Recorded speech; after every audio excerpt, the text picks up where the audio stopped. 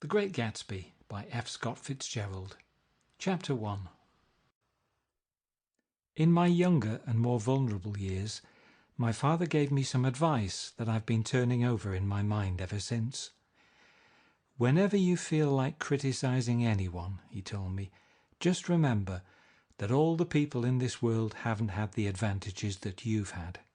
He didn't say any more, but we've always been unusually communicative in a reserved way, and I understood that he meant a great deal more than that. In consequence, I'm inclined to reserve all judgments, a habit that has opened up many curious natures to me and also made me the victim of not a few veteran bores. The abnormal mind is quick to detect and attach itself to this quality when it appears in a normal person, and so it came about that in college I was unjustly accused of being a politician, because I was privy to the secret griefs of wild unknown men. Most of the confidences were unsought. Frequently I have feigned sleep, preoccupation, or a hostile levity, when I realized, by some unmistakable sign, that an intimate revelation was quivering on the horizon. For the intimate revelations of young men, or at least the terms in which they express them, are usually plagiaristic and marred by obvious suppressions. Reserving judgments is a matter of infinite hope. I am still a little afraid of missing something if I forget that, as my father snobbishly suggested, and I snobbishly repeat, a sense of the fundamental decencies is parcelled out unequally at birth. And after boasting this way of my tolerance, I come to the admission that it has a limit. Conduct may be founded on the hard rock or the wet marshes, but after a certain point I don't care what it's founded on. When I came back from the East last autumn, I felt that I wanted the world to be in uniform and at a sort of moral attention forever. I wanted no more riotous excursions with privileged glimpses into the human heart. Only Gatsby, the man who gives his name to this book, was exempt from my reaction. Gatsby, who represented everything for which I have an unaffected scorn. If personality is an unbroken series of successful gestures, then there was something gorgeous about him, some heightened sensitivity to the promises of life, as if he were related to one of those intricate machines that register earthquakes 10,000 miles away. This responsiveness had nothing to do with that flabby impressionability, which is dignified under the name of the creative temperament. It was an extraordinary gift for hope, a romantic readiness such as I have never found in any other person, and which it is not likely I shall ever find again. No, Gatsby turned out all right at the end. It is what preyed on Gatsby, what foul dust floated in the wake of his dreams, that temporarily closed out my interest in the abortive sorrows and short-winded elations of men. My family have been prominent, well-to-do people in this Middle Western city for 3 generations. The Carraways are something of a clan, and we have a tradition that we're descended from the Dukes of Buccleuch, but the actual founder of my line was my grandfather's brother, who came here in '51, sent a substitute to the Civil War and started the wholesale hardware business that my father carries on today.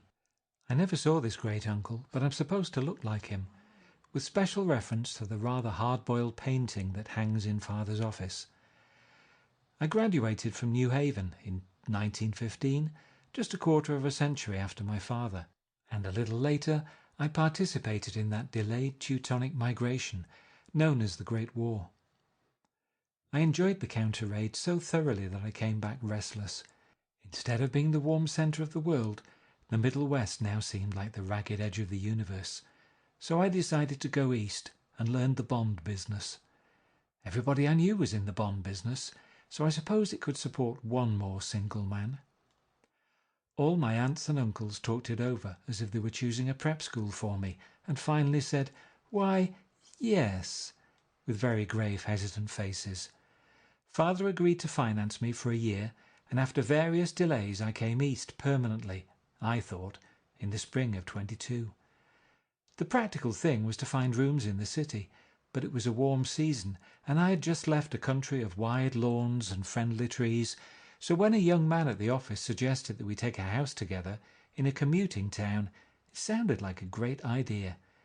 He found the house, a weather-beaten cardboard bungalow at $80 a month, but at the last minute the firm ordered him to Washington, and I went out to the country alone.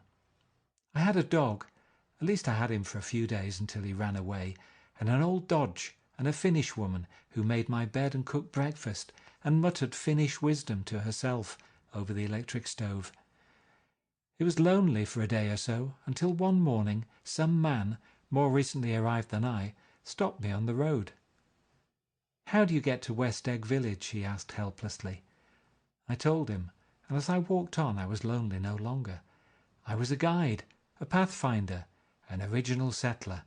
He had casually conferred on me the freedom of the neighbourhood. And so, with the sunshine and the great bursts of leaves growing on the trees, just as things grow in fast movies, I had that familiar conviction that life was beginning over again with the summer. There was so much to read, for one thing, and so much fine health to be pulled down out of the young, breath-giving air. I bought a dozen volumes on banking and credit and investment securities, and they stood on my shelf in red and gold like new money from the mint, promising to unfold the shining secrets that only Midas and Morgan and Maecenas knew. And I had the high intention of reading many other books besides. I was rather literary in college.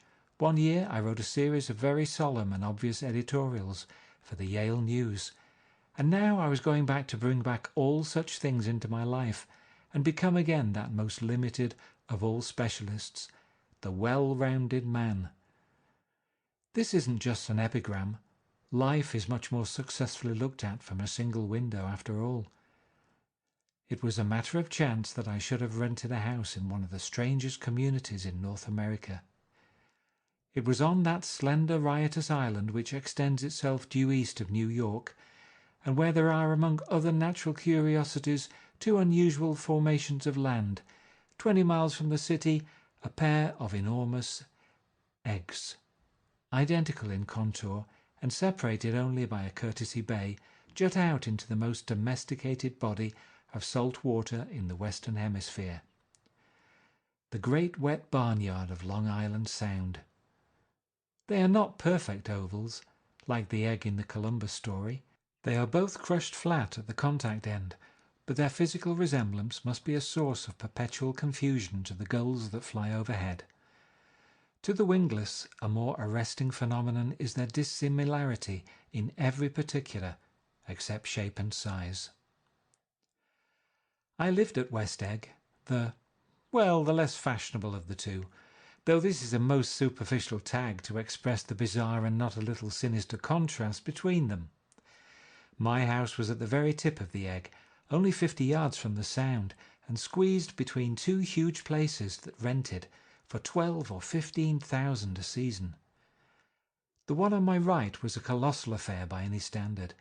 It was a factual imitation of some Hotel de Ville in Normandy, with a tower on one side, spanking new under a thin beard of raw ivy, and a marble swimming pool, and more than 40 acres of lawn and garden. It was Gatsby's mansion, or rather, as I didn't know Mr. Gatsby, it was a mansion inhabited by a gentleman of that name. My own house was an eyesore, but it was a small eyesore, and it had been overlooked, so I had a view of the water, a partial view of my neighbour's lawn, and the consoling proximity of millionaires, all for $80 a month. Across the courtesy bay, the white palaces of fashionable East Egg glittered along the water, and the history of the summer really begins on the evening I drove over there to have dinner with the Tom Buchanans. Daisy was my second cousin once removed, and I'd known Tom in college, and just after the war I spent 2 days with them in Chicago. Her husband, among various physical accomplishments, had been one of the most powerful ends that ever played football at New Haven, a national figure in a way, one of those men who reach such an acute, limited excellence at 21 that everything after savours of anticlimax. His family were enormously wealthy. Even in college his freedom with money was a matter for reproach, but now he'd left Chicago and come east in a fashion that rather took your breath away. For instance, he'd brought down a string of polo ponies from Lake Forest. It was hard to realize that a man in my own generation was wealthy enough to do that. Why they came east, I don't know. They'd spent a year in France for no particular reason, and then drifted here and there unrestfully, wherever people played polo and were rich together. This was a permanent move, said Daisy over the telephone, but I didn't believe it. I had no sight into Daisy's heart, but I felt that Tom would drift on forever, seeking a little wistfully for the dramatic turbulence of some irrecoverable football game. And so it happened that on a warm, windy evening I drove over to East Egg to see two old friends whom I scarcely knew at all. Their house was even more elaborate than I expected, a cheerful red and white Georgian colonial mansion overlooking the bay. The lawn started at the beach and ran towards the front door for a quarter of a mile, jumping over sundials and brick walks and burning gardens. Finally, when it reached the house, drifting up the side in bright vines, as though from the momentum of its run. The front was broken by a line of French windows, glowing now with reflected gold and wide open to the warm, windy afternoon, and Tom Buchanan in riding clothes was standing, with his legs apart, on the front porch. He had changed since his New Haven years. Now he was a sturdy, straw-haired man of 30, with a rather hard mouth and a supercilious manner. Two shining, arrogant eyes had established dominance over his face and gave him the appearance of always leaning aggressively forward. Not even the effeminate swank of his riding clothes could hide the enormous power of that body. He seemed to fill those glistening boots until he strained the top lacing, and you could see a great pack of muscle shifting when his shoulder moved under his thin coat. It was a body capable of enormous leverage, a cruel body. His speaking voice, a gruff, husky tenor, added to the impression of fractiousness he conveyed. There was a touch of paternal contempt in it, even toward people he liked, and there were men at New Haven who had hated his guts. "Now, don't think my opinion on these matters is final," he seemed to say, "just because I'm stronger and more of a man than you are." We were in the same senior society, and while we were never intimate, I always had the impression that he approved of me and wanted me to like him with some harsh, defiant wistfulness of his own. We talked for a few minutes on the sunny porch. "I've got a nice place here," he said, his eyes flashing about restlessly. Turning me around by one arm, he moved a broad flat hand along the front vista, including in its sweep a sunken Italian garden, a half-acre of deep pungent roses, and a snub-nosed motorboat that bumped the tide offshore. It belonged to Domain, the oil man. He turned me round again, politely and abruptly. "We'll go inside." We walked through a high hallway into a bright, rosy-coloured space, fragilely bound into the house by French windows at either end. The windows were ajar and gleaming white against the fresh grass outside that seemed to grow a little way into the house. A breeze blew through the room, blew curtains in at one end and out the other like pale flags, twisting them up toward the frosted wedding cake of the ceiling, and then rippled over the wine-coloured rug, making a shadow on it as wind does on the sea. The only completely stationary object in the room was an enormous couch on which two young women were buoyed up, as though upon an anchored balloon. They were both in white, and their dresses were rippling and fluttering, as if they'd just been blown back in after a short flight around the house. I must have stood for a few moments listening to the whip and snap of the curtains, and the groan of a picture on the wall. Then there was a boom as Tom Buchanan shut the rear windows, and the court wind died out about the room, and the curtains and the rugs and the two young women ballooned slowly to the floor. The younger of the two was a stranger to me.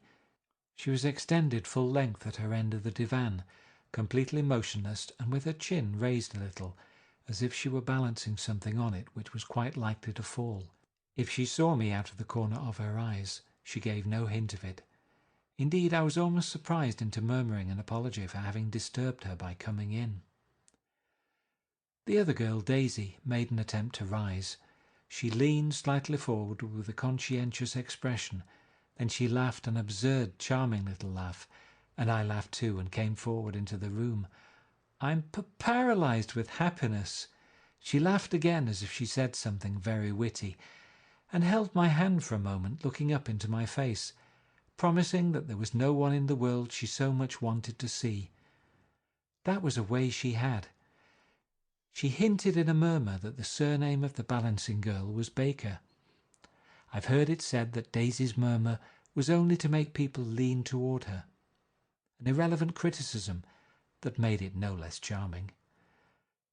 At any rate, Miss Baker's lips fluttered. She nodded at me almost imperceptibly, and then quickly tipped her head back again. The object she was balancing had obviously tottered a little and given her something of a fright. Again a sort of apology arose to my lips. Almost any exhibition of complete self-sufficiency draws a stunned tribute from me. I looked back at my cousin, who began to ask me questions in her low, thrilling voice. It was the kind of voice that the ear follows up and down, as if each speech is an arrangement of notes that will never be played again. Her face was sad and lovely, with bright things in it, bright eyes and a bright, passionate mouth. But there was an excitement in her voice that men who had cared for her found difficult to forget. A singing compulsion, a whispered "listen," a promise that she had done gay, exciting things just a while since, and that there were gay, exciting things hovering in the next hour. I told her how I had stopped off in Chicago for a day on my way east, and how a dozen people had sent their love through me. "Do they miss me?" she cried ecstatically. "The whole town is desolate. All the cars have the left rear wheel painted black as a mourning wreath, and there's a persistent wail all night along the North Shore." "How gorgeous! Let's go back, Tom, tomorrow." Then she added irrelevantly, "You ought to see the baby." "I'd like to. She's asleep. She's 3 years old. Haven't you ever seen her?" "Never." "Well, you ought to see her. She's—" Tom Buchanan, who had been hovering restlessly about the room, stopped and rested his hand on my shoulder. "What you doing, Nick?" "I'm a bondman." "Who with?" I told him. "Never heard of them," he remarked decisively. This annoyed me. "You will," I answered shortly. "You will if you stay in the East." "Oh, I'll stay in the East, don't you worry," he said, glancing at Daisy and then back at me, as if he were alert for something more. I'd be a goddamned fool to live anywhere else. At this point Miss Baker said, "Absolutely," with such suddenness that I started. It was the first word she'd uttered since I came into the room. Evidently it surprised her as much as it did me, for she yawned and with a series of rapid, deft movements stood up into the room. "I'm stiff," she complained. "I've been lying on that sofa for as long as I can remember." "Don't look at me," Daisy retorted. "I've been trying to get you to New York all afternoon." "Oh, thanks," said Miss Baker to the 4 cocktails just in from the pantry. "I'm absolutely in training." Her host looked at her incredulously. "You are!" He took down his drink as if it were a drop in the bottom of a glass. "How you ever get anything done is beyond me." I looked at Miss Baker, wondering what it was she got done. I enjoyed looking at her. She was a slender, small-breasted girl with an erect carriage, which she accentuated by throwing her body backward at the shoulders, like a young cadet. Her grey, sun-strained eyes looked back at me with polite, reciprocal curiosity out of a wan, charming, discontented face. It occurred to me now that I had seen her, or a picture of her, somewhere before. "You live in West Egg," she remarked contemptuously. "I know somebody there." "I don't know a single—" "You must know Gatsby." "Gatsby?" demanded Daisy. "What Gatsby?"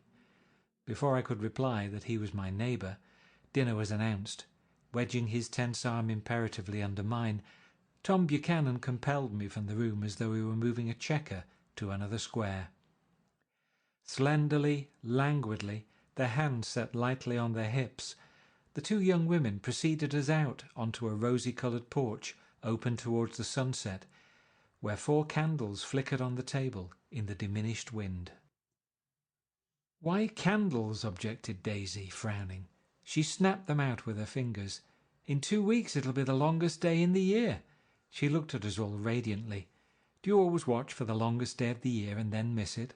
"I always watch for the longest day in the year and then miss it." "We ought to plan something," yawned Miss Baker, sitting down at the table as if she were getting into bed. "All right," said Daisy. "What'll we plan?" She turned to me helplessly. "What do people plan?"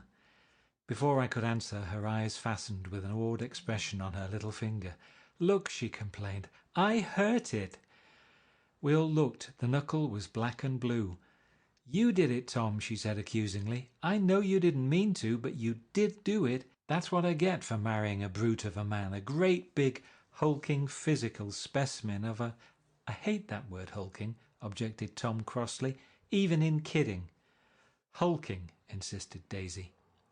Sometimes she and Miss Baker talked at once, unobtrusively, and with a bantering inconsequence that was never quite chatter, that was as cool as their white dresses and their impersonal eyes in the absence of all desire. They were here, and they accepted Tom and me, making only a polite, pleasant effort to entertain or to be entertained. They knew that presently dinner would be over, and a little later the evening too would be over, and casually put away.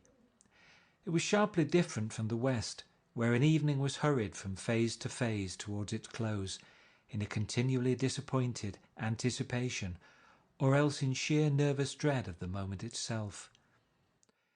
"You make me feel uncivilized, Daisy," I confessed on my second glass of corky but rather impressive claret. "Can't you talk about crops or something?" I meant nothing in particular by this remark, but it was taken up in an unexpected way. "Civilization's going to pieces," broke out Tom violently. "I've gotten to be a terrible pessimist about things. Have you read The Rise of the Coloured Empires by this man Goddard?" "Why, no," I answered, rather surprised by his tone. "Well, it's a fine book and everybody ought to read it. The idea is, if we don't look out, the white race will be utterly submerged. It's all scientific stuff. It's been proved." "Tom's getting very profound," said Daisy with an expression of unthoughtful sadness. "He reads deep books with long words in them. What was that word? "Well, these books are all scientific," insisted Tom, glancing at her impatiently. "This fellow has worked out the whole thing. It's up to us, who are the dominant race, to watch out, or these other races will have control of things." "We've got to beat them down," whispered Daisy, winking ferociously towards the fervent sun. "You ought to live in California," began Miss Baker, but Tom interrupted her by shifting heavily in his chair. "This idea is that we're Nordics. I am, and you are, and—" After an infinitesimal hesitation, he included Daisy with a slight nod, and she winked at me again. "And we've produced all the things that go to make civilization. Oh, science and art and all that. Do you see?" There was something pathetic in his concentration, as if his complacency, more acute than of old, was not enough to him any more. When almost immediately the telephone rang inside and the butler left the porch, Daisy seized upon the momentary interruption and leaned towards me. "I'll tell you a family secret," she whispered enthusiastically. "It's about the butler's nose. Do you want to hear about the butler's nose?" "That's why I came over tonight." "Well, he wasn't always a butler. He used to be the silver polisher for some people in New York that had a silver service for 200 people. He had to polish it from morning till night, until finally it began to affect his nose." "Things went from bad to worse," suggested Miss Baker. "Yes, things went from bad to worse until finally he had to give up his position." For a moment the last sunshine fell with romantic affection upon her glowing face. Her voice compelled me forward breathlessly as I listened. Then the glow faded, each light deserting her with lingering regret, like children leaving a pleasant street at dusk. The butler came back and murmured something close to Tom's ear, whereupon Tom frowned, pushed back his chair, and without a word went inside. As if his absence quickened something within her, Daisy leaned forward again, her voice glowing and singing. "I love to see you at my table, Nick. You remind me of a rose, an absolute rose. Doesn't he?" She turned to Miss Baker for confirmation. "An absolute rose?" This was untrue. I am not even faintly like a rose. She was only extemporizing, but a stirring warmth flowed from her, as if her heart was trying to come out to you, concealed in one of those breathless, thrilling words. Then suddenly she threw her napkin on the table and excused herself and went into the house. Miss Baker and I exchanged a short glance, consciously devoid of meaning. I was about to speak when she sat up alertly and said, "Shh," in a warning voice. A subdued, impassioned murmur was audible in the room beyond, and Miss Baker leaned forward, unashamed, trying to hear. The murmur trembled on the verge of coherence, sank down, mounted excitedly, and then ceased altogether. "This Mr. Gatsby you spoke of is my neighbour," I said. "Don't talk. I want to hear what happens." "Is something happening?" I inquired innocently. "You mean to say you don't know?" said Miss Baker, honestly surprised. "I thought everybody knew." "I don't." "Why," she said hesitantly, "Tom's got some woman in New York." "Got some woman?" I repeated blankly. Miss Baker nodded. "She might have the decency not to telephone him at dinner time, don't you think?" Almost before I had grasped her meaning, there was the flutter of a dress and the crunch of leather boots, and Tom and Daisy were back at the table. "It couldn't be helped," cried Daisy with tense gaiety. She sat down, glancing searchingly at Miss Baker and then at me, and continued, "I looked outdoors for a minute, and it's very romantic outdoors. There's a bird on the lawn that I think must be a nightingale, come over on the Cunard or White Star Line. He's singing away," her voice sang. "It's romantic, isn't it, Tom?" "Very romantic," he said, and then miserably to me, "If it's light enough after dinner, I want to take you down to the stables." The telephone rang inside, startlingly, and as Daisy shook her head decisively at Tom, the subject of the stables, in fact all subjects, vanished into air. Among the broken fragments of the last 5 minutes at table, I remembered the candles being lit again, pointlessly, and I was conscious of wanting to look squarely at every one, and yet to avoid all eyes. I couldn't guess what Daisy and Tom were thinking, but I doubt if even Miss Baker, who seemed to have mastered a certain hardy scepticism, was able utterly to put this fifth guest's shrill metallic urgency out of mind. To a certain temperament the situation might have seemed intriguing. My own instinct was to telephone immediately for the police. The horses, needless to say, were not mentioned again. Tom and Miss Baker, with several feet of twilight between them, strolled back into the library, as if to a vigil beside a perfectly tangible body, while trying to look pleasantly interested and a little deaf. I followed Daisy around a chain of connecting verandas to the porch in front. In its deep gloom we sat down side by side on a wicker settee.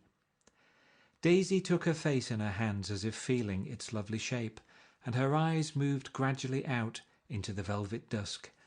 I saw that turbulent emotions possessed her, so I asked what I thought would be some sedative questions about her little girl. "We don't know each other very well, Nick," she said suddenly. "Even if we are cousins, you didn't come to my wedding." "I wasn't back from the war." "That's true," she hesitated. "Well, I've had a very bad time, Nick, and I'm pretty cynical about everything." Evidently she had reason to be. I waited, but she didn't say any more, and after a moment I returned rather feebly to the subject of her daughter. "I suppose she talks and eats and everything?" "Oh, yes." She looked at me absently. "Listen, Nick, let me tell you what I said when she was born. Would you like to hear?" "Very much."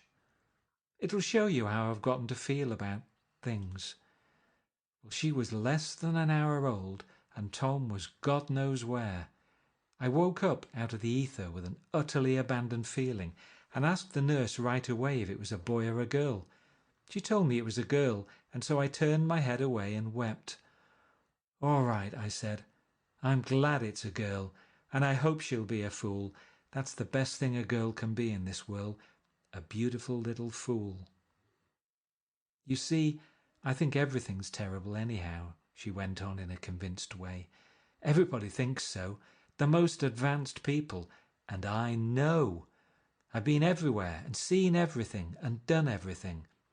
Her eyes flashed around her in a defiant way, rather like Tom's, and she laughed with thrilling scorn. "Sophisticated! God, I'm sophisticated." The instant her voice broke off, ceasing to compel my attention, my belief, I felt the basic insincerity of what she had said. It made me uneasy, as though the whole evening had been a trick of some sort to exact a contributory emotion from me. I waited, and sure enough, in a moment she looked at me with an absolute smirk on her lovely face, as if she had asserted her membership in a rather distinguished secret society to which she and Tom belonged. Inside, the crimson room bloomed with light.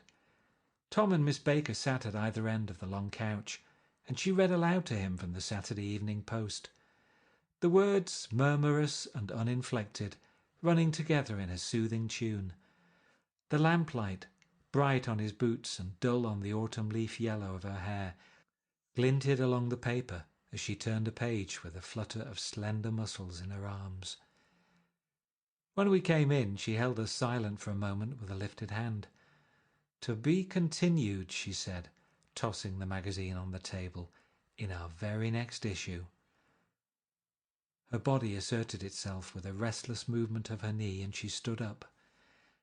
10 o'clock, she remarked, apparently finding the time on the ceiling. "Time for this good girl to go to bed." "Jordan's going to play in the tournament tomorrow," explained Daisy, "over at Westchester." "Oh, you're Jordan Baker." I knew now why her face was familiar. Its pleasing, contemptuous expression had looked out at me from many rotogravure pictures of the sporting life at Asheville and Hot Springs and Palm Beach. I had heard some story of hers too, a critical, unpleasant story, but what it was I'd forgotten long ago. "Good night," she said softly. "Wake me at 8, won't you?" "If you'll get up." "I will." "Good night, Mr. Carraway. See you anon." "Of course you will," confirmed Daisy. "In fact, I think I'll arrange a marriage. Come over often, Nick, and I'll sort of, fling you together. You know, lock you up accidentally in linen closets and push you out to sea in a boat, and all that sort of thing." "Good night," called Miss Baker from the stairs. "I haven't heard a word." "She's a nice girl," said Tom after a moment. "They oughtn't to let her run around the country this way." "Who oughtn't to?" inquired Daisy coldly. "Her family. Her family is one aunt about 1,000 years old. Besides, Nick's going to look after her, aren't you, Nick? She's going to spend lots of weekends out here this summer.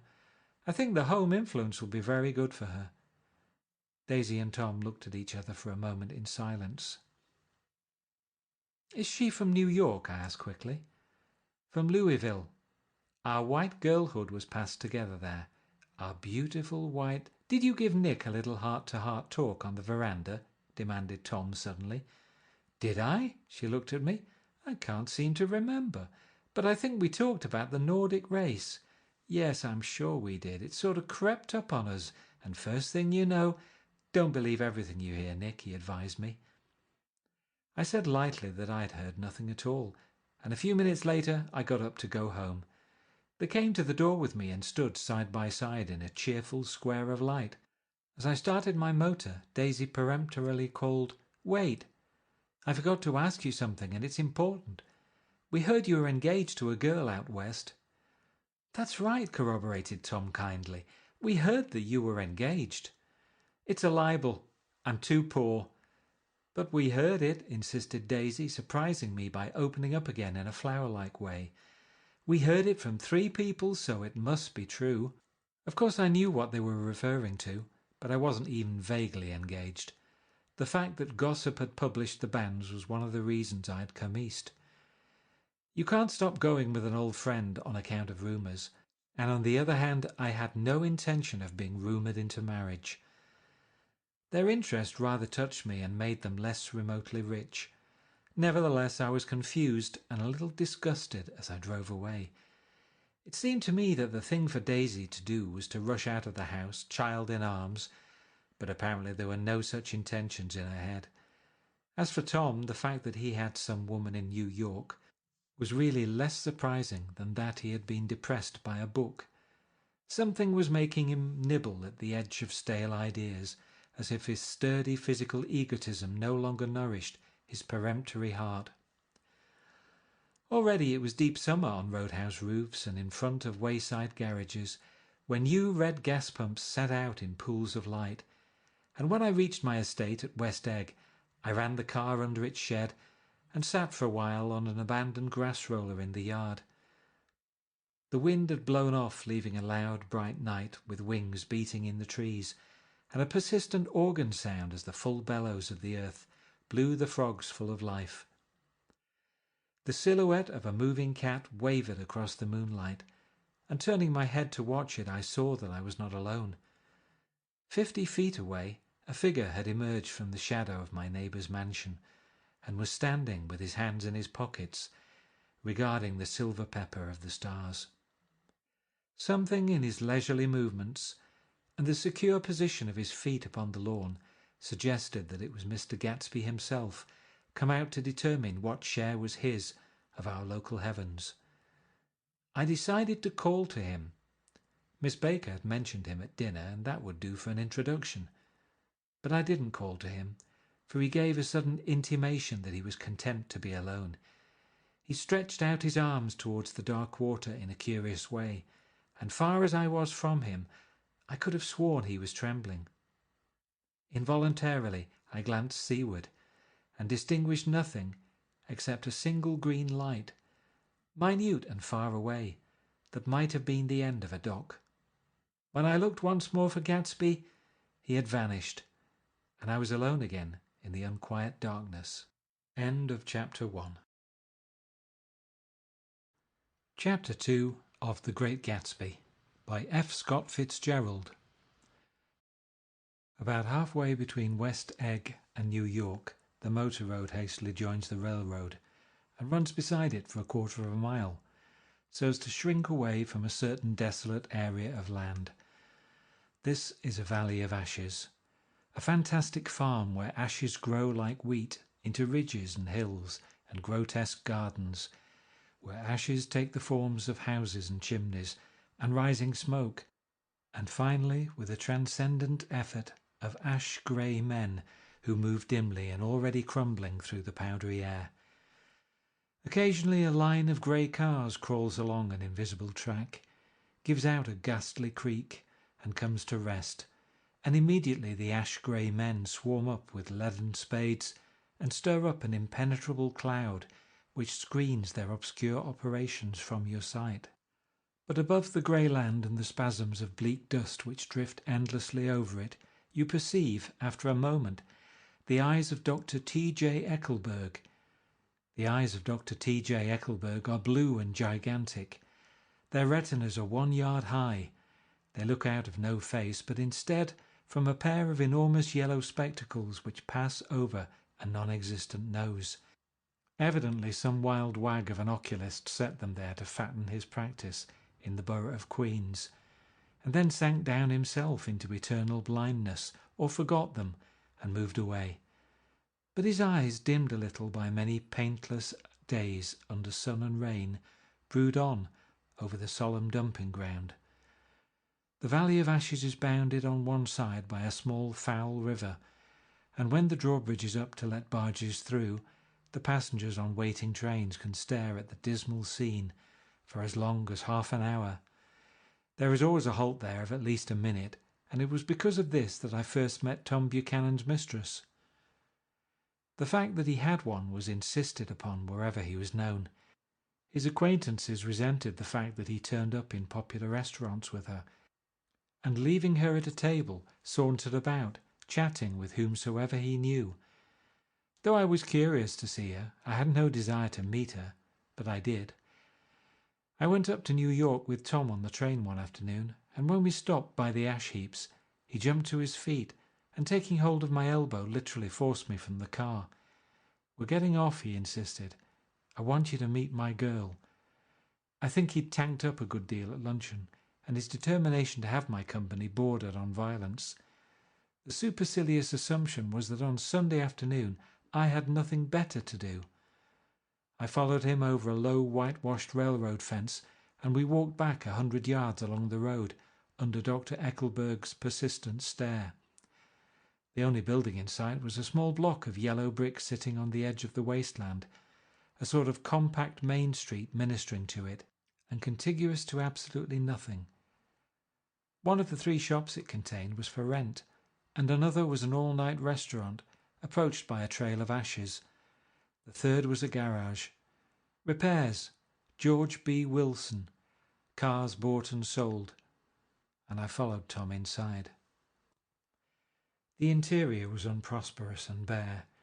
The only car visible was the dust-covered wreck of a Ford, which crouched in a dim corner. It had occurred to me that this shadow of a garage must be a blind, and that sumptuous and romantic apartments were concealed overhead, when the proprietor himself appeared in the door of an office, wiping his hands on a piece of waste. He was a blond, spiritless man, anemic and faintly handsome. When he saw us, a damp gleam of hope sprang into his light blue eyes. "Hello, Wilson, old man," said Tom, slapping him jovially on the shoulder. "How's business?"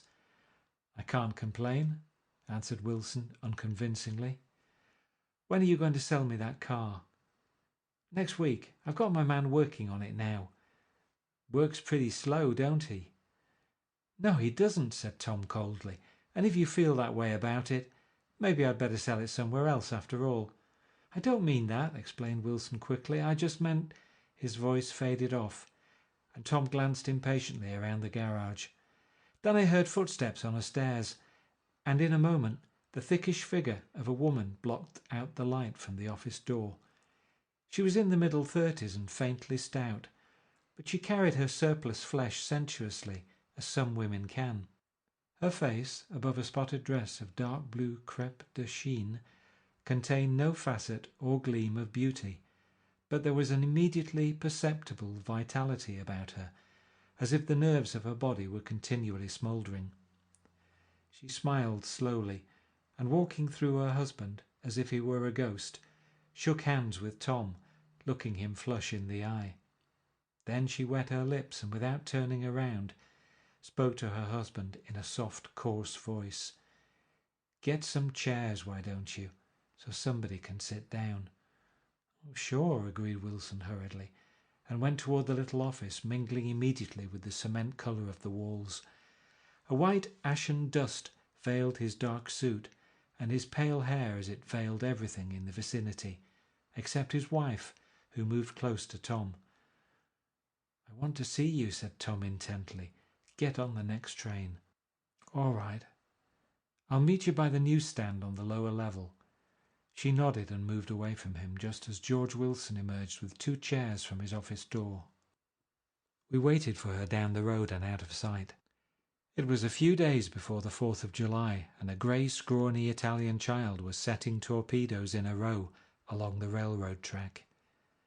"Terrible place, isn't it?" said Tom, exchanging a frown with Dr. Eckelberg. "Awful. It does her good to get away." "Doesn't her husband object?" "Wilson? He thinks she goes to see her sister in New York. He's so dumb he doesn't know he's alive." So Tom Buchanan and his girl and I went up together to New York. Well, not quite together, for Mrs. Wilson sat discreetly in another car. Tom deferred that much to the sensibilities of those East Eggers who might be on the train. She had changed her dress to a brown-figured muslin, which stretched tight over her rather wide hips, as Tom helped her to the platform in New York. At the newsstand she bought a copy of Town Tattle and a moving picture magazine, and in the station drugstore some cold cream and a small flask of perfume. Upstairs in the solemn echoing drive she let 4 taxicabs drive away before she selected a new one, lavender-coloured with grey upholstery, and in this we slid out from the mass of the station into the glowing sunshine. But immediately she turned sharply from the window and, leaning forward, tapped on the front glass. "I want to get one of those dogs," she said earnestly. "I want to get one for the apartment. They're nice to have, a dog." We backed up to a grey old man who bore an absurd resemblance to John D. Rockefeller. In a basket swung from his neck cowered a dozen very recent puppies of an indeterminate breed. "What kind are they?" asked Mrs. Wilson eagerly, as he came to the taxi window. "All kinds. What kind do you want, lady?" "I'd like to get one of those police dogs. I don't suppose you got that kind." The man peered doubtfully into the basket, plunged in his hand and drew one up, wriggling by the back of the neck. "That's no police dog," said Tom. "No, it's not exactly a police dog," said the man with disappointment in his voice. "It's more of an Airedale." He passed his hand over the brown wash rag of a back. "Look at that coat. Some coat. That's a dog that'll never bother you with catching cold." "I think it's cute," said Mrs. Wilson enthusiastically. "How much is it?" "That dog?" He looked at it admiringly. "That dog will cost you $10. The Airedale?" Undoubtedly there was an Airedale concerned in it somewhere, though its feet were startlingly white, changed hands, and settled down into Mrs. Wilson's lap, where she fondled the weatherproof coat with rapture. "Is it a boy or a girl?" she asked delicately. "That dog? That dog's a boy." "It's a bitch," said Tom decisively. "Here's your money. Go and buy 10 more dogs with it." We drove over to Fifth Avenue, so warm and soft, almost pastoral on the summer Sunday afternoon that I wouldn't have been surprised to see a great flock of white sheep turn the corner. "Hold on," I said. "I have to leave you here." "No, you don't," interposed Tom quickly. "Myrtle'll be hurt if you don't come up to the apartment. Won't you, Myrtle?" "Come on," she urged. "I'll telephone my sister, Catherine. She's said to be very beautiful by people who ought to know." "Well, I'd like to, but—" We went on, cutting back again over the park toward the West Hundreds. At 158th Street the cab stopped at one slice in a long white cake of apartment houses. Throwing a regal homecoming glance around the neighbourhood, Mrs. Wilson gathered up her dog and her other purchases and went haughtily in. "I'm going to have the McKees come up," she announced as we rose in the elevator. "And of course I got to call up my sister too." The apartment was on the top floor. A small living room, a small dining room, a small bedroom, and a bath. The living room was crowded to the doors with a set of tapestried furniture entirely too large for it, so that to move about was to stumble continually over scenes of ladies swinging in the gardens of Versailles. The only picture was an over-enlarged photograph, apparently a hen sitting on a blurred rock. Looked at from a distance, however, the hen resolved itself into a bonnet, and the countenance of a stout old lady beamed down into the room.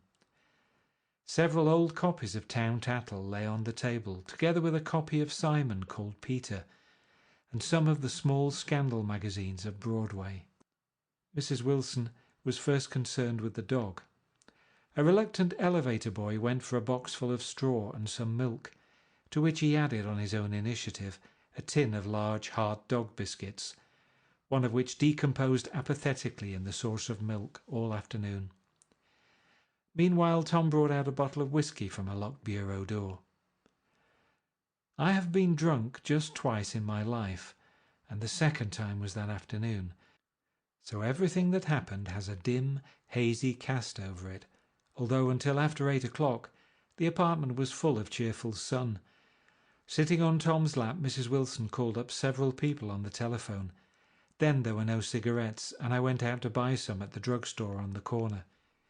When I came back, they had disappeared, so I sat down discreetly in the living room and read a chapter of Simon Called Peter.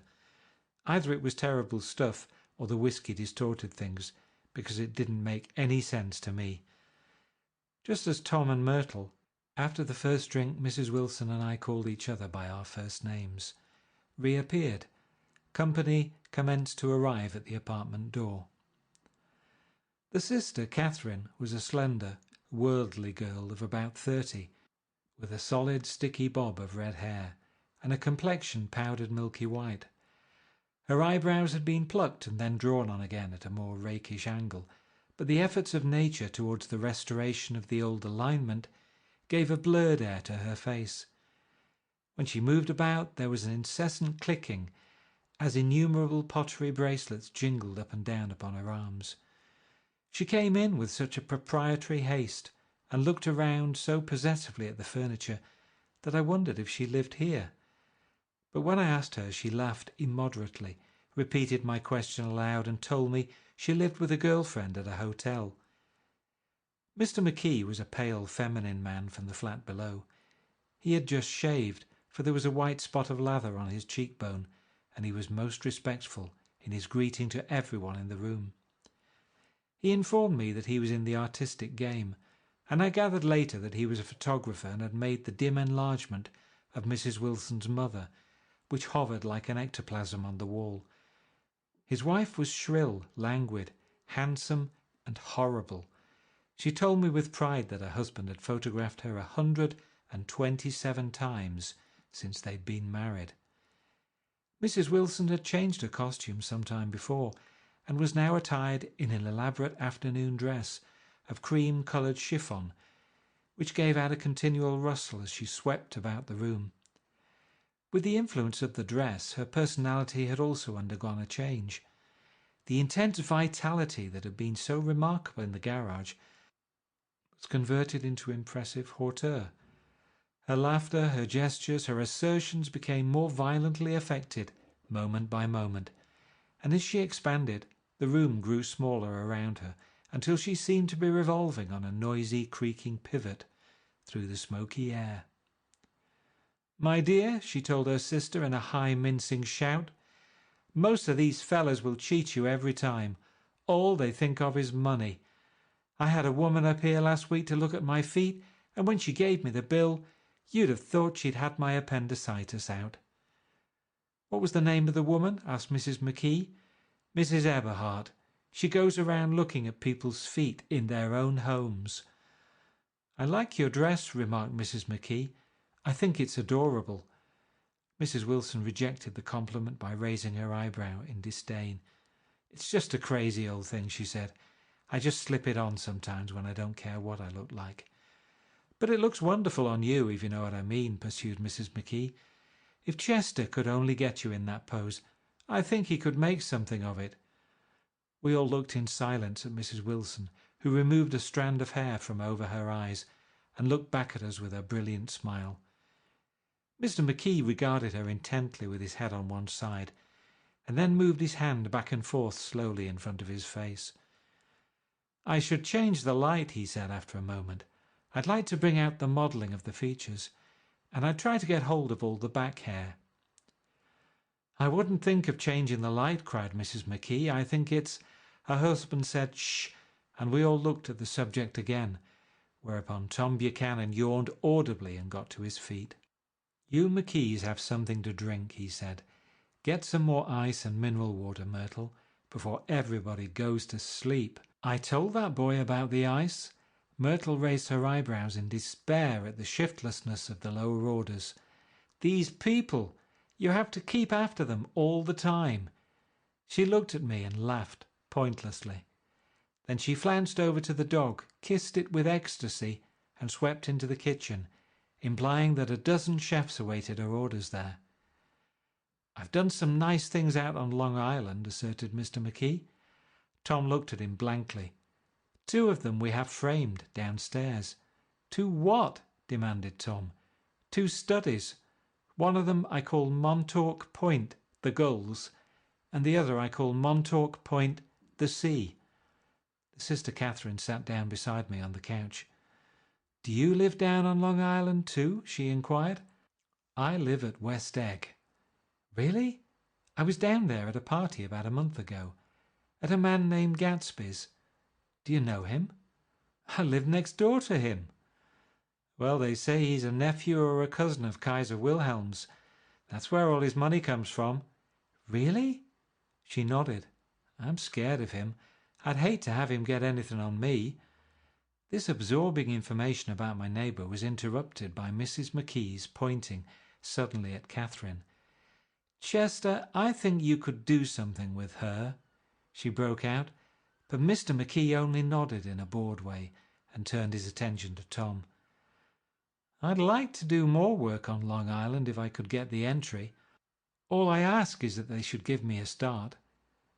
"Ask Myrtle," said Tom, breaking into a short shout of laughter as Mrs. Wilson entered with a tray. "She'll give you a letter of introduction, won't you, Myrtle?" "Do what?" she asked, startled.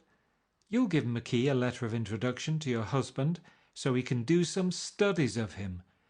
His lips moved silently for a moment as he invented George B. Wilson at the gasoline pump, or something like that. Catherine leaned close to me and whispered in my ear, "Neither of them can stand the person they're married to." "Can't they?" "Can't stand them." She looked at Myrtle and then at Tom. "What I say is, why go on living with them if they can't stand them? If I was them, I'd get a divorce and get married to each other right away." "Doesn't she like Wilson either?" The answer to this was unexpected. It came from Myrtle, who had overheard the question, and it was violent and obscene. "You see?" cried Catherine triumphantly. She lowered her voice again. "It's really his wife that's keeping them apart. She's a Catholic, and they don't believe in divorce." Daisy was not a Catholic, and I was a little shocked at the elaborateness of the lie. "When they do get married," continued Catherine, "they're going west to live for a while until it blows over." "It'd be more discreet to go to Europe." "Oh, do you like Europe?" she exclaimed surprisingly. "I just got back from Monte Carlo." "Really?" "Just last year I went over there with another girl." "Stay long?" "No, we just went to Monte Carlo and back. We went by way of Marseille. We had over $1,200 when we started, but we got gypped out of it all in 2 days in the private rooms. We had an awful time getting back, I can tell you. God, how I hated that town." The late afternoon sky bloomed in the window for a moment, like the blue honey of the Mediterranean. Then the shrill voice of Mrs. McKee called me back into the room. "I almost made a mistake too," she declared vigorously. "I almost married a little kike who's been after me for years. I knew he was below me. Everybody kept saying to me, 'Lucille, that man's way below you.' But if I hadn't met Chester, he'd have got me sure." "Yes, but listen," said Myrtle Wilson, nodding her head up and down. "At least you didn't marry him." "I know I didn't." "Well, I married him," said Myrtle ambiguously, "and that's the difference between your case and mine." "Why did you, Myrtle?" demanded Catherine. "Nobody forced you to." Myrtle considered. "I married him because I thought he was a gentleman," she said finally. "I thought he knew something about breeding, but he wasn't fit to lick my shoe." "You were crazy about him for a while," said Catherine. "Crazy about him?" cried Myrtle incredulously. "Who said I was crazy about him? I never was any more crazy about him than I was about that man there." She pointed suddenly at me, and everyone looked at me accusingly. I tried to show by my expression that I had played no part in her past. "The only crazy I was when I married him. I knew right away I made a mistake. He borrowed somebody's best suit to get married in, and never even told me about it. And the man came after it one day when he was out." She looked around to see who was listening. "Oh, is that your suit?" I said. This is the first I ever heard about it. But I gave it to him, and then I lay down and cried to beat the band all afternoon. "She really ought to get away from him," resumed Catherine to me. "They've been living over that garage for 11 years, and Tom's the first sweetie she ever had." The bottle of whiskey, a second one, was now in constant demand by all present, excepting Catherine, who felt just as good on nothing at all. Tom rang for the janitor and sent him for some celebrated sandwiches, which were a complete supper in themselves. I wanted to get out and walk eastward toward the park through the soft twilight, but each time I tried to go I became entangled in some wild, strident argument which pulled me back, as if with ropes, into my chair. Yet, high over the city, our line of yellow windows must have contributed their share of human secrecy to the casual watcher in the darkening streets. And I was him too, looking up and wondering. I was within and without, simultaneously enchanted and repelled by the inexhaustible variety of life. Myrtle pulled her chair close to mine, and suddenly her warm breath poured over me the story of her first meeting with Tom. It was on the 2 little seats facing each other that are always the last ones left on the train. I was going up to New York to see my sister and spend the night. He had on a dress suit and patent leather shoes, and I couldn't keep my eyes off him. But every time he looked at me, I had to pretend to be looking at the advertisement over his head. When we came into the station, he was next to me, and his white shirt front pressed against my arm, and so I told him I'd have to call policemen. But he knew I lied. I was so excited that when I got into a taxi with him, I didn't hardly know I wasn't getting into a subway train. All I kept thinking about over and over was, "You can't live forever. You can't live forever." She turned to Mrs. McKee, and the room rang full of her artificial laughter.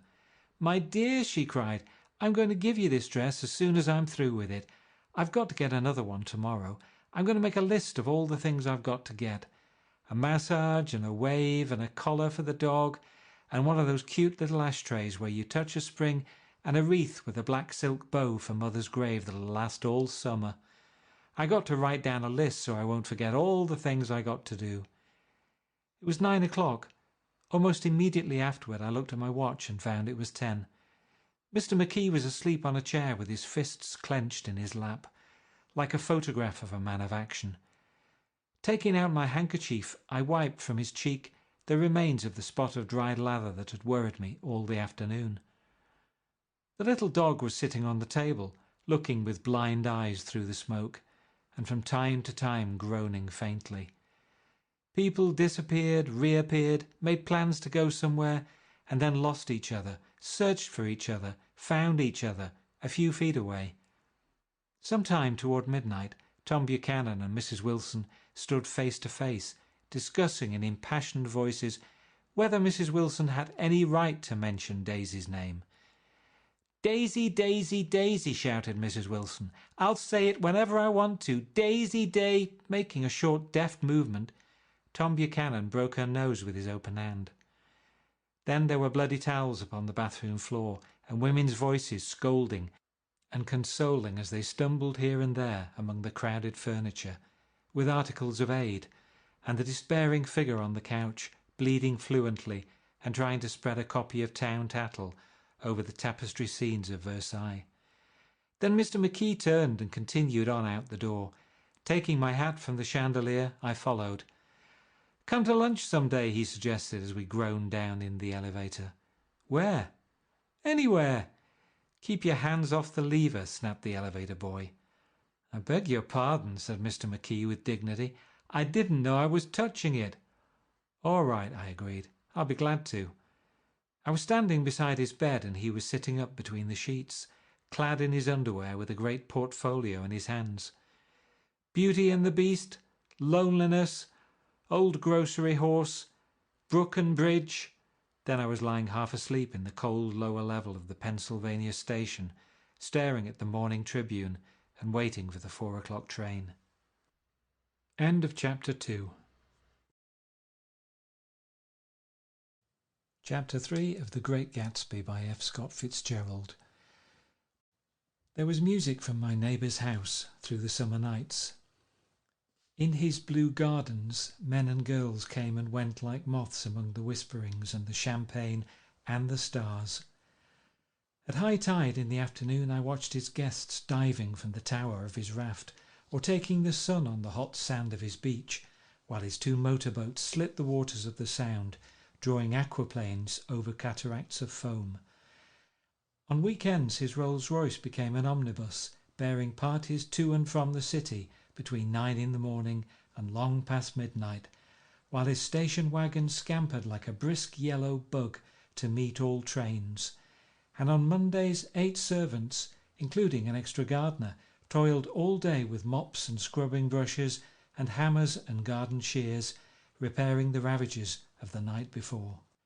Every Friday 5 crates of oranges and lemons arrived from a fruiterer in New York. Every Monday these same oranges and lemons left his back door in a pyramid of pulpless halves. There was a machine in the kitchen which could extract the juice of 200 oranges in half an hour if a little button was pressed 200 times by a butler's thumb. At least once a fortnight a corps of caterers came down with several hundred feet of canvas and enough coloured lights to make a Christmas tree of Gatsby's enormous garden. On buffet tables, garnished with glistening hors d'oeuvre, spiced baked hams crowded against salads of harlequin designs, and pastry pigs and turkeys bewitched to a dark gold. In the main hall, a bar with a real brass rail was set up, and stocked with gins and liquors, and with cordials so long forgotten that most of his female guests were too young to know one from another. By 7 o'clock the orchestra has arrived.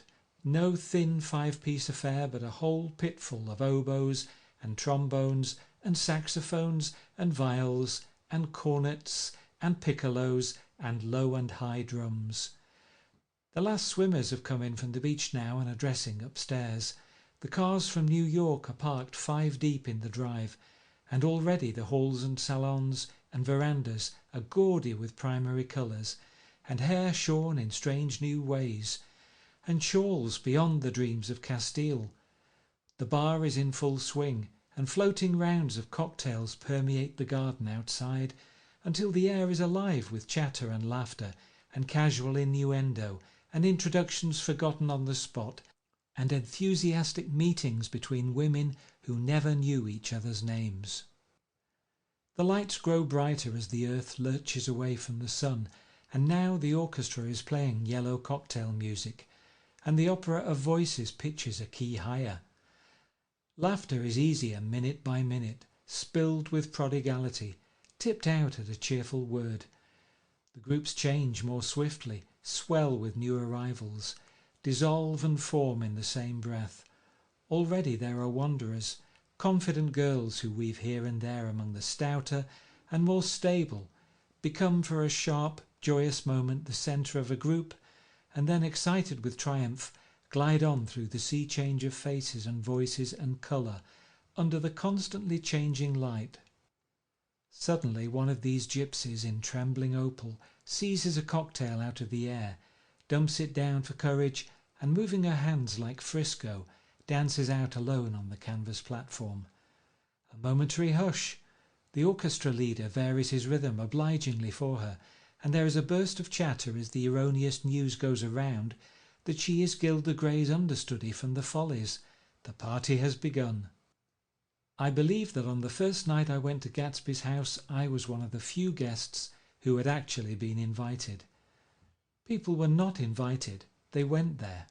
They got into automobiles which bore them out to Long Island, and somehow they ended up at Gatsby's door. Once there they were introduced by somebody who knew Gatsby, and after that they conducted themselves according to the rules of behaviour associated with amusement parks. Sometimes they came and went without having met Gatsby at all, came for the party with a simplicity of heart that was its own ticket of admission. I had been actually invited. A chauffeur in a uniform of robin's egg blue crossed my lawn early that Saturday morning with a surprisingly formal note from his employer. The honour would be entirely Gatsby's, it said, if I would attend his little party that night. He had seen me several times, and had intended to call on me long before, but a peculiar combination of circumstances had prevented it. Signed Jay Gatsby in a majestic hand. Dressed up in white flannels, I went over to his lawn a little after 7 and wandered around rather ill at ease among swirls and eddies of people I didn't know, though here and there was a face I had noticed on the commuting train. I was immediately struck by the number of young Englishmen dotted about, all well dressed, all looking a little hungry, and all talking in low, earnest voices to solid and prosperous Americans. I was sure that they were selling something, bonds or insurance or automobiles. They were at least agonizingly aware of the easy money in the vicinity, and convinced that it was theirs for a few words in the right key. As soon as I arrived, I made an attempt to find my host, but the 2 or 3 people of whom I asked his whereabouts stared at me in such an amazed way and denied so vehemently any knowledge of his movements that I slunk off in the direction of the cocktail table, the only place in the garden where a single man could linger without looking purposeless and alone. I was on my way to get roaring drunk from sheer embarrassment when Jordan Baker came out of the house and stood at the head of the marble steps, leaning a little backward and looking with contemptuous interest down into the garden. Welcome or not, I found it necessary to attach myself to someone before I should begin to address cordial remarks to the passers-by. "Hello!" I roared, advancing towards her. My voice seemed unnaturally loud across the garden. "I thought you might be here," she responded absently as I came up. "I remembered you lived next door to—" She held my hand impersonally as a promise that she'd take care of me in a minute, and gave ear to two girls in twin yellow dresses who stopped at the foot of the steps. "Hello!" they cried together. "Sorry you didn't win." That was for the golf tournament. She had lost in the finals the week before. "You don't know who we are," said one of the girls in yellow, "but we met you here about a month ago." "You've dyed your hair since then," remarked Jordan, and I started, but the girls had moved casually on, and her remark was addressed to the premature moon, produced like the supper, no doubt, out of a caterer's basket. With Jordan's slender golden arm resting in mine, we descended the steps and sauntered about the garden. A tray of cocktails floated at us through the twilight, and we sat down at a table with the two girls in yellow and three men, each one introduced to us as Mr. Mumble. "Do you come to these parties often?" inquired Jordan of the girl beside her. "The last one was the one I met you at," answered the girl in an alert, confident voice. She turned to her companion. "Wasn't it for you, Lucille?" It was for Lucille too. "I like to come," Lucille said. "I never care what I do, so I always have a good time. When I was here last, I tore my gown on a chair, and he asked me my name and address. Inside of a week, I got a package from Crollier's with a new evening gown in it." "Did you keep it?" asked Jordan. "Sure I did. I was going to wear it tonight, but it was too big in the bust and had to be altered. It was gas blue with lavender beads.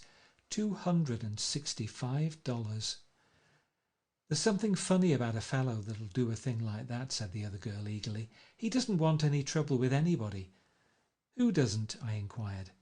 "Gatsby. Somebody told me—" The two girls and Jordan leaned together confidentially. "Somebody told me they thought he killed a man once." A thrill passed over all of us. The three Mr. Mumbles bent forward and listened eagerly. "I don't think it's so much that," argued Lucille sceptically. "It's more that he was a German spy during the war." One of the men nodded in confirmation.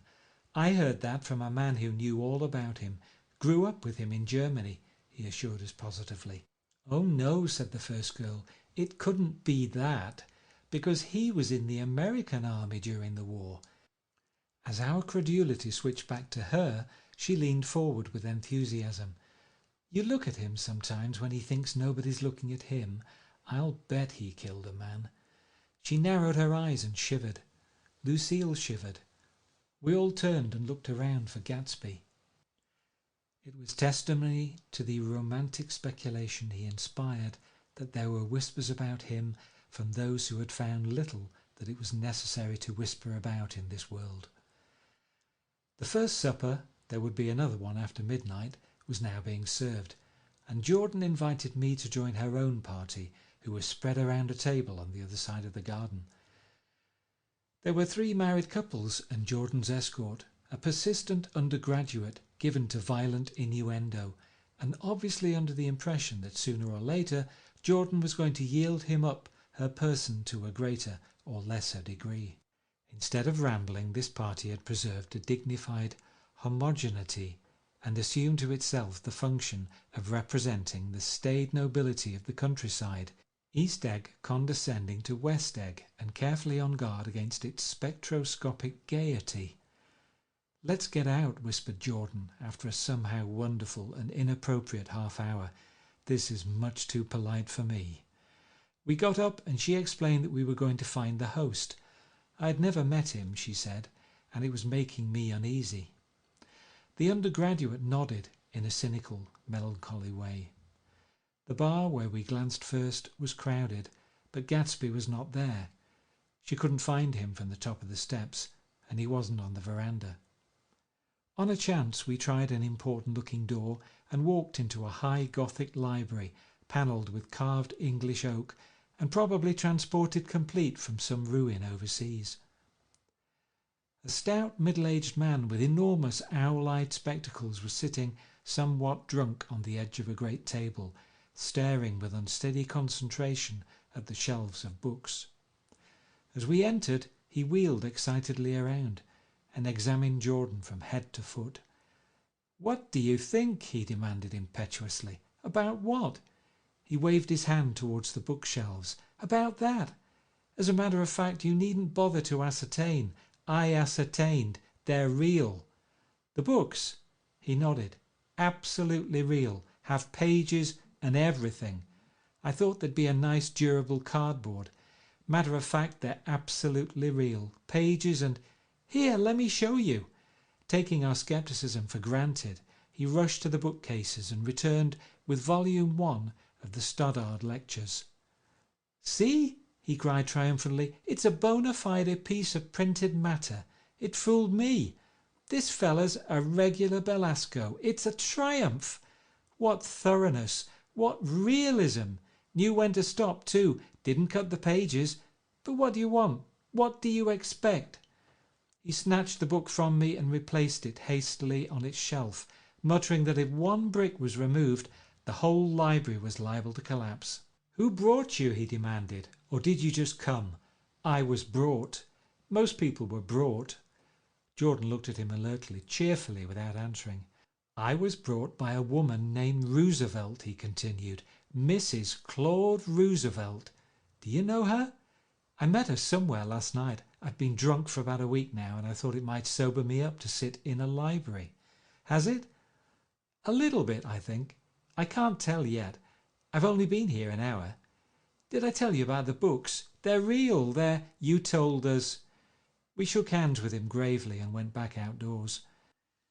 There was dancing now on the canvas in the garden, old men pushing young girls backward in eternal graceless circles, superior couples holding each other tortuously, fashionably, and keeping in the corners, and a great number of single girls dancing individualistically or relieving the orchestra for a moment of the burden of the banjo or the traps. By midnight the hilarity had increased. A celebrated tenor had sung in Italian, and a notorious contralto had sung in jazz, and between the numbers people were doing stunts all over the garden, while happy, vacuous bursts of laughter rose toward the summer sky. A pair of stage twins who turned out to be the girls in yellow did a baby act in costume, and champagne was served in glasses bigger than finger bowls. The moon had risen higher, and floating in the sound was a triangle of silver scales, trembling a little to the stiff, tinny drip of the banjos on the lawn. I was still with Jordan Baker. We were sitting at a table with a man of about my age and a rowdy little girl who gave way upon the slightest provocation to uncontrollable laughter.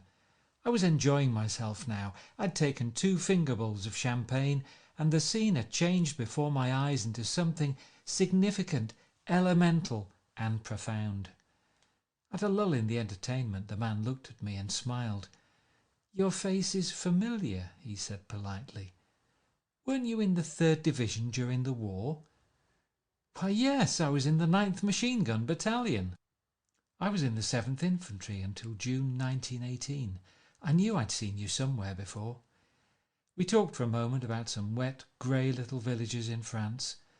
Evidently he lived in this vicinity, for he told me that he'd just bought a hydroplane and was going to try it out in the morning. "Want to go with me, old sport? Just near the shore along the Sound." "What time?" "Any time that suits you best." It was on the tip of my tongue to ask his name when Jordan looked around and smiled. "Having a gay time now?" she inquired. "Much better." I turned again to my new acquaintance. "This is an unusual party for me. I haven't even seen the host. I live over there." I waved my hand at the invisible hedge in the distance, and this man Gatsby sent over his chauffeur with an invitation. For a moment he looked at me as if he failed to understand. "I'm Gatsby," he said suddenly. "What?" I exclaimed. "Oh, I beg your pardon. I thought you knew, old sport. I'm afraid I'm not a very good host." He smiled understandingly, much more than understandingly. It was one of those rare smiles with a quality of eternal reassurance in it, that you may come across 4 or 5 times in life. It faced, or seemed to face, the whole external world for an instant, and then concentrated on you with an irresistible prejudice in your favour.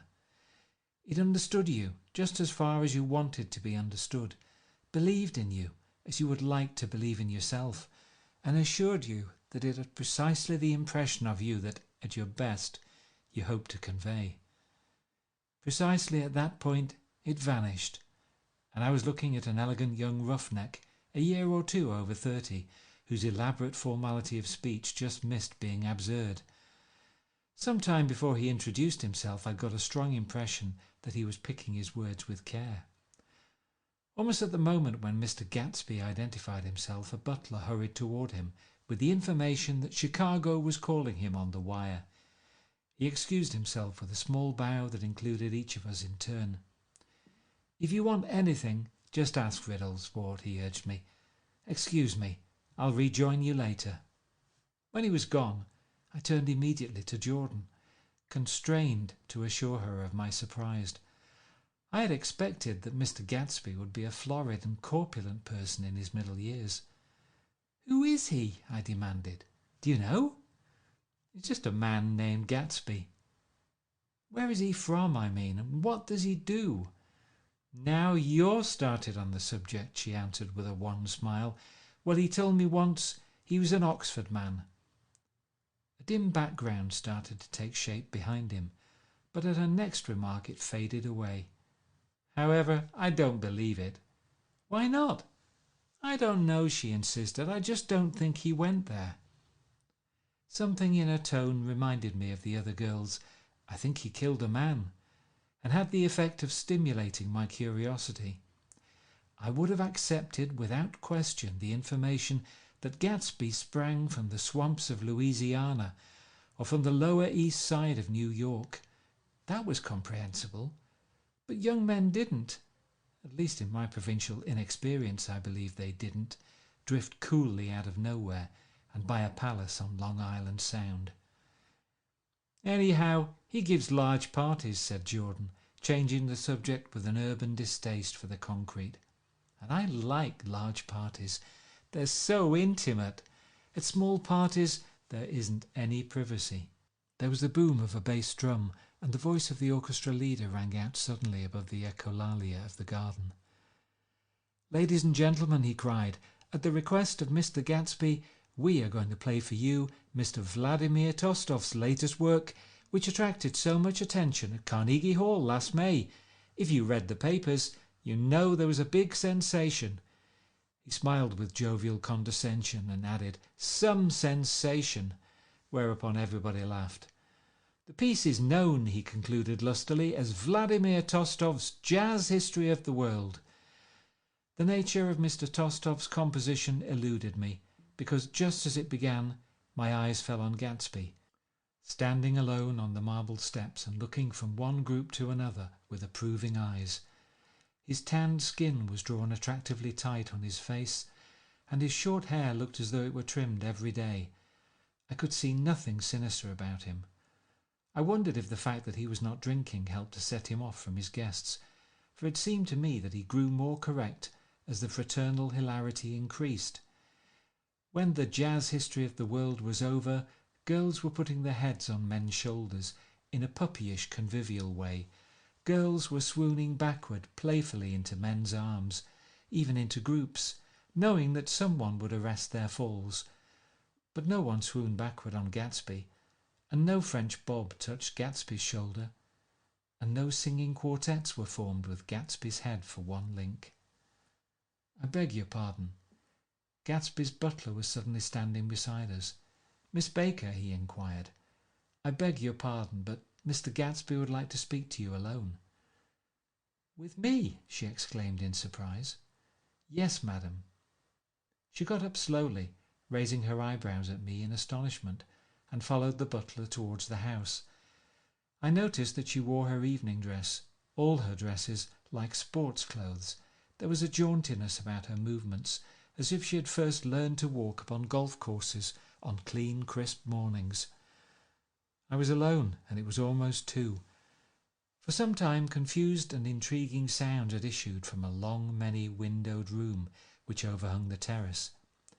Eluding Jordan's undergraduate, who was now engaged in an obstetrical conversation with two chorus girls, and who implored me to join him, I went inside. The large room was full of people. One of the girls in yellow was playing the piano, and beside her stood a tall, red-haired young lady from a famous chorus, engaged in song. She had drunk a quantity of champagne, and during the course of her song she had decided ineptly that everything was very, very sad. She was not only singing, she was weeping too. Whenever there was a pause in the song, she filled it with gasping, broken sobs, and then took up the lyric again in a quavering soprano. The tears coursed down her cheeks, not freely, however, for when they came into contact with her heavily beaded eyelashes, they assumed an inky colour and pursued the rest of their way in slow black rivulets.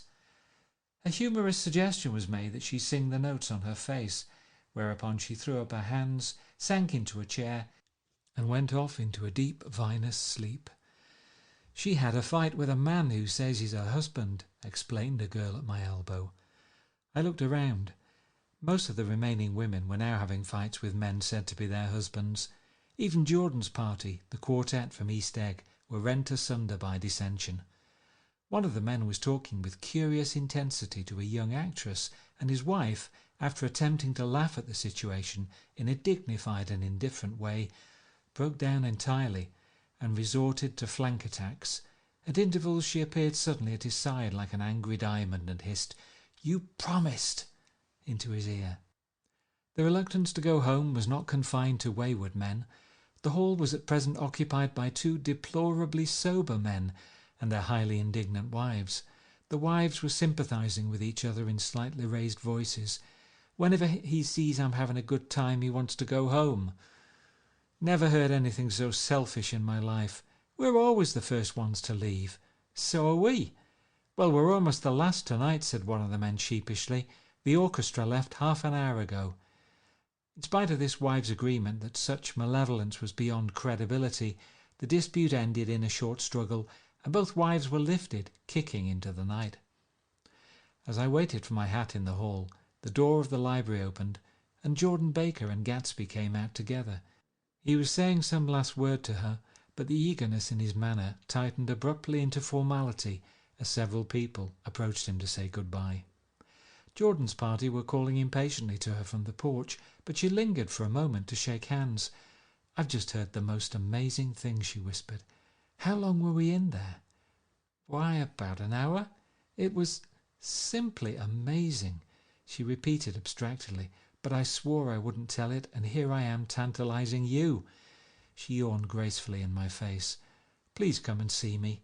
Phone book. Under the name of Mrs. Sigourney Howard, my aunt." She was hurrying off as she talked. Her brown hand waved a jaunty salute as she melted into her party at the door. Rather ashamed that on my first appearance I had stayed so late, I joined the last of Gatsby's guests who were clustered around him. I wanted to explain that I'd hunted for him early in the evening and to apologize for not having known him in the garden. "Don't mention it," he enjoined me eagerly. "Don't give it another thought, old sport." The familiar expression held no more familiarity than the hand which reassuringly brushed my shoulder. "And don't forget, we're going up in the hydroplane tomorrow morning at 9 o'clock. Then the butler behind his shoulder, "Philadelphia wants you on the phone, sir." "All right, in a minute. Tell them I'll be right there. Good night." "Good night." "Good night." He smiled, and suddenly there seemed to be a pleasant significance in having been among the last to go, as if he had desired it all the time. "Good night, old sport. Good night." But as I walked down the steps, I saw that the evening was not quite over. 50 feet from the door, a dozen headlights illuminated a bizarre and tumultuous scene. In the ditch beside the road, right side up, but violently shorn of one wheel, rested a new coupe which had left Gatsby's drive not 2 minutes before. The sharp jut of a wall accounted for the detachment of the wheel, which was now getting considerable attention from half a dozen curious chauffeurs. However, as they had left their cars blocking the road, A harsh, discordant din from those in the rear had been audible for some time, and added to the already violent confusion of the scene. A man in a long duster had dismounted from the wreck, and now stood in the middle of the road, looking from the car to the tyre, and from the tyre to the observers in a pleasant, puzzled way. "See," he explained, "it went in the ditch." The fact was infinitely astonishing to him, and I recognized first the unusual quality of wonder, and then the man. It was the late patron of Gatsby's library. "How did it happen?" He shrugged his shoulders. "I know nothing whatever about mechanics," he said decisively. "But how did it happen? Did you run into the wall?" "Don't ask me," said Owl Eyes, washing his hands of the whole matter. "I know very little about driving, next to nothing. It happened, and that's all I know." "Well, if you're a poor driver, you oughtn't to try driving at night." "But I wasn't even trying," he explained indignantly. "I wasn't even trying."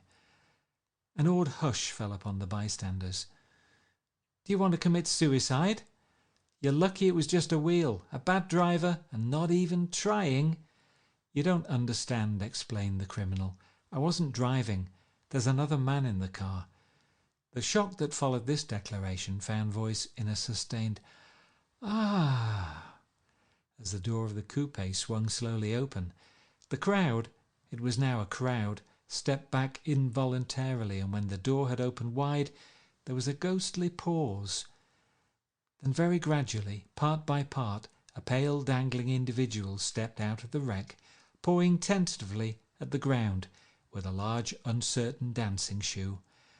Blinded by the glare of the headlights and confused by the incessant groaning of the horns, the apparition stood swaying for a moment before he perceived the man in the duster. "What's matter?" he inquired calmly. "Did we run out of gas? Look." Half a dozen fingers pointed at the amputated wheel. He stared at it for a moment, and then looked upward as though he suspected that it had dropped from the sky.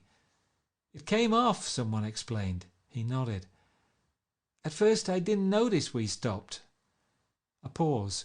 Then, taking a long breath and straightening his shoulders, he remarked in a determined voice, "Wonder if tell me where there's a gasoline station." At least a dozen men, some of them a little better off than he was, explained to him that wheel and car were no longer joined by any physical bond. "Back out," he suggested after a moment. "Put her in reverse." "But the wheel's off." He hesitated. "No harm in trying," he said. The caterwauling horns had reached a crescendo, and I turned away and cut across the lawn toward home. I glanced back once. A wafer of a moon was shining over Gatsby's house, making the night fine as before, and surviving the laughter and the sound of his still glowing garden. A sudden emptiness seemed to flow now from the windows and the great doors, endowing with complete isolation the figure of the host, who stood on the porch, his hand up in a formal gesture of farewell. Reading over what I have written so far, I see I have given the impression that the events of 3 nights several weeks apart were all that absorbed me. On the contrary, they were merely casual events in a crowded summer, and until much later they absorbed me infinitely less than my personal affairs. Most of the time I worked. In the early morning the sun threw my shadow westward as I hurried down the white chasms of lower New York to the Probity Trust. I knew the other clerks and young bond salesmen by their first names, and lunched with them in dark, crowded restaurants on little pig sausages and mashed potatoes and coffee. I even had a short affair with a girl who lived in Jersey City and worked in the accounting department. But her brother began throwing mean looks in my direction, so when she went on her vacation in July, I let it blow quietly away. I took dinner usually at the Yale Club. For some reason, it was the gloomiest event of my day. And then I went upstairs to the library and studied investments and securities for a conscientious hour. There were generally a few rioters around, but they never came into the library, so it was a good place to work. After that, if the night was mellow, I strolled down Madison Avenue past the old Murray Hill Hotel and over 33rd Street to the Pennsylvania Station. I began to like New York. the racy, adventurous feel of it at night, and the satisfaction that the constant flicker of men and women and machines gives to the restless eye. I like to walk up Fifth Avenue and pick out romantic women from the crowd and imagine that in a few minutes I was going to enter into their lives, and no one would ever know or disapprove. Sometimes in my mind I followed them to their apartments on the corners of hidden streets, and they turned and smiled back at me before they faded through a door into warm darkness. At the enchanted metropolitan twilight, I felt a haunting loneliness sometimes, and felt in others poor young clerks who loitered in front of windows waiting until it was time for a solitary restaurant dinner, young clerks in the dusk, wasting the most poignant moments of night and life. Again, at 8 o'clock, when the dark lanes of the 40s were lined 5 deep with throbbing taxicabs for the theatre district, I felt a sinking in my heart. Forms leaned together in the taxis as they waited, and voices sang, and there was laughter from unheard jokes, and lighted cigarettes outlined unintelligible gestures inside. Imagining that I too was hurrying toward gaiety and sharing their intimate excitement, I wished them well. For a while I lost sight of Jordan Baker, and then in midsummer I found her again. At first I was flattered to go places with her, because she was a golf champion and everyone knew her name. Then it was something more. I wasn't actually in love, but I felt a sort of tender curiosity. The bored, haughty face that she turned to the world concealed something. Most affectations conceal something eventually, even though they don't in the beginning, and one day I found what it was. When we were on a house party together up in Warwick, she left a borrowed car out in the rain with the top down and then lied about it. And suddenly I remembered the story about her that had eluded me that night at Daisy's. At her first big golf tournament, there was a row that nearly reached the newspapers. A suggestion that she had moved her ball from a bad lie in the semi-final round. The thing approached the proportions of a scandal, then died away. A caddy retracted his statement, and the only other witness admitted that he might have been mistaken. The incident and the name had remained together in my mind. Jordan Baker instinctively avoided clever, shrewd men, and now I saw that this was because she felt safer on a plane where any divergence from a code would be thought impossible. She was incurably dishonest. She wasn't able to endure being at a disadvantage, and given this unwillingness, I suppose she had begun dealing in subterfuges when she was very young, in order to keep that cool, insolent smile turned to the world, and yet satisfy the demands of her hard, jaunty body. It made no difference to me. Dishonesty in a woman is a thing you never blame deeply. I was casually sorry, then I forgot. It was on that same house party that we had a curious conversation about driving a car. It started because she passed so close to some workman that our fender flicked a button on one man's coat. "You're a rotten driver," I protested. "Either you ought to be more careful or you oughtn't to drive at all." "I am careful." "No, you're not." "Well, other people are," she said lightly. "What's that got to do with it?" "They'll keep out of my way," she insisted. "It takes two to make an accident. Suppose you met somebody just as careless as yourself." "I hope I never will," she answered. "I hate careless people. That's why I like you." Her grey, sun-strained eyes stared straight ahead, but she had deliberately shifted our relations, and for a moment I thought I loved her. But I am slow thinking and full of interior rules that act as brakes on my desires, and I know that first I had to get myself definitely out of that tangle back home. I'd been writing letters once a week and signing them "Love, Nick," and all I could think of was how, when that certain girl played tennis, a faint moustache of perspiration appeared on her upper lip. Nevertheless, there was a vague understanding that had to be tactfully broken off before I was free. Everyone suspects himself of at least one of the cardinal virtues, and this is mine. I am one of the few honest people that I have ever known. End of chapter 3. Chapter 4 of The Great Gatsby by F. Scott Fitzgerald.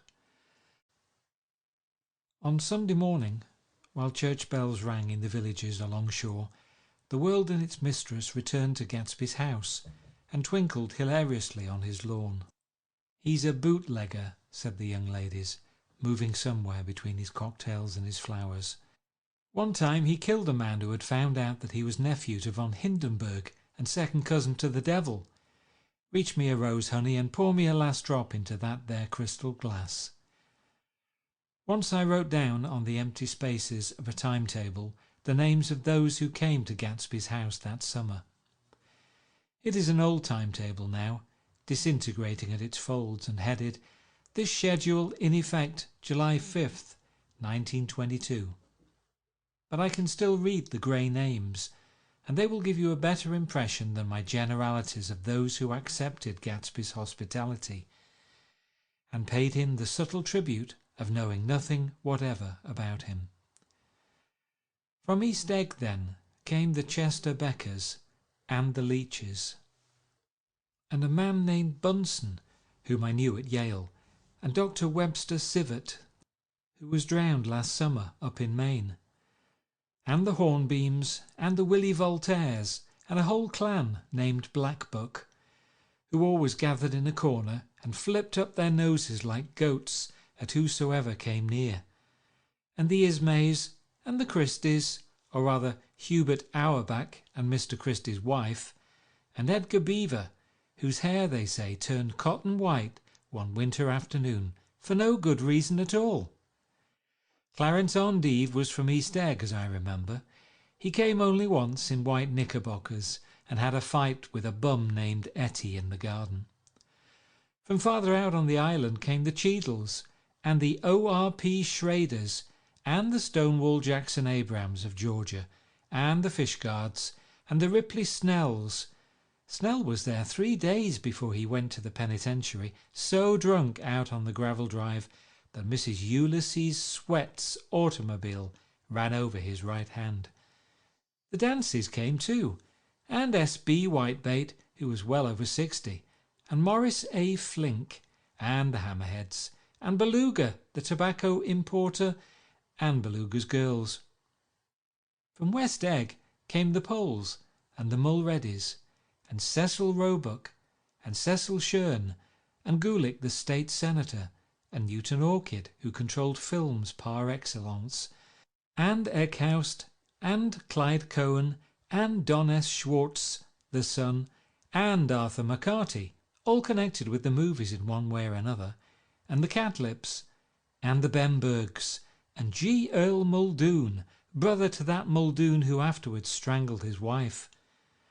Da Fontano, the promoter, came there, and Ed Legros, and James B. Rotgut Ferret, and the De Jongs, and Ernest Lilly. They came to gamble, and when Ferret wandered into the garden, it meant he was cleaned out, and Associated Traction would have to fluctuate profitably next day. A man named Klipspringer was there so often and so long that he became known as the Boarder. I doubt if he had any other home. Of theatrical people there were Gus Ways, and Horace O'Donovan, and Lester Meyer, and George Duckweed, and Francis Bull. Also from New York were the Cromes, and the Backhysons, and the Dennikers, and Russell Betty, and the Corrigans, and the Kelleher's, and the Dewars, and the Scullys, and S.W. Belcher, and the Smirks, and the young Quinns, divorced now, and Henry L. Palmetto, who killed himself by jumping in front of a subway train in Times Square. Benny McClenahan arrived, always with 4 girls. They were never quite the same ones in physical person, but they were so identical one with another that it inevitably seemed they had been there before. I have forgotten their names. Jacqueline, I think, or else Consuela, or Gloria, or Judy, or June, and their last names were either the melodious names of flowers and months, or the sterner ones of the great American capitalists, whose cousins, if pressed, they would confess themselves to be.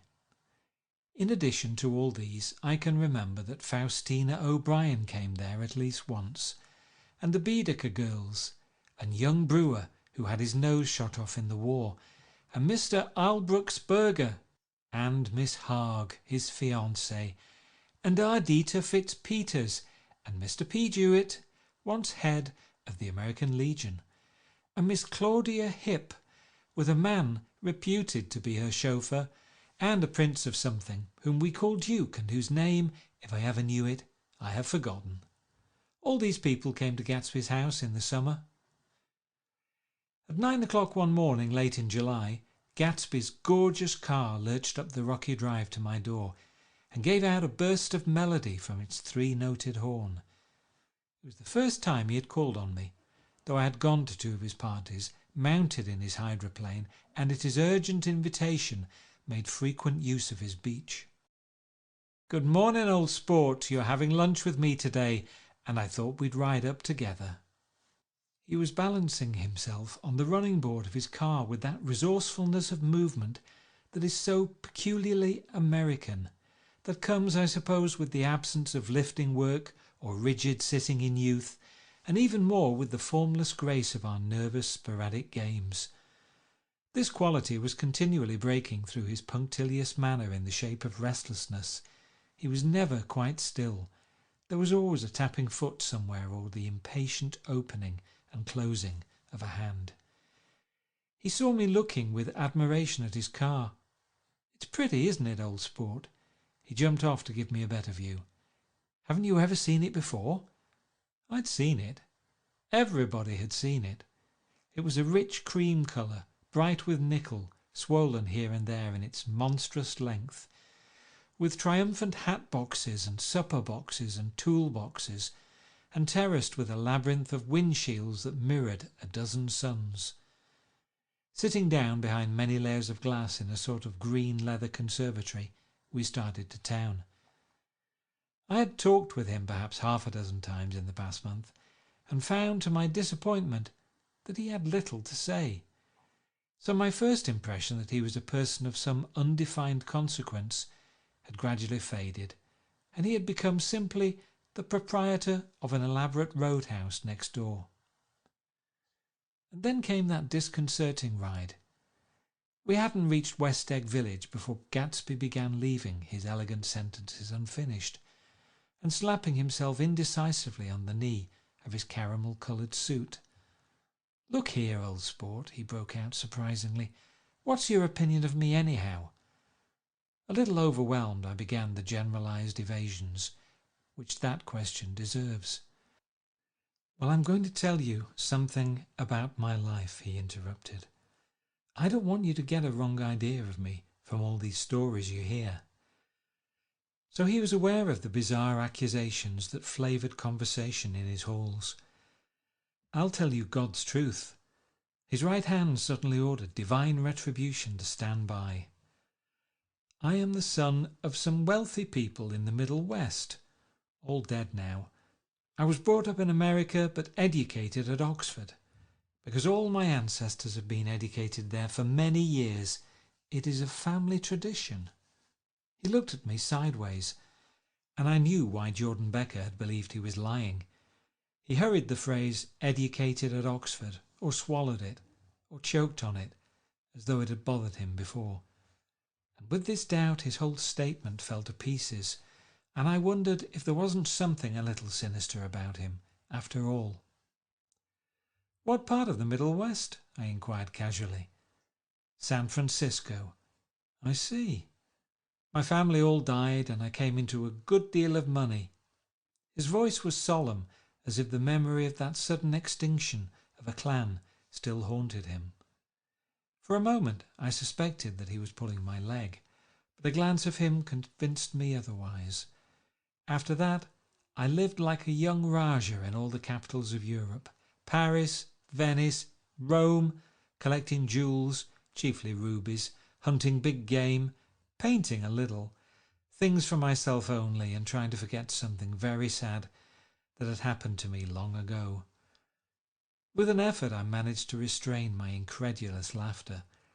The very phrases were worn so threadbare that they evoked no image except that of a turbaned character leaking sawdust at every pore as he pursued a tiger through the Bois de Boulogne. Then came the war, old sport. It was a great relief, and I tried very hard to die, but I seemed to bear an enchanted life. I accepted a commission as first lieutenant when it began. In the Argonne forest I took 2 machine-gun detachments so far forward that there was a half-mile gap on either side of us where the infantry couldn't advance.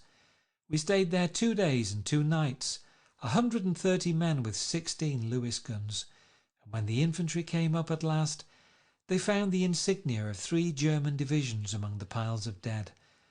I was promoted to be a major, and every Allied government gave me a decoration, even Montenegro, little Montenegro down on the Adriatic Sea. Little Montenegro. He lifted up the words and nodded at them with his smile. The smile comprehended Montenegro's troubled history and sympathized with the brave struggles of the Montenegrin people. It appreciated fully the chain of national circumstances which had elicited this tribute from Montenegro's warm little heart. My incredulity was submerged in fascination now.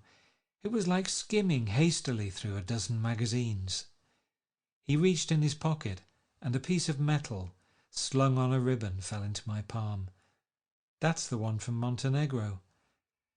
To my astonishment, the thing had an authentic look. Orderi di Danilo, ran the circular legend. Montenegro, Nicholas Rex. Turn it. Major Jay Gatsby, I read, for valour extraordinary. Here's another thing I always carry. A souvenir of Oxford days. It was taken in Trinity Quad. The man on my left is now the Earl of Doncaster.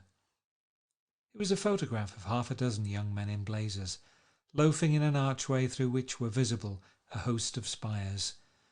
There was Gatsby, looking a little, not much, younger, with a cricket bat in his hand. Then it was all true.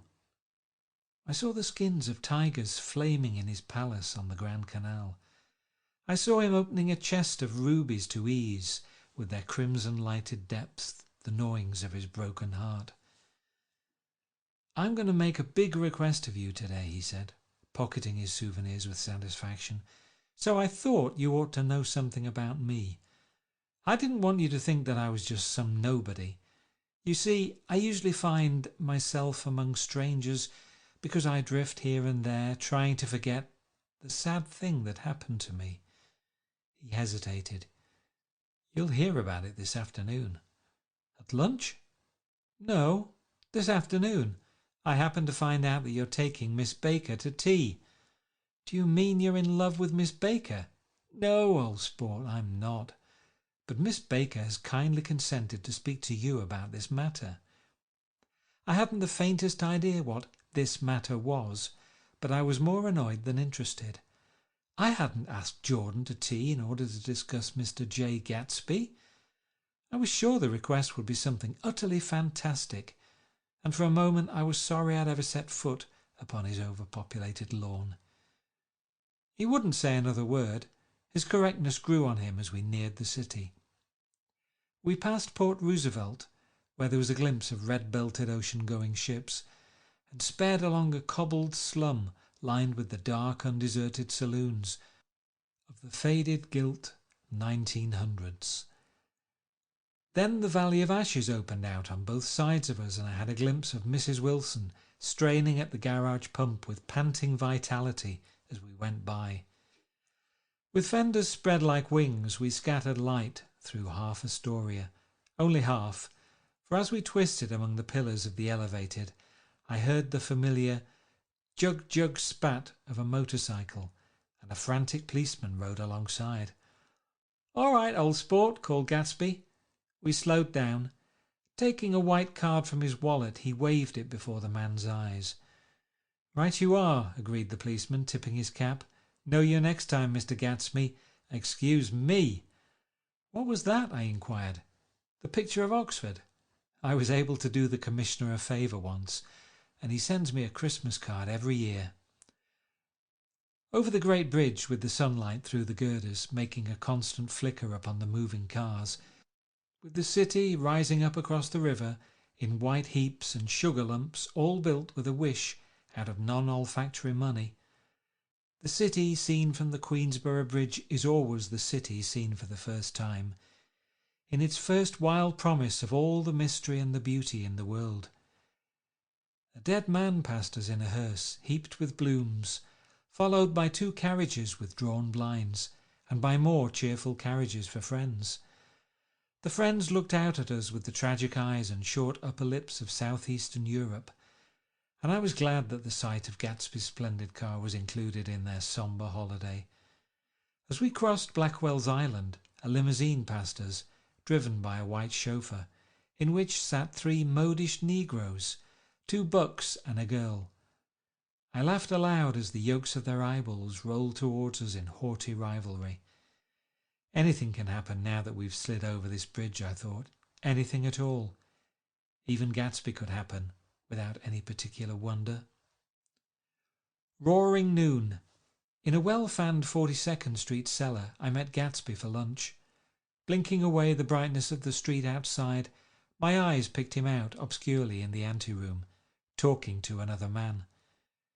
"Mr. Carraway, this is my friend, Mr. Wolfsheim." A small, flat-nosed Jew raised his large head and regarded me with 2 fine growths of hair, which luxuriated in either nostril. After a moment I discovered his tiny eyes in the half-darkness. "So I took one look at him," said Mr. Wolfsheim, shaking my hand earnestly. "And what do you think I did?" "What?" I inquired politely. But evidently he was not addressing me, for he dropped my hand and covered Gatsby with his expressive nose. I handed the money to Catspaw and I said, "All right, Catspaw, don't pay him a penny till he shuts his mouth." He shut it then and there. Gatsby took an arm of each of us and moved forward into the restaurant, whereupon Mr. Wolfsheim swallowed a new sentence he was starting and lapsed into a somnambulatory abstraction. "Highballs?" asked the head waiter. "This is a nice restaurant here," said Mr. Wolfsheim, looking at the Presbyterian nymphs on the ceiling, "but I like across the street better." "Yes, highballs," agreed Gatsby, and then to Mr. Wolfsheim, "It's too hot over there." "Hot and small, yes," said Mr. Wolfsheim, "but full of memories." "What place is that?" I asked. "The old Metropole." "The old Metropole," brooded Mr. Wolfsheim gloomily, "filled with faces dead and gone, filled with friends gone now forever. I can't forget, so long as I live, the night they shot Rosie Rosenthal there. It was 6 of us at the table, and Rosie had eaten, drunk a lot all evening. When it was almost morning, the waiter came up to him with a funny look and says somebody wants to speak to him outside. 'All right,' says Rosie, and begins to get up, and I pulled him down in his chair. 'Let the bastards come in here if they want you, Rosie, but don't you, so help me, move outside this room.' It was 4 o'clock in the morning then, and if we'd have raised the blinds we'd have seen daylight." "Did he go?" I asked innocently. "Sure he went." Mr. Wolfsheim's nose flashed at me indignantly. "He turned around in the door and says, 'Don't let that waiter take away my coffee.' Then he went out on the sidewalk and they shot him 3 times in his full belly and drove away." 4 of them were electrocuted," I said, remembering. 5 with Becker. His nostrils turned to me in an interested way. "I understand you're looking for a business connection." The juxtaposition of these 2 remarks was startling. Gatsby answered for me. "Oh no," he exclaimed, "this isn't the man." "No?" Mr. Wolfsheim seemed disappointed. "This is just a friend. I told you we'd talk about that some other time." "I beg your pardon," said Mr. Wolfsheim, "I had a wrong man." A succulent hash arrived, and Mr. Wolfsheim, forgetting the more sentimental atmosphere of the old Metropole, began to eat with ferocious delicacy. His eyes, meanwhile, roved very slowly all around the room. He completed the arc by turning to inspect the people directly behind. I think that except for my presence he would have taken one short glance beneath our own table. "Look here, old sport," said Gatsby, leaning toward me. I'm afraid I made you a little angry this morning in the car." There was the smile again, but this time I held out against it. "I don't like mysteries," I answered, "and I don't understand why you won't come out frankly and tell me what you want. Why's it all got to come through Miss Baker?" "Oh, it's nothing underhand," he assured me. "Miss Baker's a great sportswoman, you know, and she'd never do anything that wasn't all right." Suddenly he looked at his watch, jumped up and hurried from the room, leaving me with Mr. Wolfsheim at the table. "He has to telephone," said Mr. Wolfsheim, following him with his eyes. "Fine fellow, isn't he? Handsome to look at and a perfect gentleman." "Yes." "He's an Oxford man." "Oh?" "He went to Oxford College in England. You know Oxford College?" "I've heard of it. It's one of the most famous colleges in the world." "Have you known Gatsby for a long time?" I inquired. "Several years," he answered in a gratified way. "I made the pleasure of his acquaintance just after the war, but I knew I had discovered a man of fine breeding after I talked with him an hour. I said to myself, there's the kind of man you'd like to take home and introduce to your mother and sister." He paused. "I see you're looking at my cuff buttons." I hadn't been looking at them, but I did now. They were composed of oddly familiar pieces of ivory. "Finest specimens of human molars," he informed me. "Well," I inspected them, "that's a very interesting idea." "Yeah." He flipped his sleeves up under his coat. "Yeah, Gatsby's very careful about women. He would never so much look at a friend's wife." When the subject of this instinctive trust returned to the table and sat down, Mr. Wolfsheim drank his coffee with a jerk and got to his feet. "I have enjoyed my lunch," he said, "and I'm going to run off from you two young men before I outstay my welcome." "Don't hurry, Mayor," said Gatsby, without enthusiasm.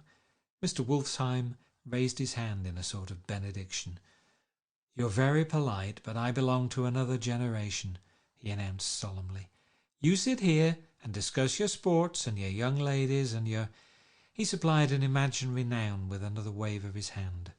"As for me, I am 50 years old, and I won't impose myself on you any longer."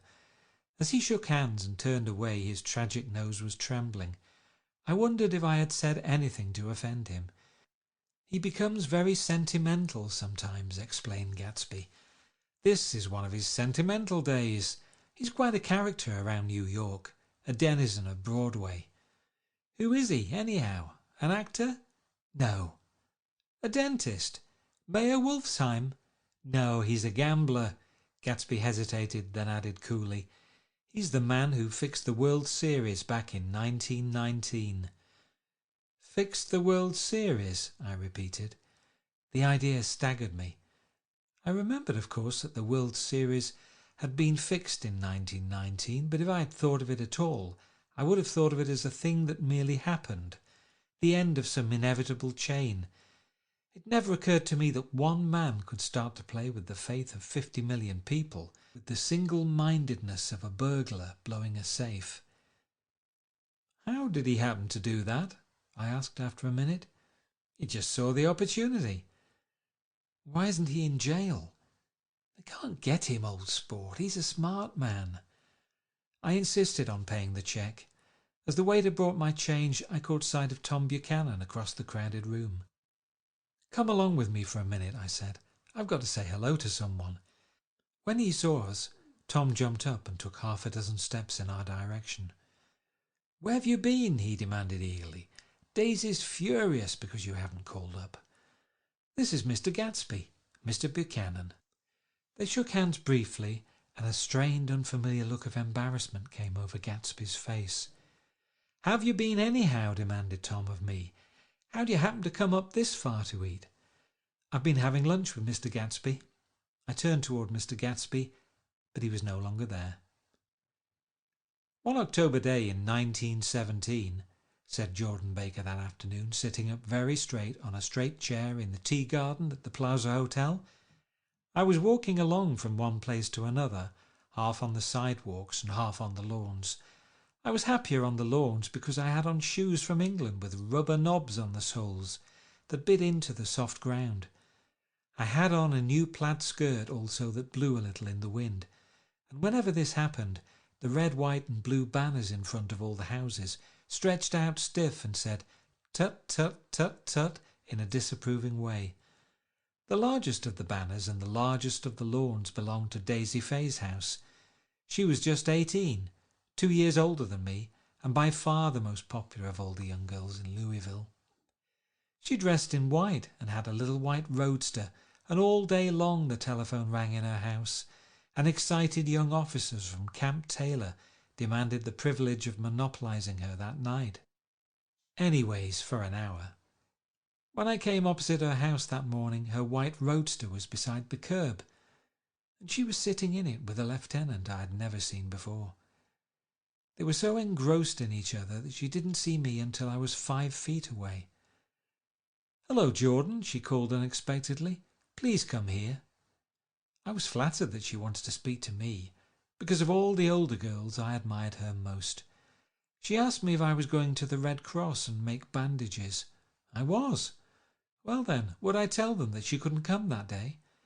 The officer looked at Daisy while she was speaking, in a way that every young girl wants to be looked at sometime, and because it seemed romantic to me, I've remembered the incident ever since. His name was Jay Gatsby, and I didn't lay eyes on him again for over 4 years. Even after I'd met him on Long Island, I didn't realize it was the same man. That was 1917. By the next year I had a few beaux myself, and I began to play in tournaments, so I didn't see Daisy very often. She went with a slightly older crowd, when she went with anyone at all. Wild rumours were circulating about her, how her mother had found her packing her bag one winter night to go to New York and say goodbye to a soldier who was going overseas. She was effectually prevented, but she wasn't on speaking terms with her family for several weeks. After that she didn't play around with the soldiers anymore, but only with a few flat-footed, short-sighted young men in town who couldn't get into the army at all.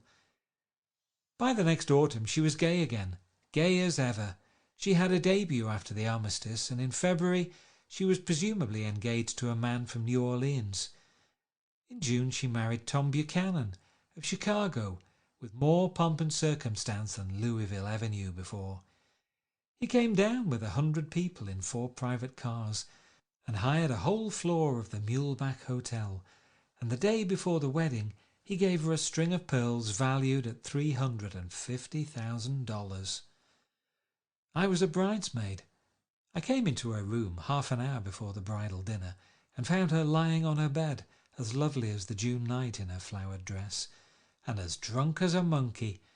She had a bottle of Sauterne in one hand and a letter in the other. "Gratulate me," she muttered. "Never had a drink before, but oh, how I do enjoy it." "What's the matter, Daisy?" I was scared, I can tell you. I'd never seen a girl like that before. "Here, dearest." She groped around in a waste basket she had with her on the bed and pulled out the string of pearls. "Take 'em downstairs and give 'em back to whoever they belong to. Tell 'em all Daisy's changed her mind. Say, Daisy's changed her mind." She began to cry. She cried and cried. I rushed out and found her mother's maid, and we locked the door and got her into a cold bath. She wouldn't let go of the letter. She took it into the tub with her and squeezed it up into a wet ball, and only let me have it in the soap dish when she saw that it was coming to pieces like snow. But she didn't say another word. We gave her spirits of ammonia and put ice on her forehead and hooked her back into her dress, and half an hour later, when we walked out of the room, the pearls were around her neck and the incident was over. Next day at 5 o'clock she married Tom Buchanan without so much as a shiver, and started off on a 3-month trip to the South Seas. I saw them in Santa Barbara when they came back, and I thought I'd never seen a girl so mad about her husband. If he left the room for a minute, she'd look around uneasily and say, "Where's Tom gone?" and wear the most abstracted expression until she saw him coming in the door. She used to sit on the sand with his head in her lap by the hour, rubbing her fingers over his eyes and looking at him with unfathomable delight. It was touching to see them together. It made you laugh in a hushed, fascinated way. That was in August. A week after I left Santa Barbara, Tom ran into a wagon on the Ventura Road one night and ripped a front wheel off his car. The girl who was with him got into the papers too because her arm was broken. She was one of the chambermaids in the Santa Barbara hotel. The next April, Daisy had a little girl, and they went to France for a year. I saw them one spring in Cannes and later in Deauville, and then they came back to Chicago to settle down. Daisy was popular in Chicago, as you know. They moved with a fast crowd, all of them young and rich and wild, but she came out with an absolutely perfect reputation. Perhaps because she doesn't drink. It's a great advantage not to drink among hard-drinking people. You can hold your tongue, and moreover, you can time any little irregularity of your own so that everybody else is so blind that they don't see or care. Perhaps Daisy never went in for amour at all, and yet there's something in that voice of hers. Well, about 6 weeks ago she heard the name Gatsby for the first time in years. It was when I asked you, do you remember, if you knew Gatsby in West Egg? After you had gone home, she came into my room and woke me up and said, "What Gatsby?" And when I described him, I was half asleep. She said in the strangest voice that it must be the man she used to know.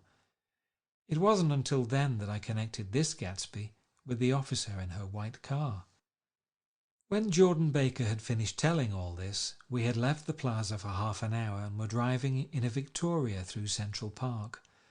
The sun had gone down behind the tall apartments of the movie stars in the West 50s, and the clear voices of little girls, already gathered like crickets on the grass, rose through the hot twilight. "I'm the Sheik of Araby, your love belongs to me. At night when you're asleep into your tent I'll creep." It was a strange coincidence, I said.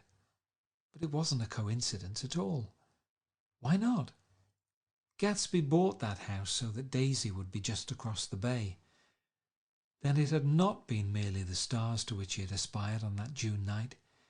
He came alive to me, delivered suddenly from the womb of his purposeless splendour. "He wants to know," continued Jordan, "if you'll invite Daisy to your house some afternoon, and then let him come over." The modesty of the demand shook me. He had waited 5 years and bought a mansion where he dispensed starlight to casual moths so that he could come over some afternoon in a stranger's garden. Did I have to know all this before he could ask such a little thing? "He's afraid. He's waited so long, he thought you might be offended. You see, he's a regular tough underneath it all." Something worried me.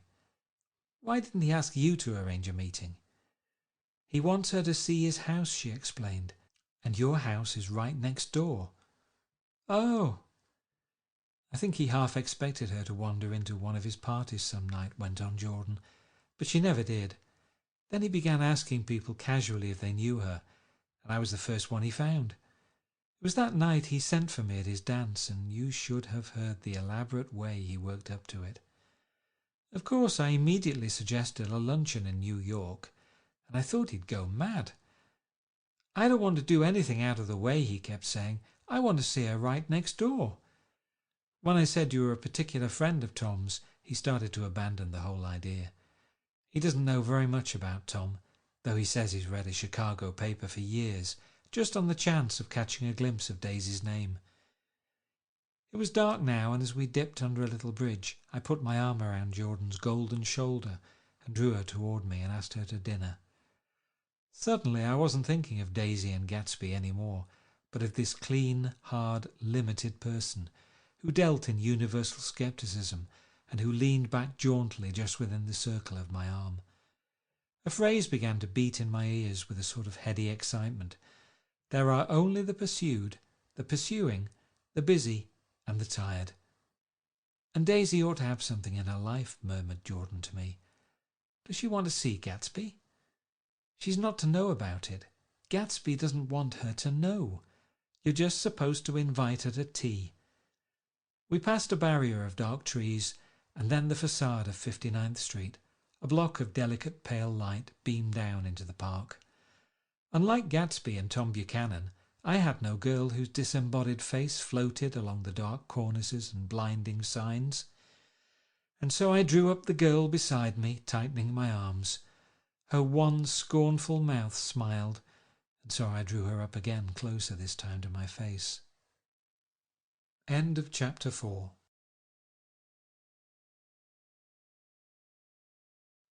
Chapter 5 of The Great Gatsby by F. Scott Fitzgerald. When I came home to West Egg that night, I was afraid for a moment that my house was on fire.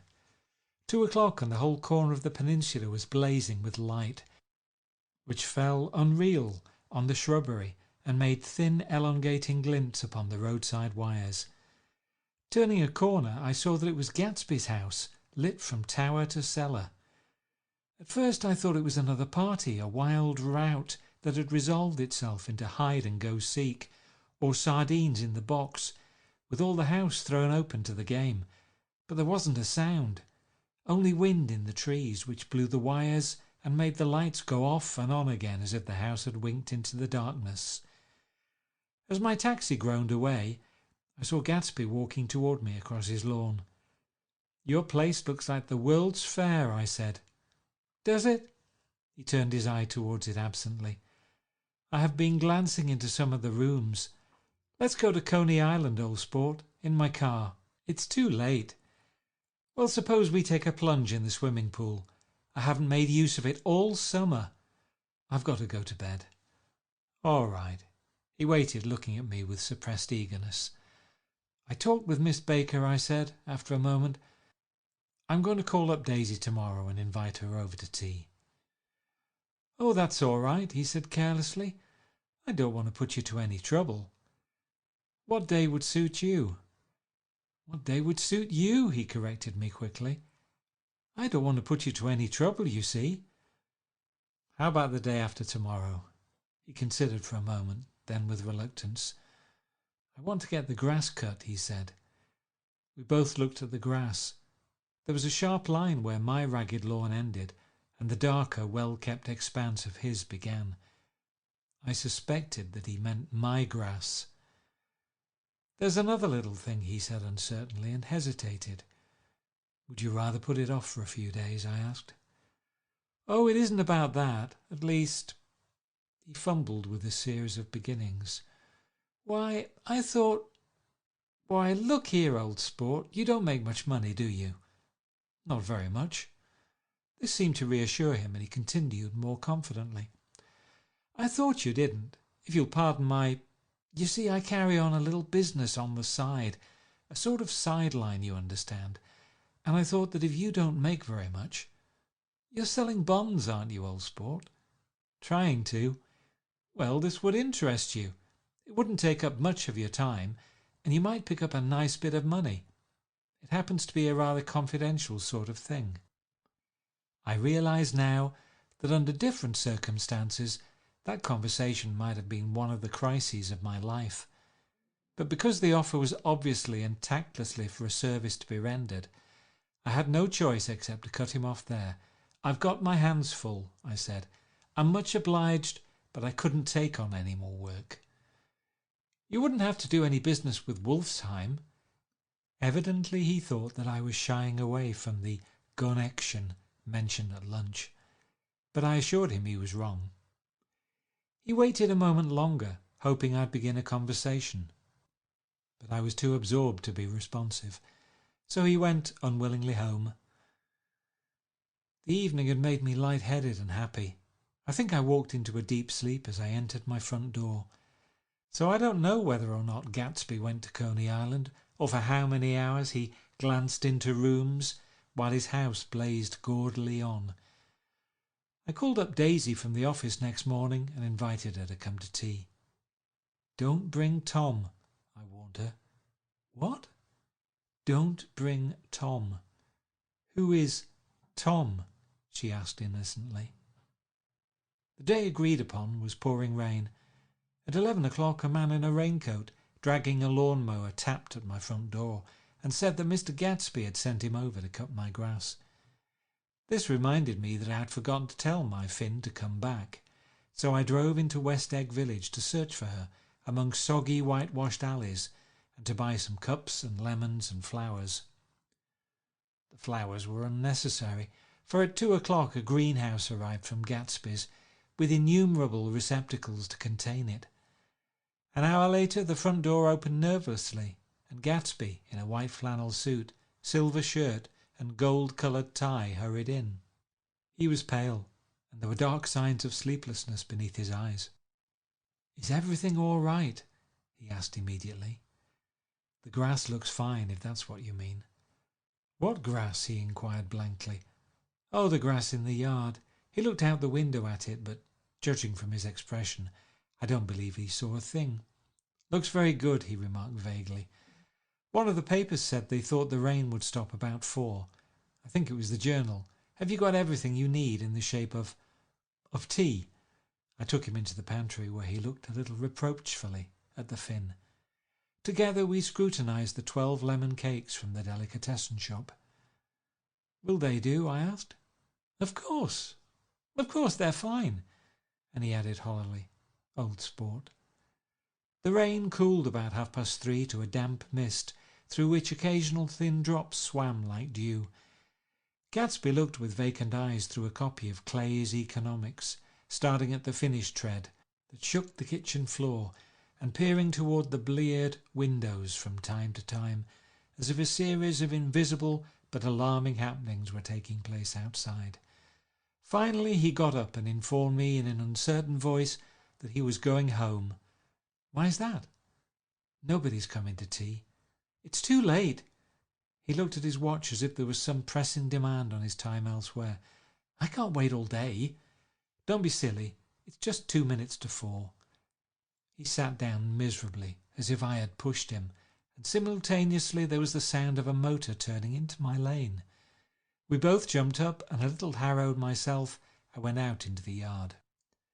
Under the dripping bare lilac trees, a large open car was coming up the drive. It stopped. Daisy's face, tipped sideways beneath a 3-cornered lavender hat, looked out at me with a bright, ecstatic smile. "Is this absolutely where you live, my dearest one?" The exhilarating ripple of her voice was a wild tonic in the rain. I had to follow the sound of it for a moment up and down with my ear alone before any words came through. A damp streak of hair lay like a dash of blue paint across her cheek, and her hand was wet with glistening drops as I took it to help her from the car. "Are you in love with me?" she said, low in my ear. "Or why did I have to come alone?" "That's the secret of Castle Rack Rent. Tell your chauffeur to go far away and spend an hour." "Come back in an hour, Ferdy." Then, in a grave murmur, "His name is Ferdy." "Does the gasoline affect his nose?" "I don't think so," she said innocently. "Why?" We went in. To my overwhelming surprise, the living room was deserted. "Well, that's funny," I exclaimed. "What's funny?" She turned her head, as there was a light, dignified knocking at the front door. I went out and opened it.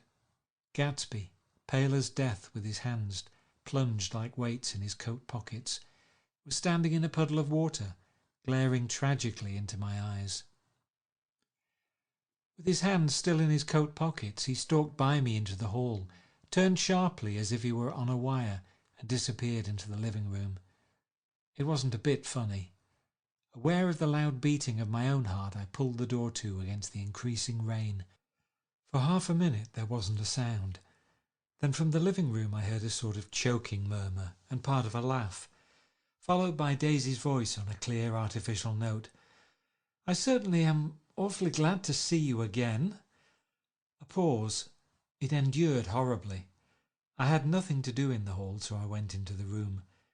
Gatsby, his hands still in his pockets, was reclining against the mantelpiece in a strained counterfeit of perfect ease, even of boredom.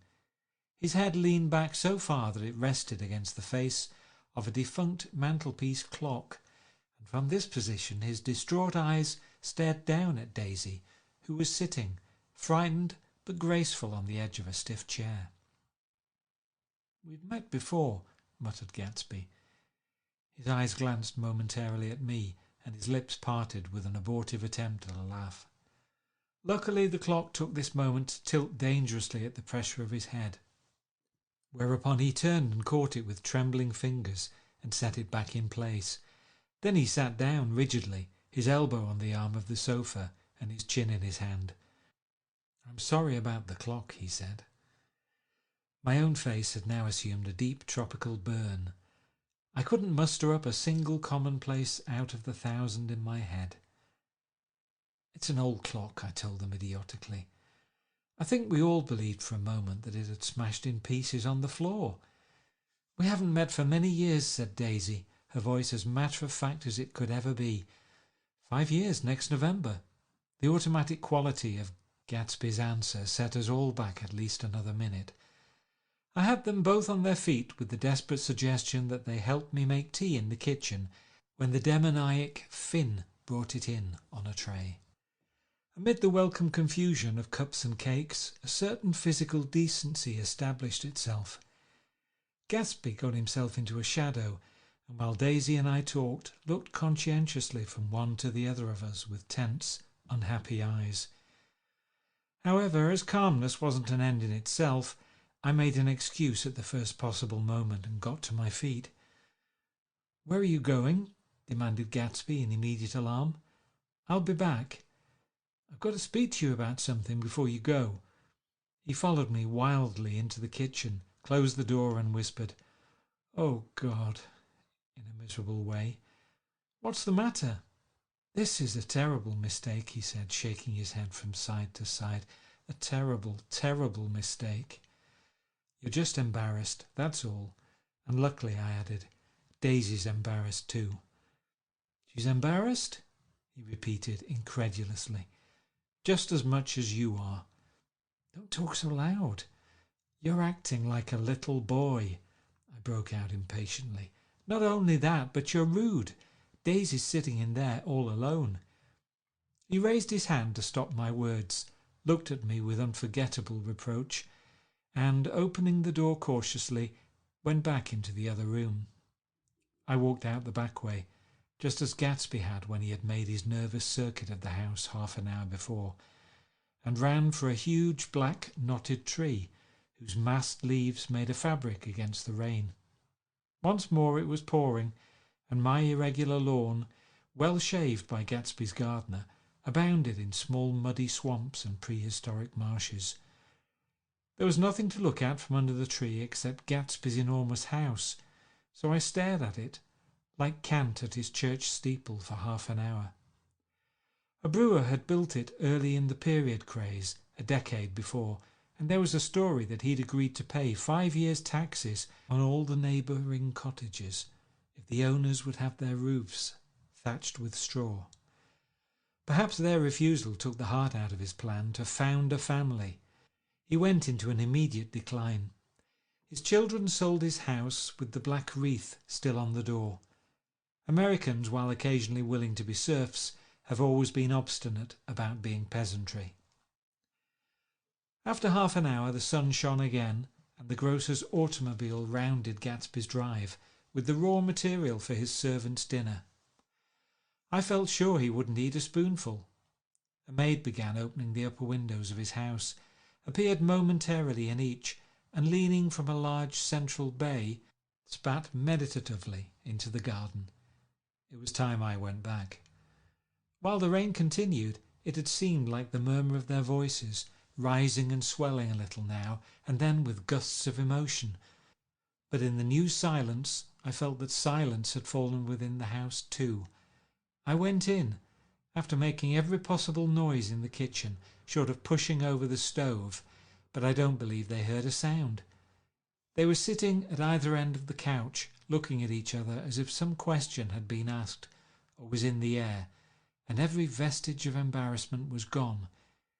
Daisy's face was smeared with tears, and when I came in she jumped up and began wiping at it with her handkerchief before a mirror.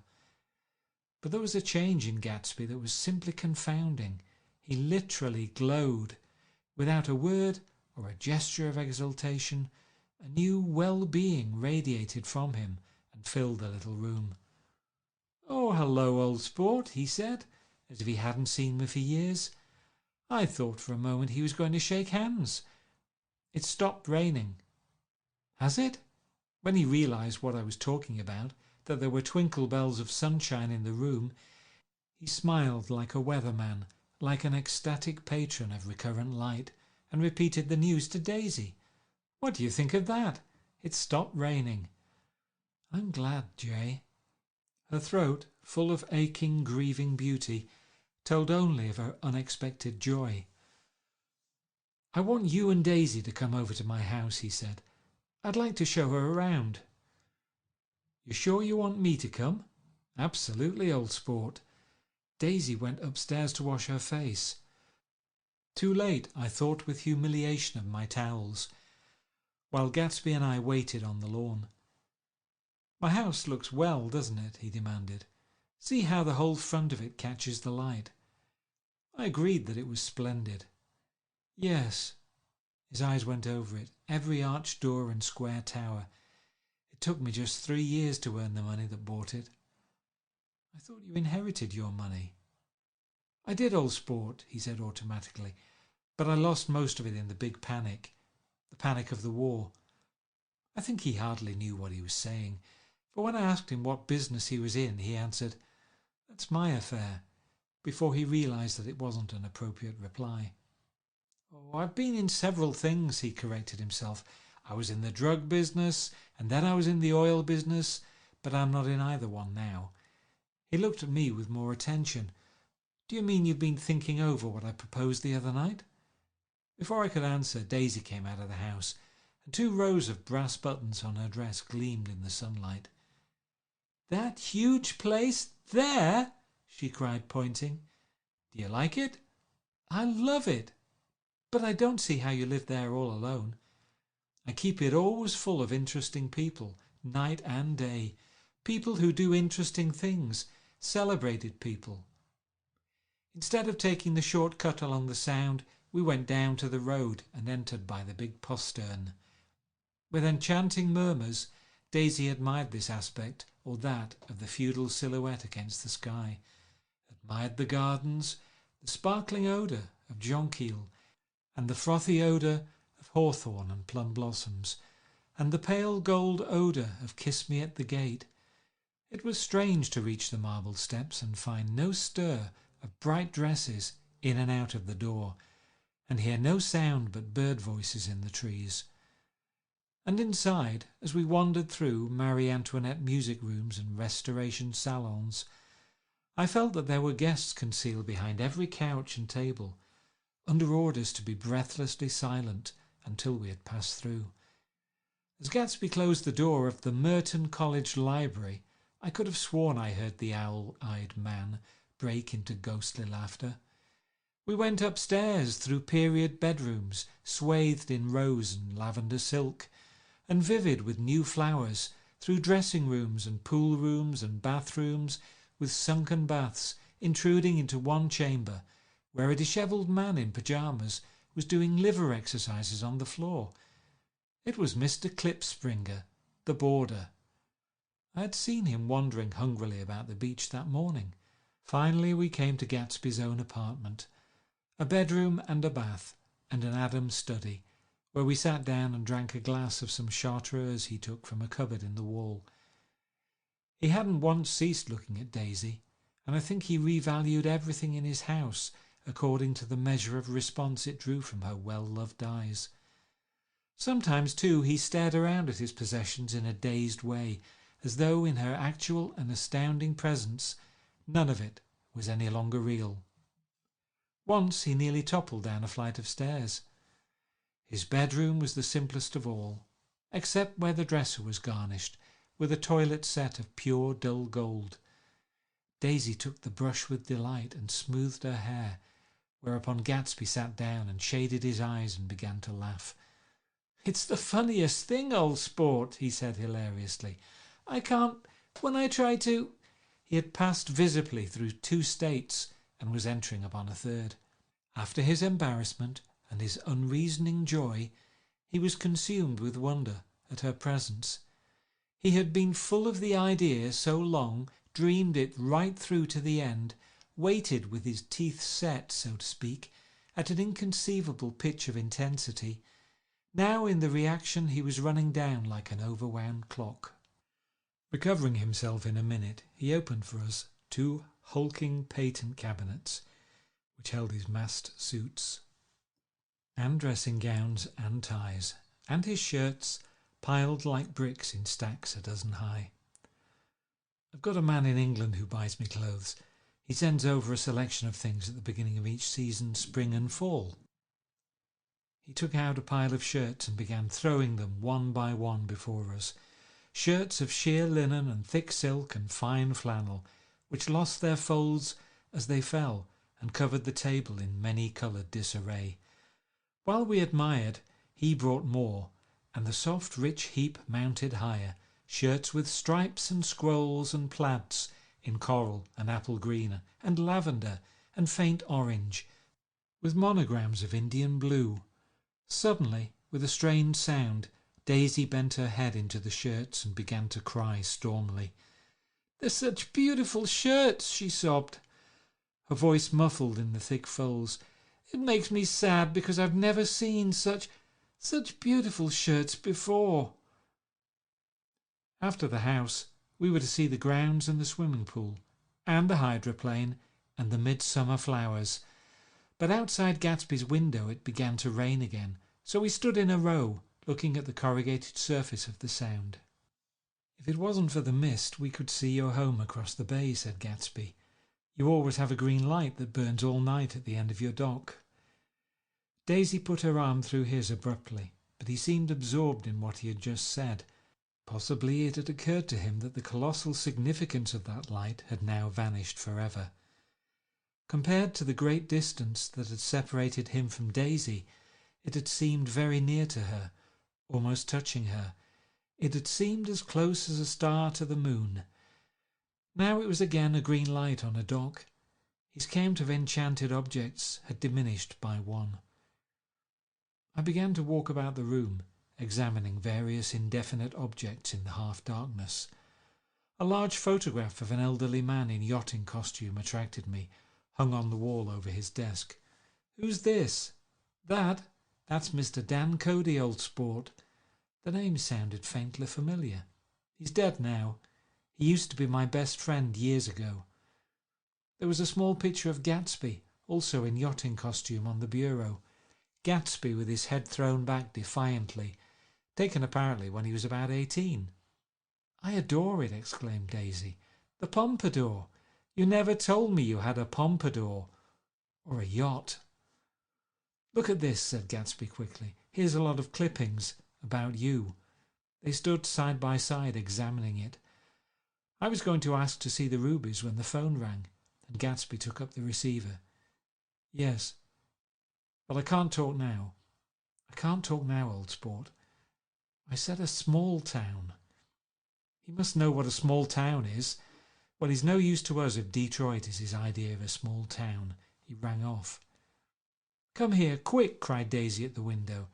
The rain was still falling, but the darkness had parted in the west, and there was a pink and golden billow of foamy clouds above the sea. "Look at that!" she whispered. And then, after a moment, "I'd like to just get one of those pink clouds and put you in it and push you around." I tried to go then, but they wouldn't hear of it. Perhaps my presence made them feel more satisfactorily alone. "I know what we'll do," said Gatsby. "We'll have Klipspringer play the piano." He went out of the room calling "Ewing," and returned in a few minutes, accompanied by an embarrassed, slightly worn young man with shell-rimmed glasses and scanty blonde hair. He was now decently clothed in a sports shirt, open at the neck, sneakers, and duck trousers of a nebulous hue. "Did we interrupt your exercises?" inquired Daisy politely. "I was asleep," cried Mr. Klipspringer in a spasm of embarrassment. "That is, I'd been asleep. Then I got up." "Klipspringer plays the piano," said Gatsby, cutting him off. "Don't you, Ewing, old sport?" "I don't play well. I hardly play at all. I'm all out of We'll go downstairs," interrupted Gatsby. He flipped a switch. The grey windows disappeared as the house glowed full of light. In the music room, Gatsby turned on a solitary lamp beside the piano. He lit Daisy's cigarette from a trembling match and sat down with her on a couch, far across the room where there was no light, save what the gleaming floor bounced in from the hall. When Klipspringer had played the Love Nest, he turned around on the bench and searched unhappily for Gatsby in the gloom. "I'm all out of practice, you see. I told you I couldn't play. I'm all out of Don't talk so much, old sport," commanded Gatsby. "Play!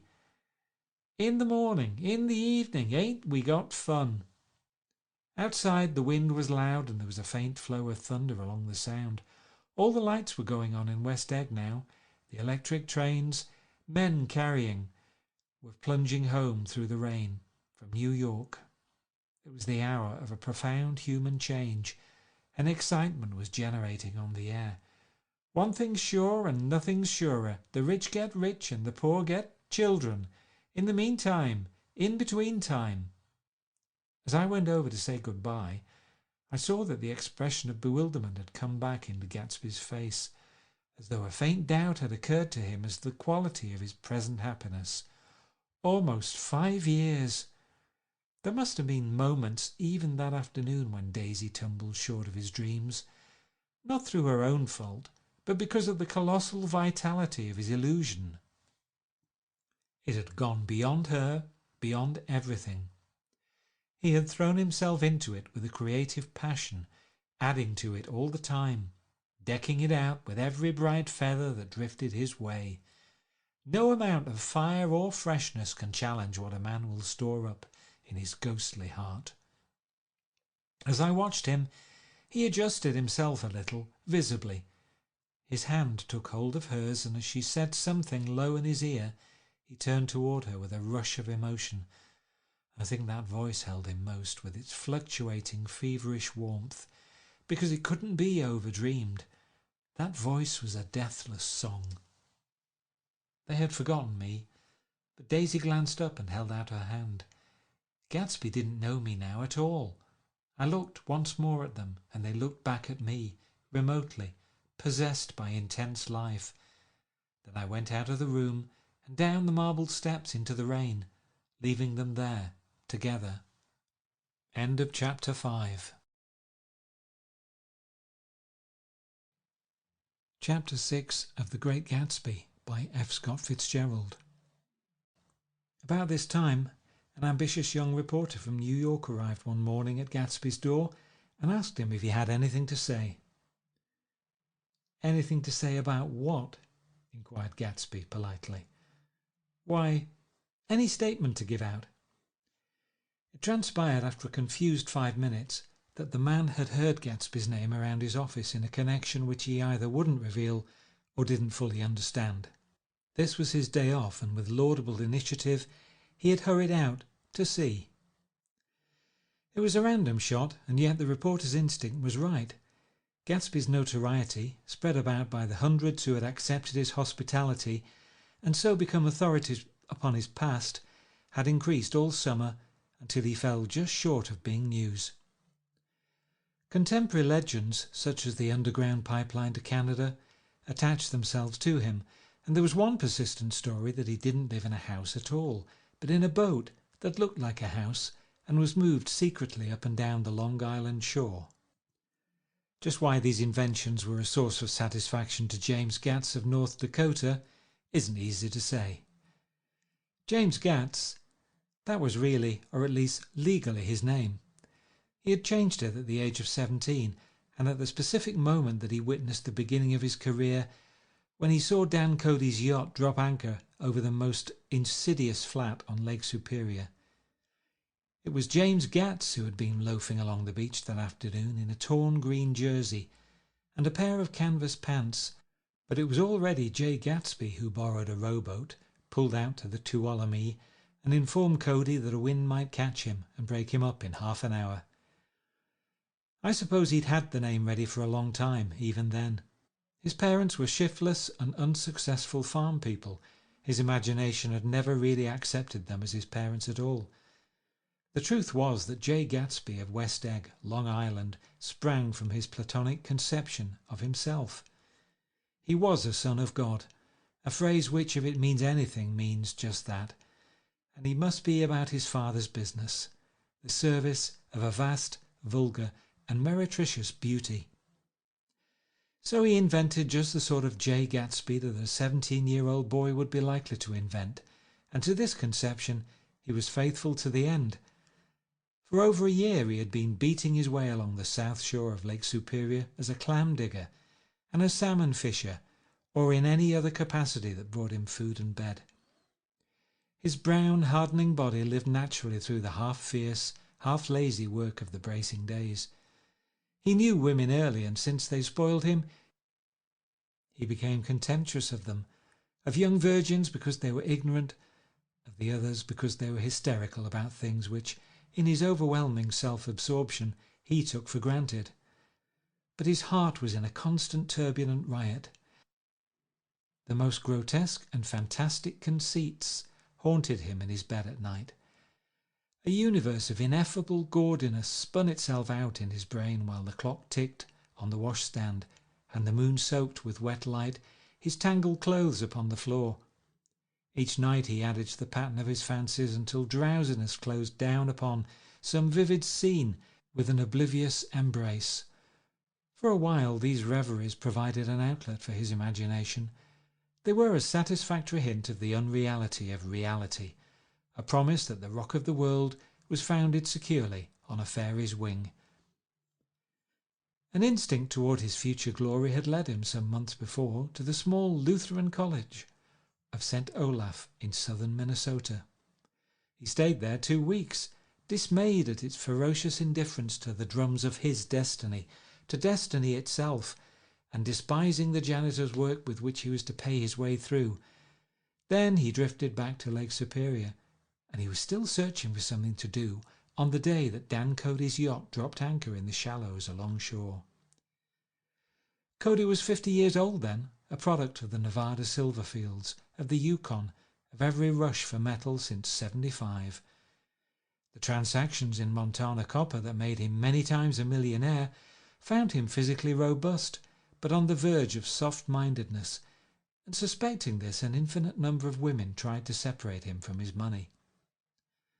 The none too savoury ramifications by which Ella Kay, the newspaper woman, played Madame de Maintenon to his weakness and sent him to sea in a yacht were common knowledge to the turgid sub-journalism of 1902.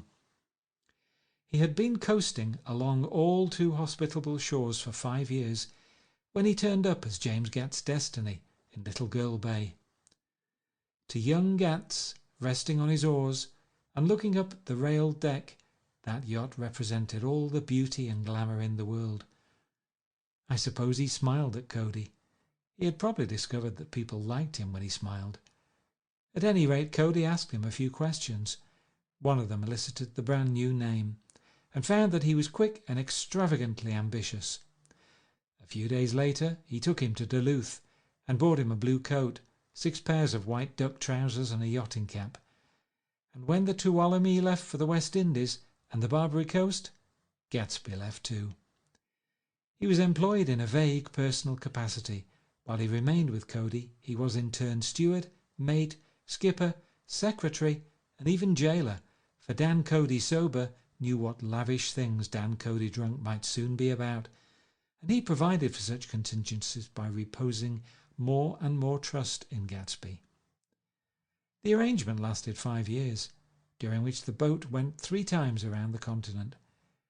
It might have lasted indefinitely except for the fact that Ella Kay came on board one night in Boston, and a week later Dan Cody inhospitably died. I remember the portrait of him up in Gatsby's bedroom, a grey, florid man with a hard, empty face, the pioneer debauchee who during one phase of American life brought back to the eastern seaboard the savage violence of the frontier brothel and saloon. It was indirectly due to Cody that Gatsby drank so little. Sometimes in the course of gay parties women used to rub champagne into his hair. For himself he formed the habit of letting liquor alone. And it was from Cody that he inherited money, a legacy of $25,000. He didn't get it. He never understood the legal device that was used against him, but what remained of the millions went intact to LK. He was left with his singularly appropriate education. The vague contour of Jay Gatsby had filled out to the substantiality of a man. He told me all this very much later, but I put it down here with the idea of exploding those first wild rumours about his antecedents, which weren't even faintly true. Moreover, he told it to me at a time of confusion, when I had reached the point of believing everything and nothing about him. So I take advantage of this short halt, while Gatsby, so to speak, caught his breath to clear this set of misconceptions away. It was a halt too in my association with his affairs. For several weeks I didn't see him, or hear his voice on the phone. Mostly I was in New York, trotting around with Jordan, trying to ingratiate myself with her senile aunt. But finally I went over to his house one Sunday afternoon. I hadn't been there 2 minutes when somebody brought Tom Buchanan in for a drink. I was startled, naturally, but the really surprising thing was that it hadn't happened before. They were a party of 3 on horseback, Tom and a man named Sloane, and a pretty woman in a brown riding habit who had been there previously. "I'm delighted to see you," said Gatsby, standing on his porch. "I'm delighted that you dropped in." As though they cared. "Sit right down. Have a cigarette or a cigar." He walked around the room quickly, ringing bells. "I'll have something to drink for you in just a minute." He was profoundly affected by the fact that Tom was there, but he would be uneasy anyhow until he had given them something, realizing in a vague way that that was all they came for. Mr. Sloane wanted nothing. "A lemonade?" "No, thanks." "A little champagne?" "Nothing at all, thanks." "I'm sorry. Did you have a nice ride?" "Very good roads round here." "I suppose the automobiles—" "Yeah." Moved by an irresistible impulse, Gatsby turned to Tom, who had accepted the introduction as a stranger. "I believe we've met somewhere before, Mr. Buchanan." "Oh, yes," said Tom, gruffly polite, but obviously not remembering. "So we did. I remember very well. About 2 weeks ago. That's right, you were with Nick here." "I know your wife," continued Gatsby, almost aggressively. "That's so." Tom turned to me. "You live near here, Nick?" "Next door." "That's so." Mr. Sloane didn't enter into the conversation, but lounged back haughtily in his chair. The woman said nothing either, until, unexpectedly after 2 highballs, she became cordial. "We'll all come over to your next party, Mr. Gatsby," she suggested. "What do you say?" "Certainly, I'd be delighted to have you." "Be very nice," said Mr. Sloane without gratitude. "Well, think ought to be starting home." "Please don't hurry," Gatsby urged them. He had control of himself now, and he wanted to see more of Tom. Why don't you stay for supper? I wouldn't be surprised if some other people dropped in from New York." "You come to supper with me," said the lady enthusiastically. "Both of you." This included me. Mr. Sloane got to his feet. "Come along," he said, but to her only. "I mean it," she insisted. "I'd love to have you. Lots of room." Gatsby looked at me questioningly. He wanted to go, and he didn't see that Mr. Sloane had determined he shouldn't. "I'm afraid I won't be able to," I said. "Well, you come," she urged, concentrating on Gatsby. Mr. Sloane murmured something close to her ear. "We won't be late if we start now," she insisted aloud. "I haven't got a horse," said Gatsby. "I used to ride in the army, but I've never bought a horse. I'll have to follow you in my car. Excuse me for just a minute." The rest of us walked out onto the porch, where Sloane and the lady began an impassioned conversation aside. "My God, I believe the man's coming," said Tom. "Doesn't he know she doesn't want him?" "She says she does want him.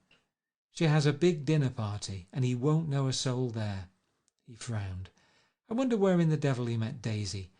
By God, I may be old-fashioned in my ideas, but women run around too much these days to suit me.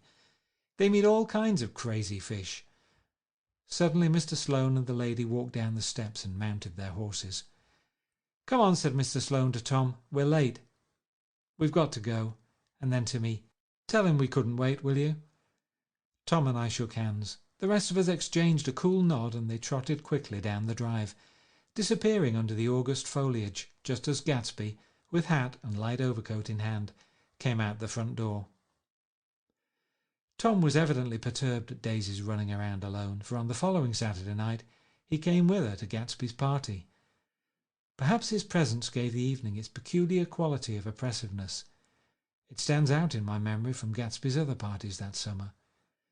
They were the same people, or at least the same sort of people, the same profusion of champagne, the same many-coloured, many-keyed commotion, but I felt an unpleasantness in the air, a pervading harshness that hadn't been there before. Or perhaps I had merely grown used to it, grown to accept West Egg as a world complete in itself, with its own standards and its own great figures, second to nothing because it had no consciousness of being so. And now I was looking at it again, through Daisy's eyes. It is invariably saddening to look through new eyes at things upon which you have expended your own powers of adjustment. They arrived at twilight, and as we strolled out among the sparkling hundreds, Daisy's voice was playing murmurous tricks in her throat. "These things excite me so," she whispered. "If you want to kiss me any time during the evening, Nick, just let me know and I'll be glad to arrange it for you. Just mention my name, or present a green card. I'm giving out green—" "Look around," suggested Gatsby. "I'm looking around. I'm having a marvellous—" "You must see the faces of many people you've heard about." Tom's arrogant eyes roamed the crowd. "We don't go around very much," he said. "In fact, I was just thinking I don't know a soul here." "Perhaps you know that lady," Gatsby indicated, a gorgeous, scarcely human orchid of a woman, who sat in state under a white plum tree. Tom and Daisy stared with that peculiarly unreal feeling that accompanies the recognition of a hitherto ghostly celebrity of the movies. "She's lovely," said Daisy. "The man bending over her is her director." He took them ceremoniously from group to group. "Mrs. Buchanan and Mr. Buchanan." After an instant's hesitation he added, "The polo player." "Oh no," objected Tom quickly, "not me." But evidently the sound of it pleased Gatsby, for Tom remained the polo player for the rest of the evening. "I've never met so many celebrities," Daisy exclaimed. "I like that man. What was his name? With the sort of blue nose?" Gatsby identified him, adding that he was a small producer. "Well, I liked him anyhow." "I'd a little rather not be the polo player," said Tom pleasantly. "I'd rather look at all these famous people in oblivion." Daisy and Gatsby danced. I remember being surprised by his graceful conservative foxtrot. I'd never seen him dance before. Then they sauntered over to my house and sat on the steps for half an hour, while at her request I remained watchfully in the garden. "In case there's a fire or a flood," she explained, "or any act of God." Tom appeared from his oblivion as we were sitting down to supper together. "Do you mind if I eat with some people over here?" he said. "A fellow's getting off some funny stuff." "Go ahead," answered Daisy genially, "and if you want to take down any addresses, here's my little gold pencil." She looked around after a moment and told me the girl was common but pretty, and I knew that except for the half hour she'd been alone with Gatsby, she wasn't having a good time. We were at a particularly tipsy table. That was my fault. Gatsby had been called to the phone, and I'd enjoyed these same people only 2 weeks before, but what had amused me then turned septic on the air now. "How do you feel, Miss Baedeker?" The girl addressed was trying, unsuccessfully, to slump against my shoulder. At this inquiry she sat up and opened her eyes. "What?" A massive and lethargic woman who had been urging Daisy to play golf with her at the local club tomorrow spoke to Miss Baedeker's defence. "She's all right now. When she's had 5 or 6 cocktails she always starts screaming like that. I tell her she ought to leave it alone." "I do leave it alone," affirmed the accused hollowly. "We heard you yelling, so I said to Doc Sivert here, 'There's somebody that needs your help, Doc.'" "She's much obliged, I'm sure," said another friend without gratitude. "But you got her dress all wet when you stuck her head in the pool." "Anything I hate is to get my head stuck in a pool," mumbled Miss Baedeker. "They almost drowned me once over in New Jersey." "Then you ought to leave it alone," countered Dr. Sivert. "Speak for yourself," cried Miss Baedeker violently. "Your hand shakes. I wouldn't let you operate on me." It was like that. Almost the last thing I remember was standing with Daisy and watching the moving picture director and his star. They were still under the white plum tree, and their faces were touching, except for a pale, thin ray of moonlight between. It occurred to me that he had been very slowly bending toward her all evening to attain this proximity, and even while I watched I saw him stoop one ultimate degree and kiss at her cheek. "I like her," said Daisy. "I think she's lovely." But the rest offended her, and inarguably because it wasn't a gesture, but an emotion. She was appalled by West Egg, this unprecedented place that Broadway had begotten upon a Long Island fishing village, appalled by its raw vigour that chafed under the old euphemisms, and by the too obtrusive fate that herded its inhabitants along a shortcut from nothing to nothing. She saw something awful in the very simplicity she failed to understand. I sat on the front steps with them while they waited for their car. It was dark here in front. Only the bright door sent 10 square feet of light volleying out into the soft black morning. Sometimes a shadow moved against the dressing-room blind above, gave way to another shadow, an indefinite procession of shadows that rouged and powdered in an invisible glass. "Who is this Gatsby, anyhow?" demanded Tom suddenly. "Some big bootlegger?" "Where do you hear that?" I inquired. "I didn't hear it, I imagined it. A lot of these newly rich people are just big bootleggers, you know." "Not Gatsby," I said shortly. He was silent for a moment. The pebbles of the drive crunched under his feet. Well, he certainly must have strained himself to get this menagerie together. A breeze stirred the grey haze of Daisy's fur collar. "At least they're more interesting than the people we know," she said with an effort. "You didn't look so interested." "Well, I was." Tom laughed and turned to me. "Did you notice Daisy's face when that girl asked her to put her under a cold shower?" Daisy began to sing with the music in a husky, rhythmic whisper, bringing out a meaning in each word that it had never had before and would never have again. When the melody rose, her voice broke up sweetly, following it, in a way contralto voices have, and each change tipped out a little of her warm human magic upon the air. "Lots of people come who haven't been invited," she said suddenly. "That girl hadn't been invited. They simply forced their way in, and he's too polite to object." "I'd like to know who he is and what he does," insisted Tom, "and I think I'll make a point of finding out." "I can tell you right now," she answered. "He owns some drugstores, a lot of drugstores. He built them up himself." The dilatory limousine came rolling up the drive. "Good night, Nick," said Daisy. Her glance left me and sought the lighted top of the steps, where 3 o'clock in the morning, a neat, sad little waltz of that year, was drifting out the open door. After all, in the very casualness of Gatsby's party, there were romantic possibilities totally absent from her world. What was it up there in the song that seemed to be calling her back inside? What would happen now in the dim, incalculable hours?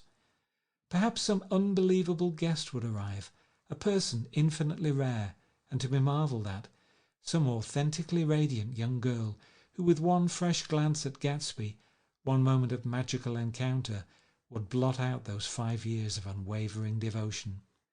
I stayed late that night. Gatsby asked me to wait until he was free, and I lingered in the garden until the inevitable swimming party had run up, chilled and exalted from the black beach, until the lights were extinguished in the guest rooms overhead.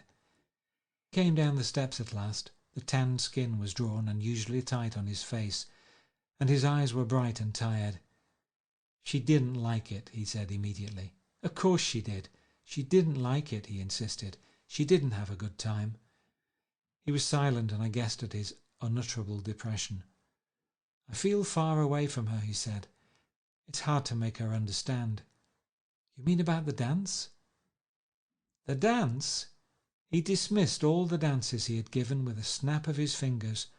"Old sport, the dance is unimportant." He wanted nothing less of Daisy than that she should go to Tom and say, "I never loved you."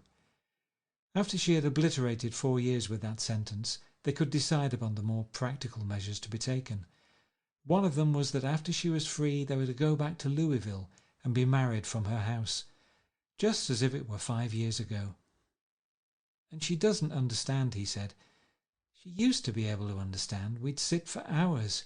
He broke off and began to walk up and down a desolate path of fruit rinds and discarded favours and crushed flowers.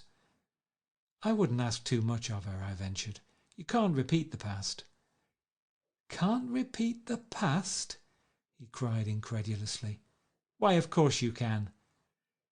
He looked around him wildly, as if the past were lurking here in the shadow of his house, just out of reach of his hand. "I'm going to fix everything just the way it was before," he said, nodding determinedly. "She'll see." He talked a lot about the past, and I gathered that he wanted to recover something, some idea of himself perhaps that had gone into loving Daisy. His life had been confused and disordered since then, but if he could return to a certain starting place and go over it all slowly, he could find out what that thing was. One autumn night, 5 years before, they had been walking down the street when the leaves were falling, and they came to a place where there were no trees and the sidewalk was white with moonlight. They stopped here and turned toward each other. Now it was a cool night with that mysterious excitement in it which comes at the 2 changes of the year. The quiet lights in the houses were humming out into the darkness, and there was a stir and bustle among the stars. Out of the corner of his eye, Gatsby saw that the blocks of the sidewalks really formed a ladder, and mounted to a secret place above the trees. He could climb to it if he climbed alone, and once there he could suck on the pap of life, gulp down the incomparable milk of wonder. His heart beat faster and faster as Daisy's white face came up to his own. He knew that when he kissed this girl and forever wed his unutterable visions to her perishable breath, his mind would never romp again like the mind of God. So he waited, listening for a moment longer to the tuning fork that had been struck upon a star. Then he kissed her. At his lips' touch she blossomed for him like a flower, and the incarnation was complete. Through all he said, even through his appalling sentimentality, I was reminded of something, an elusive rhythm, a fragment of lost words that I had heard somewhere a long time ago. For a moment a phrase tried to take shape in my mouth, and my lips parted like a dumb man's, as though there was more struggling upon them than a wisp of startled air. But they made no sound, and what I had almost remembered was uncommunicable forever. End of Chapter 6. Chapter 7 of The Great Gatsby by F. Scott Fitzgerald. It was when curiosity about Gatsby was at its highest that the lights in his house failed to go on one Saturday night, and, as obscurely as it had begun, his career as Trimalchio was over. Only gradually did I become aware that the automobiles which turned expectantly into his drive stayed for just a minute and then drove sulkily away. Wondering if he was sick, I went over to find out. An unfamiliar butler with a villainous face squinted at me suspiciously from the door. "Is Mr. Gatsby sick?" "Nope." After a pause he added, "Sir," in a dilatory, grudging way. I hadn't seen him around and I was rather worried. "Tell him Mr. Carraway came over." "Who?" he demanded rudely. "Carraway." "Carraway? All right, I'll tell him." Abruptly he slammed the door. My Finn informed me that Gatsby had dismissed every servant in his house a week ago and replaced them with half a dozen others who never went into West Egg Village to be bribed by the tradesmen, but ordered moderate supplies over the telephone. The grocery boy reported that the kitchen looked like a pigsty, and the general opinion in the village was that the new people weren't servants at all. Next day Gatsby called me on the phone. "Going away?" I inquired. "No, old sport." "I hear you fired all your servants." "I wanted somebody who wouldn't gossip. Daisy comes over quite often, in the afternoons." So the whole caravanserai had fallen in like a card house at the disapproval in her eyes. There's some people Wolfsheim wanted to do something for. They're all brothers and sisters. They used to run a small hotel." "I see." He was calling up at Daisy's request. Would I come to lunch at her house tomorrow? Miss Baker would be there. Half an hour later, Daisy herself telephoned and seemed relieved to find that I was coming. Something was up, and yet I couldn't believe that they would choose this occasion for a scene, especially for the rather harrowing scene that Gatsby had outlined in the garden. The next day was broiling, almost the last, certainly the warmest of the summer. As my train emerged from the tunnel into sunlight, only the hot whistles of the National Biscuit Company broke the simmering hush at noon. The straw seats of the car hovered on the edge of combustion. The woman next to me perspired delicately for a while into her white shirtwaist, and then, as her newspaper dampened under her fingers, lapsed despairingly into deep heat with a desolate cry. Her pocketbook slapped to the floor. "Oh my!" she gasped.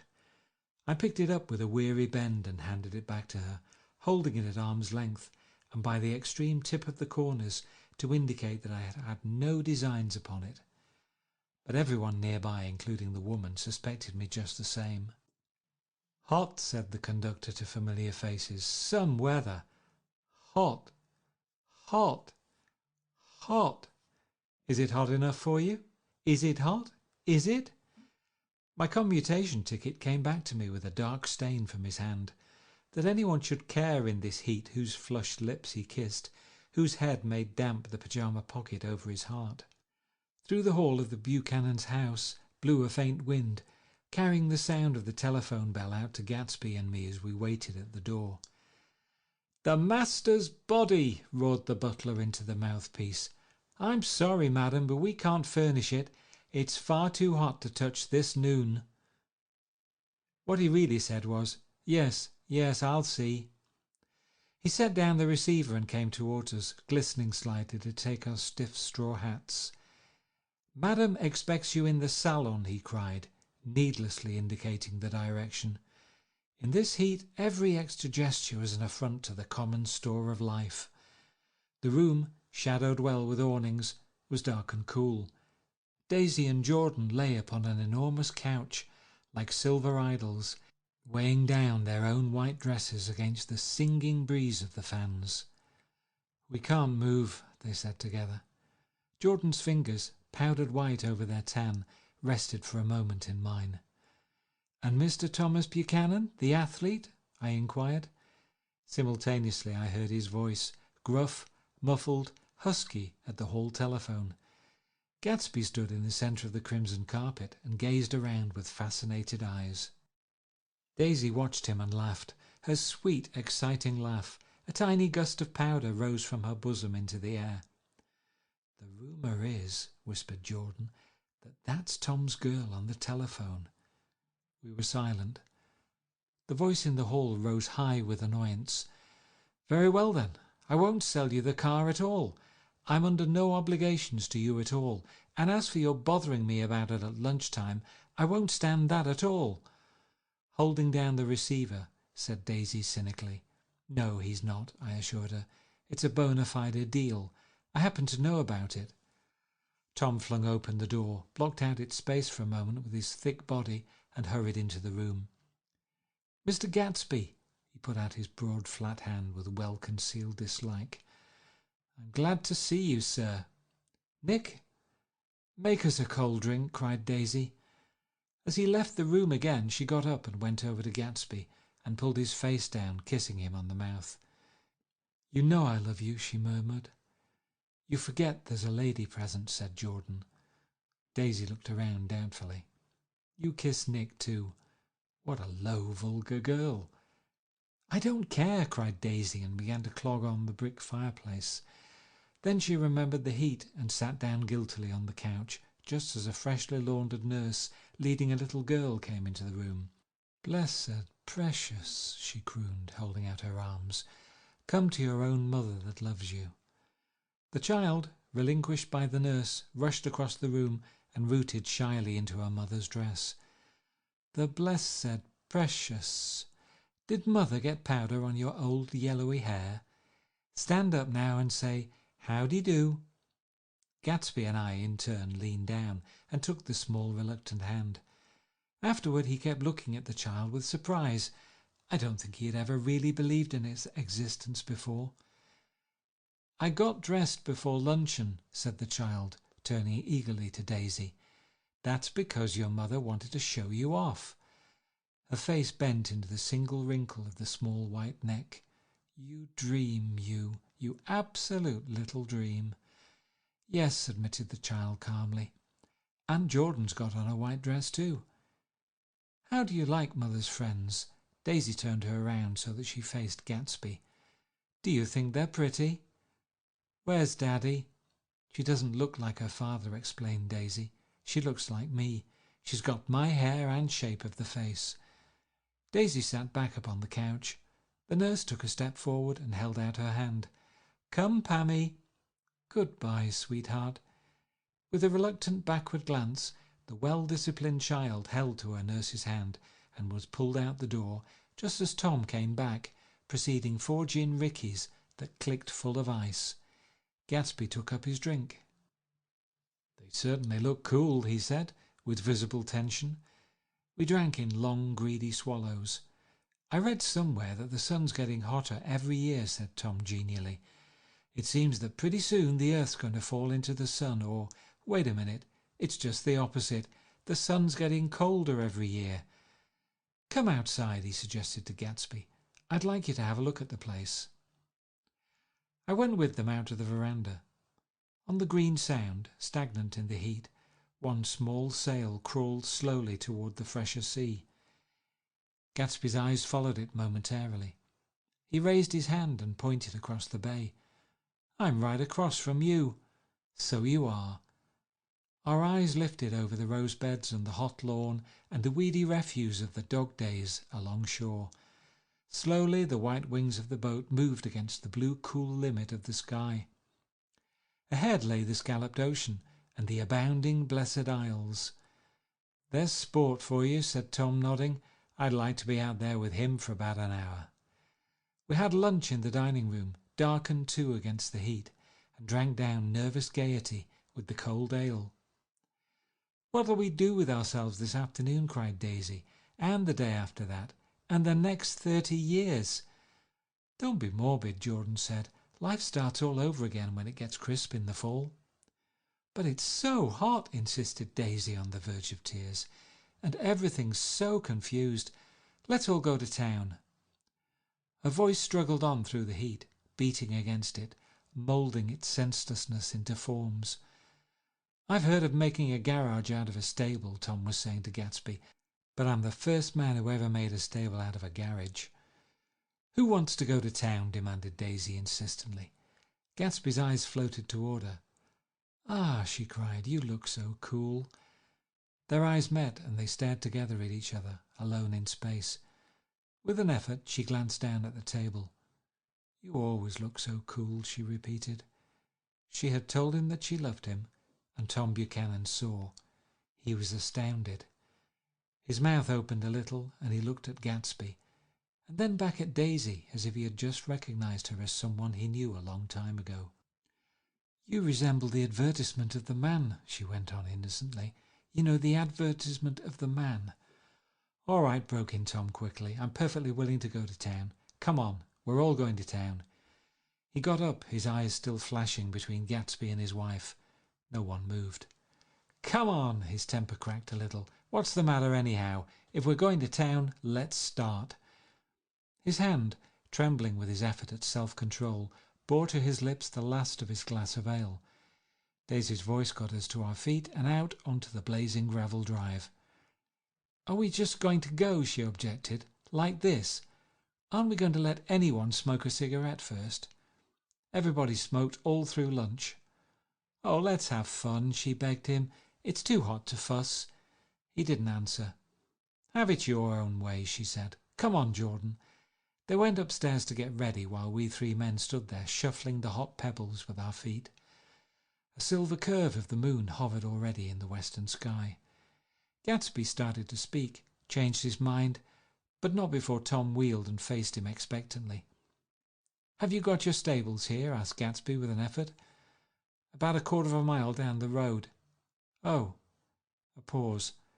I don't see the idea of going to town, broke out Tom savagely.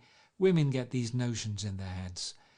Shall we take anything to drink? Called Daisy from an upper window. I'll get some whiskey, answered Tom. He went inside. Gatsby turned to me rigidly. I can't say anything in his household, Sport. She's got an indiscreet voice, I remarked. It's full of... I hesitated. Her voice is full of money, he said suddenly. That was it. I'd never understood before. It was full of money. That was the inexhaustible charm that rose and fell in it, the jingle of it, the cymbals' song of it. High in a white palace, the king's daughter, the golden girl. Tom came out of the house, wrapping a quart bottle in a towel, followed by Daisy and Jordan, wearing small tight hats of metallic cloth and carrying light capes over their arms. Shall we all go in my car? Suggested Gatsby. He felt the hot green leather of the seat. I ought to have left it in the shade. Is it standard shift? Demanded Tom. Yes. Well, you take my coupe and let me drive your car to town. The suggestion was distasteful to Gatsby. I don't think there's much gas, he objected. Plenty of gas, said Tom boisterously. He looked at the gauge. And if it runs out, I can stop at a drugstore. You can buy anything at a drugstore nowadays. A pause followed this apparently pointless remark. Daisy looked at Tom, frowning, and an indefinable expression, at once definitely unfamiliar and vaguely recognizable, as if I had only heard it described in words, passed over Gatsby's face. Come on, Daisy, said Tom, pressing her with his hand towards Gatsby's car. I'll take you in this circus wagon. He opened the door, but she moved out from the circle of his arm. You take Nick and Jordan. We'll follow you in the coupe. She walked close to Gatsby, touching his coat with her hand. Jordan and Tom and I got into the front seat of Gatsby's car. Tom pushed the unfamiliar gears tentatively, and we shot off into the oppressive heat, leaving them out of sight behind. Did you see that? Demanded Tom. See what? He looked at me keenly, realizing that Jordan and I must have known all along. You think I'm pretty dumb, don't you? He suggested. Perhaps I am, but I have almost a second sight sometimes that tells me what to do. Maybe you don't believe that, but science... He paused. The immediate contingency overtook him, pulled him back from the edge of the theoretical abyss. I've made a small investigation of this fellow, he continued. I could have gone deeper if I'd known. Do you mean you've been to a medium? Inquired Jordan humorously. What? Confused, he stared at us as we laughed. A medium? About Gatsby. About Gatsby? No, I haven't. I said I'd been making a small investigation of his past. And you found he was an Oxford man, said Jordan helpfully. An Oxford man? He was incredulous. Like hell he is. He wears a pink suit. Nevertheless, he's an Oxford man. Oxford, New Mexico, snorted Tom contemptuously, or something like that. Listen, Tom, if you're such a snob, why did you invite him to lunch? Demanded Jordan crossly. Daisy invited him. She knew him before we were married. God knows where. We were all irritable now with the fading ale, and aware of it, we drove for a while in silence.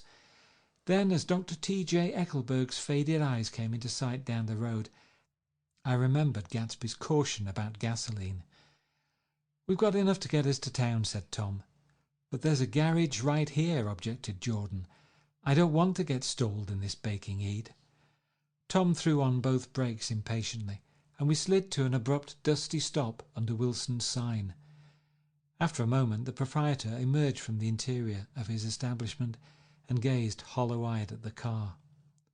Let's have some gas, cried Tom roughly. What do you think we stopped for? To admire the view?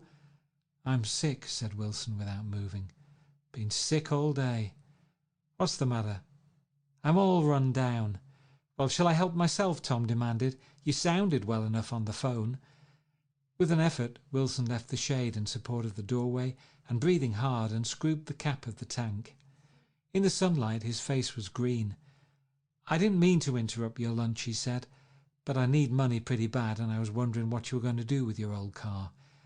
How do you like this one? Inquired Tom. I bought it last week. It's a nice yellow one, said Wilson as he strained at the handle. Like to buy it? Big chance, Wilson smiled faintly. No, but I could make some money on the other. What do you want money for all of a sudden? I've been here too long. I want to get away. My wife and I want to go west. Your wife does? Exclaimed Tom, startled. She's been talking about it for 10 years. He rested for a moment against the pump, shading his eyes. And now she's going whether she wants to or not. I'm going to get her away. The coupe flashed by us with a flurry of dust and the flash of a waving hand. What do I owe you? Demanded Tom harshly. I just got wised up to something funny the last 2 days, remarked Wilson. That's why I want to get away. That's why I've been bothering you about the car. What do I owe you? $1.20. The relentless beating heat was beginning to confuse me, and I had a bad moment there before I realized that so far his suspicions hadn't alighted on Tom. He had discovered that Myrtle had some sort of life apart from him in another world, and the shock had made him physically sick. I stared at him and then at Tom, who had made a parallel discovery less than an hour before. And it occurred to me that there was no difference between men, in intelligence or race, so profound as the difference between the sick and the well.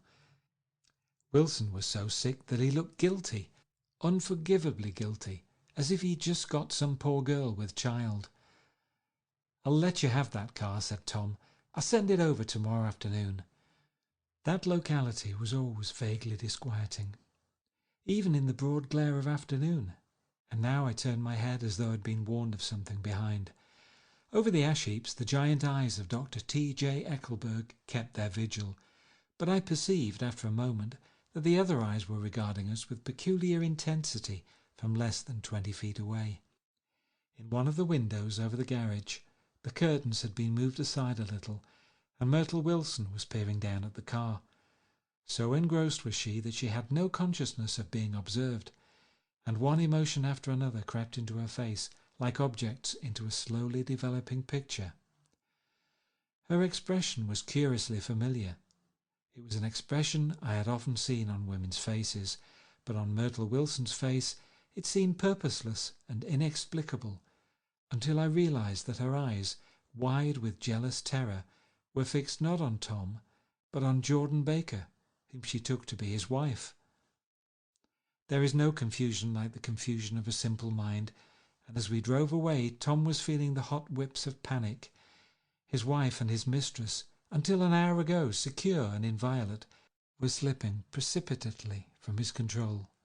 Instinct made him step on the accelerator with the double purpose of overtaking Daisy and leaving Wilson behind, and we sped along toward Astoria at 50 miles an hour until, among the spidery girders of the elevated, we came in sight of the easy-going blue coupe. Those big movies around 50th Street are cool, suggested Jordan. I love New York on summer afternoons when everyone's away. There's something very sensuous about it, overripe, as if all sorts of funny fruits were going to fall into your hands. The word sensuous had the effect of further disquieting Tom.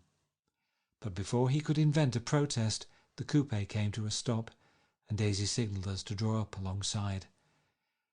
"Where are we going?" she cried. "How about the movies?" "It's so hot," she complained. "You go. We'll ride around and meet you after." With an effort her wit rose faintly. "We'll meet you on some corner. I'll be the man smoking 2 cigarettes." "We can't argue about it here," Tom said impatiently, as the truck gave out a cursing whistle behind us. "You follow me to the south side of Central Park, in front of the plaza."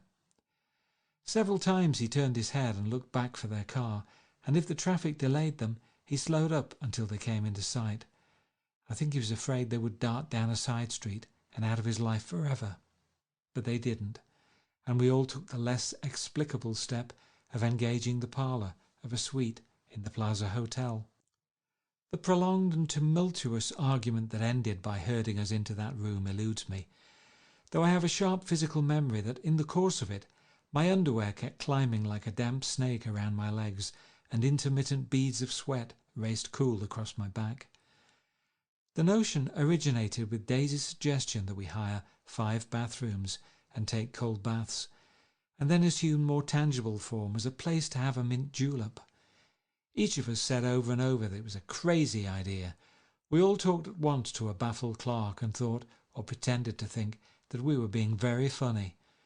The room was large and stifling, and though it was already 4 o'clock, opening the windows admitted only a gust of hot shrubbery from the park. Daisy went to the mirror and stood with her back to us, fixing her hair. "It's a swell suite," whispered Jordan respectfully, and everyone laughed. "Open another window," commanded Daisy without turning around. "There aren't any more."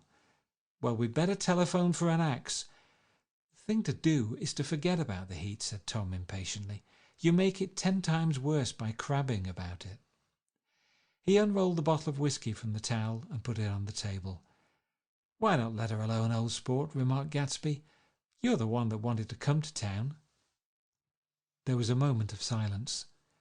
The telephone book slipped from its nail and splashed to the floor, whereupon Jordan whispered, "Excuse me," but this time no one laughed. "I'll pick it up," I offered. "I've got it." Gatsby examined the parted string, muttered "hum" in an interested way, and tossed the book on a chair. "That's a great expression of yours, isn't it?" said Tom sharply. "What is?" "All this old sport business. Where do you pick that up?" "Now see here, Tom," said Daisy, turning around from the mirror. "If you're going to make personal remarks, I won't stay here a minute.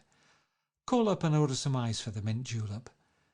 As Tom took up the receiver, the compressed heat exploded into sound, and we were listening to the portentous chords of Mendelssohn's Wedding March from the ballroom below. "Imagine marrying anybody in this heat," cried Jordan dismally. "Still, I was married in the middle of June," Daisy remembered. "Louisville, in June. Somebody fainted." "Who was it fainted, Tom?" "Biloxi," he answered shortly. "A man named Biloxi. Biloxi. And he made boxes, that's a fact, and he was from Biloxi, Tennessee." "They carried him into my house," appended Jordan, "because we lived just 2 doors from the church, and he stayed 3 weeks until Daddy told him he had to get out. The day after he left, Daddy died." After a moment she added, as if she might have sounded irreverent, "There wasn't any connection." "I used to know a Bill Biloxi from Memphis," I remarked. "That was his cousin. I knew his whole family history before he left. He gave me an aluminium putter that I use today." The music had died down as the ceremony began, and now a long cheer floated in at the window, followed by intermittent cries of "Yeah," and finally by a burst of jazz as the dancing began. "We're getting old," said Daisy. "If we were young, we'd rise and dance." "Remember Biloxi," Jordan warned her. "Where do you know him, Tom?" "Biloxi?" He concentrated with an effort. "I didn't know him. He was a friend of Daisy's." "He was not," she denied. "I'd never seen him before. He came down in the private car." "Well, he said he knew you. He said he was raised in Louisville. Asa Bird brought him around at the last minute and asked if we had room for him." Jordan smiled. "He was probably bumming his way home. He told me he was president of your class at Yale." Tom and I looked at each other blankly. "Biloxi?"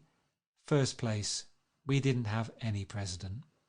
Gatsby's foot beat a short, restless tattoo, and Tom eyed him suddenly. "By the way, Mr. Gatsby, I understand you're an Oxford man." "Not exactly." "Oh, yes, I understand you went to Oxford." "Yes, I went there." A pause, then Tom's voice, incredulous and insulting. "You must have gone there about the time Biloxi went to New Haven." Another pause. A waiter knocked and came in with crushed mint and ice, but the silence was unbroken by his thank you and the soft closing of the door. This tremendous detail was to be cleared up at last. "I told you I went there," said Gatsby. "I heard you, but I'd like to know when." "It was in 1919. I only stayed 5 months. That's why I can't really call myself an Oxford man." Tom glanced around to see if we mirrored his unbelief, but we were all looking at Gatsby. "It was an opportunity they gave to some of the officers after the armistice," he continued. "We could go to any of the universities in England or France." I wanted to get up and slap him on the back. I had one of those renewals of complete faith in him that I'd experienced before. Daisy rose, smiling faintly, and went to the table. "Open the whiskey, Tom," she ordered, "and I'll make you a mint julep. Then you won't seem so stupid to yourself. Look at the mint." "Wait a minute," snapped Tom. "I want to ask Mr. Gatsby one more question." "Go on," Gatsby said politely. "What kind of a row are you trying to cause in my house anyhow?" They were out in the open at last, and Gatsby was content. "He isn't causing a row." Daisy looked desperately from one to the other. "You're causing a row. Please, have a little self-control." "Self-control?" repeated Tom incredulously. "I suppose the latest thing is to sit back and let Mr. Nobody from nowhere make love to your wife. Well, if that's the idea, you can count me out. Nowadays, people begin by sneering at family life and family institutions, and next they'll throw everything overboard and have intermarriage between black and white." Flushed with his impassioned gibberish, he saw himself standing alone on the last barrier of civilization. "We're all white here," murmured Jordan. "I know I'm not very popular. I don't give big parties. I suppose you've got to make your house into a pigsty in order to have any friends in the modern world."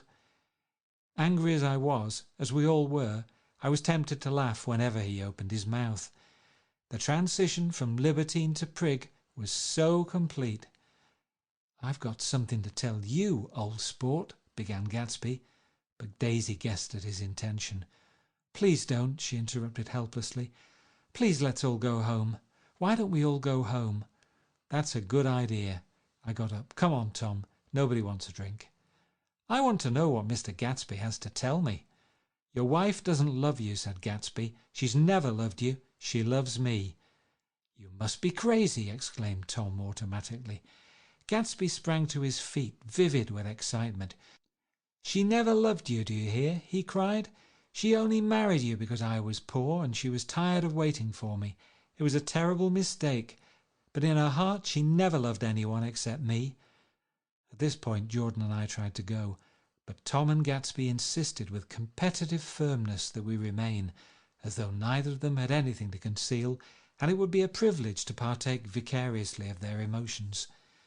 "Sit down, Daisy." Tom's voice groped unsuccessfully for the paternal note. "What's been going on? I want to hear all about it." "I told you what's been going on," said Gatsby. "Going on for 5 years, and you didn't know." Tom turned to Daisy sharply. "You've been seeing this fellow for 5 years?" "Not seeing," said Gatsby. "No, we couldn't meet. But both of us loved each other all that time, old sport, and you didn't know. I used to laugh sometimes," but there was no laughter in his eyes, "to think that you didn't know." "Oh, that's all." Tom tapped his thick fingers together like a clergyman and leaned back in his chair.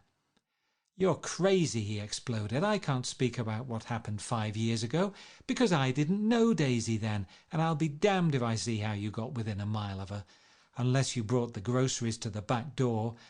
But all the rest of that's a goddamn lie. Daisy loved me when she married me, and she loves me now." "No," said Gatsby, shaking his head. "She does, though. The trouble is that sometimes she gets foolish ideas in her head and doesn't know what she's doing." He nodded sagely. "And what's more, I love Daisy too.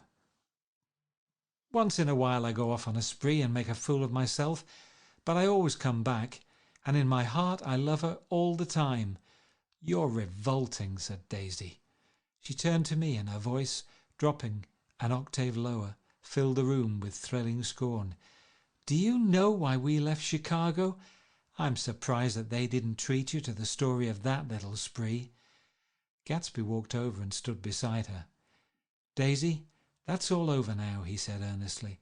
"It doesn't matter any more. Just tell him the truth, that you never loved him, and it's all wiped out forever." She looked at him blindly. "Why? How could I love him? Possibly." "You never loved him." She hesitated. Her eyes fell on Jordan and me with a sort of appeal, as though she realized at last what she was doing, and as though she had never all along intended doing anything at all. But it was done now. It was too late. "I never loved him," she said with perceptible reluctance. "Not at Capiolani?" demanded Tom suddenly. "No." From the ballroom beneath, muffled and suffocating chords were drifting up on hot waves of air. "Not that day I carried you down from the punch bowl to keep your shoes dry?" There was a husky tenderness in his tone. "Daisy?" "Please don't."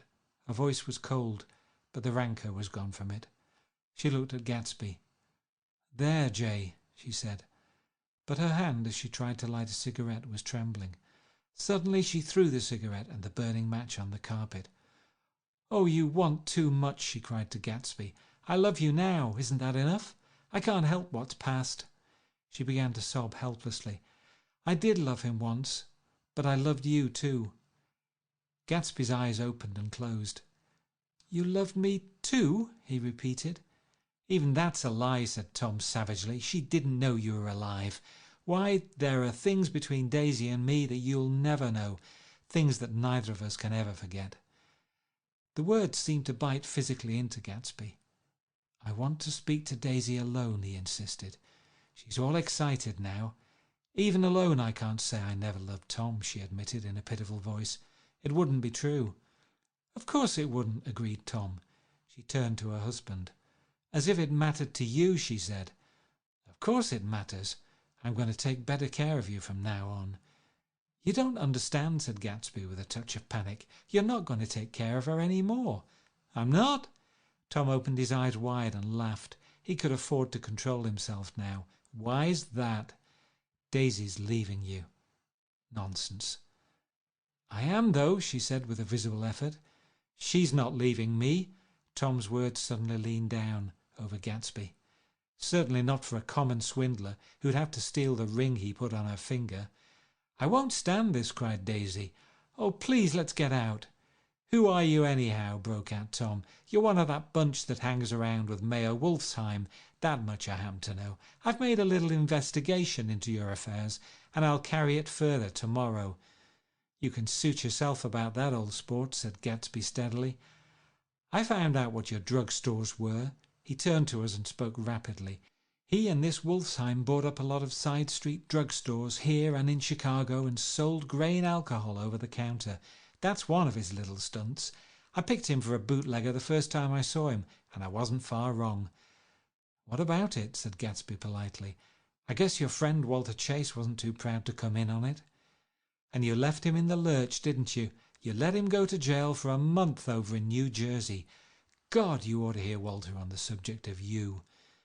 He came to us dead broke. He was very glad to pick up some money, old sport." "Don't you call me old sport," cried Tom. Gatsby said nothing.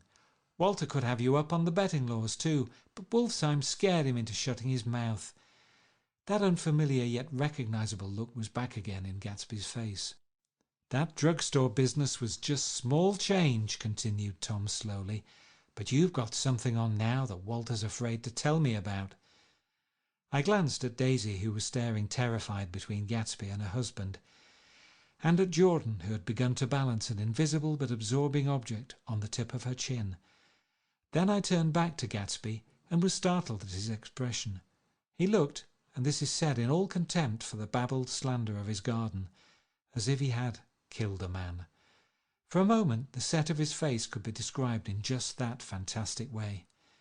It passed, and he began to talk excitedly to Daisy, denying everything, defending his name against accusations that had not been made. But with every word she was drawing further and further into herself, so he gave that up, and only the dead dream fought on as the afternoon slipped away, trying to touch what was no longer tangible, struggling unhappily, undespairingly, toward that lost voice across the room. The voice begged again to go. "Please, Tom, I can't stand this any more." Her frightened eyes told that whatever intentions, whatever courage she had had, were definitely gone. "You two start on home, Daisy," said Tom, "in Mr. Gatsby's car." She looked at Tom, alarmed now, but he insisted, with magnanimous scorn. "Go on. He won't annoy you. I think he realized that his presumptuous little flirtation is over." They were gone without a word, snapped out, made accidental, isolated, like ghosts even from our pity. After a moment Tom got up and began wrapping the unopened bottle of whiskey in the towel. "Want any of this stuff? Jordan, "Nick?" I didn't answer. "Nick?" he asked again. "What? Want any?" "No. I just remembered that today's my birthday." I was 30. Before me stretched the portentous, menacing road of a new decade. It was 7 o'clock when we got into the coupe with him and started for Long Island. Tom talked incessantly, exulting and laughing, but his voice was as remote from Jordan and me as the foreign clamour on the sidewalk or the tumult of the elevated overhead. Human sympathy has its limits, and we were content to let all their tragic arguments fade with the city lights behind. 30.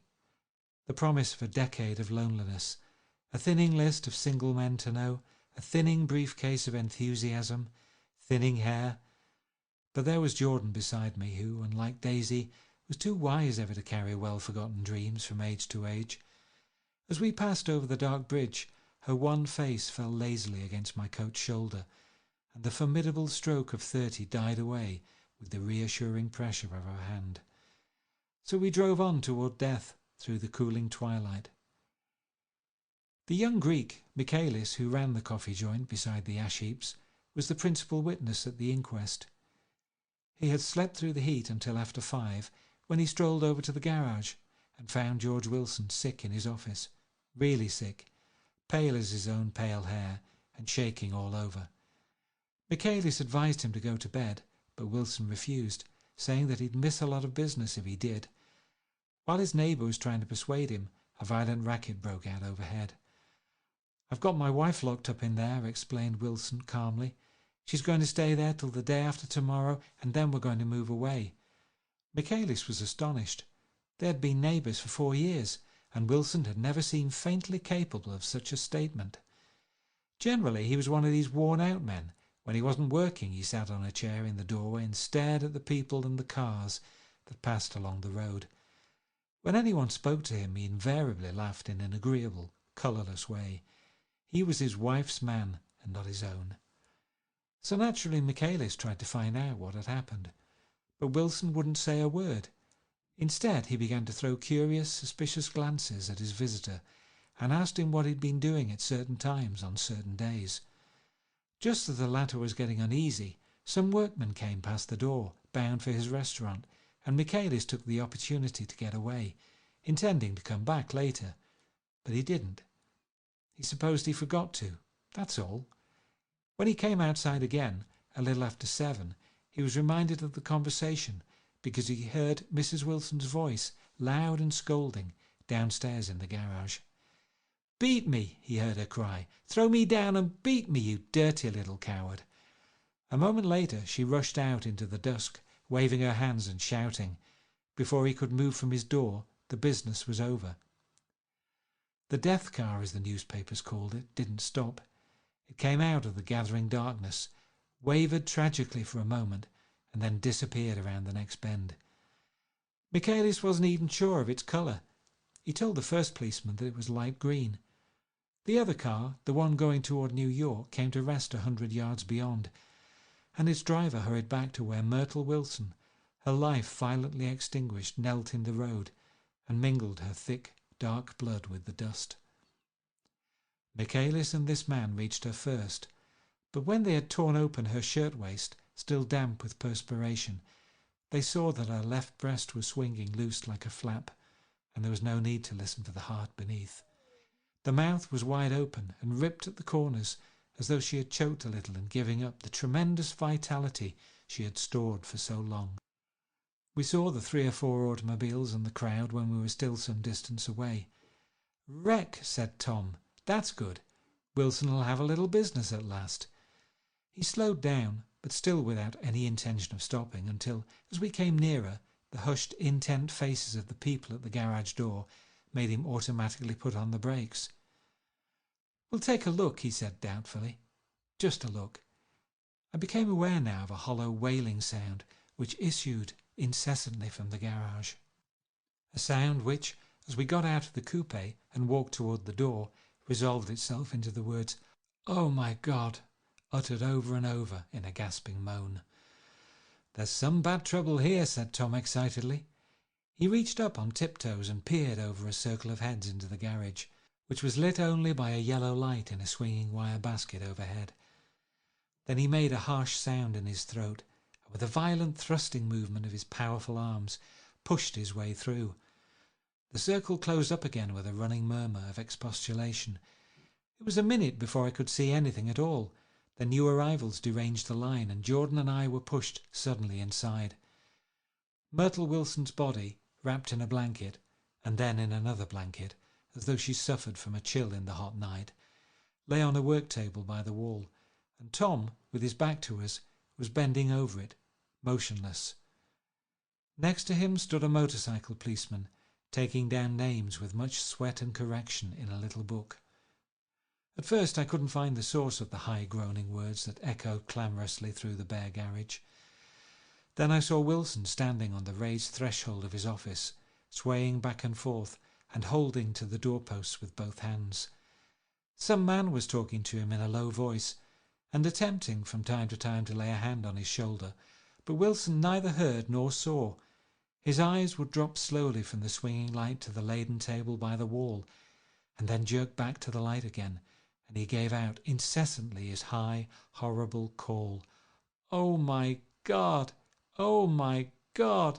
Oh, God! Oh, my God!"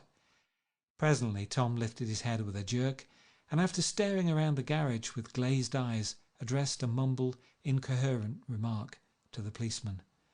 "M-A-V?" the policeman was saying. "O? No, R," corrected the man. "M-A-V-R-O?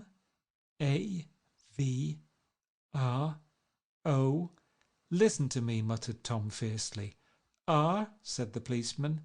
"O, G. G."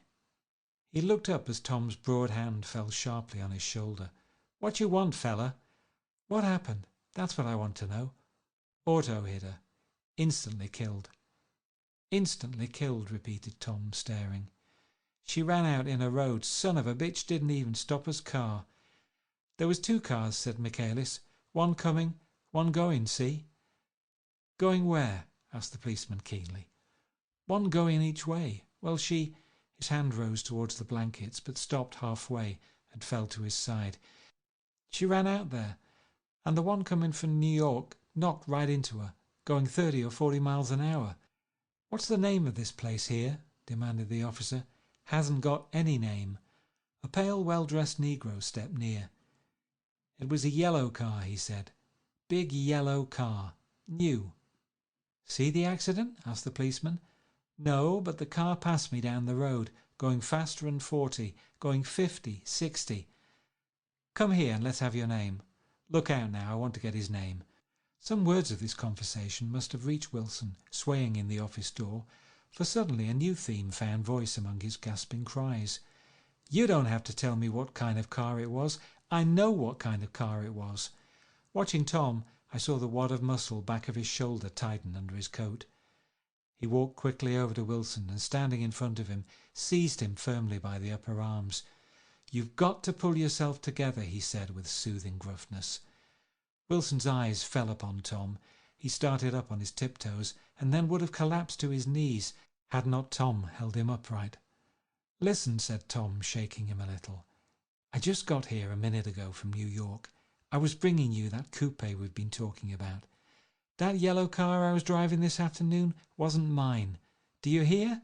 I haven't seen it all afternoon." Only the Negro and I were near enough to hear what he said, but the policeman caught something in the tone and looked over with truculent eyes. "What's all that?" he demanded. "I'm a friend of his." Tom turned his head, but kept his hands firm on Wilson's body. "He says he knows the car that did it. It was a yellow car." Some dim impulse moved the policeman to look suspiciously at Tom. "And what colour's your car?" "It's a blue car, a coupe." "We've come straight from New York," I said. Someone who had been driving a little behind us confirmed this, and the policeman turned away. "Now, if you'll let me have that name again correct." Picking up Wilson like a doll, Tom carried him into the office, set him down in a chair and came back. "If somebody'll come and sit with him," he snapped authoritatively.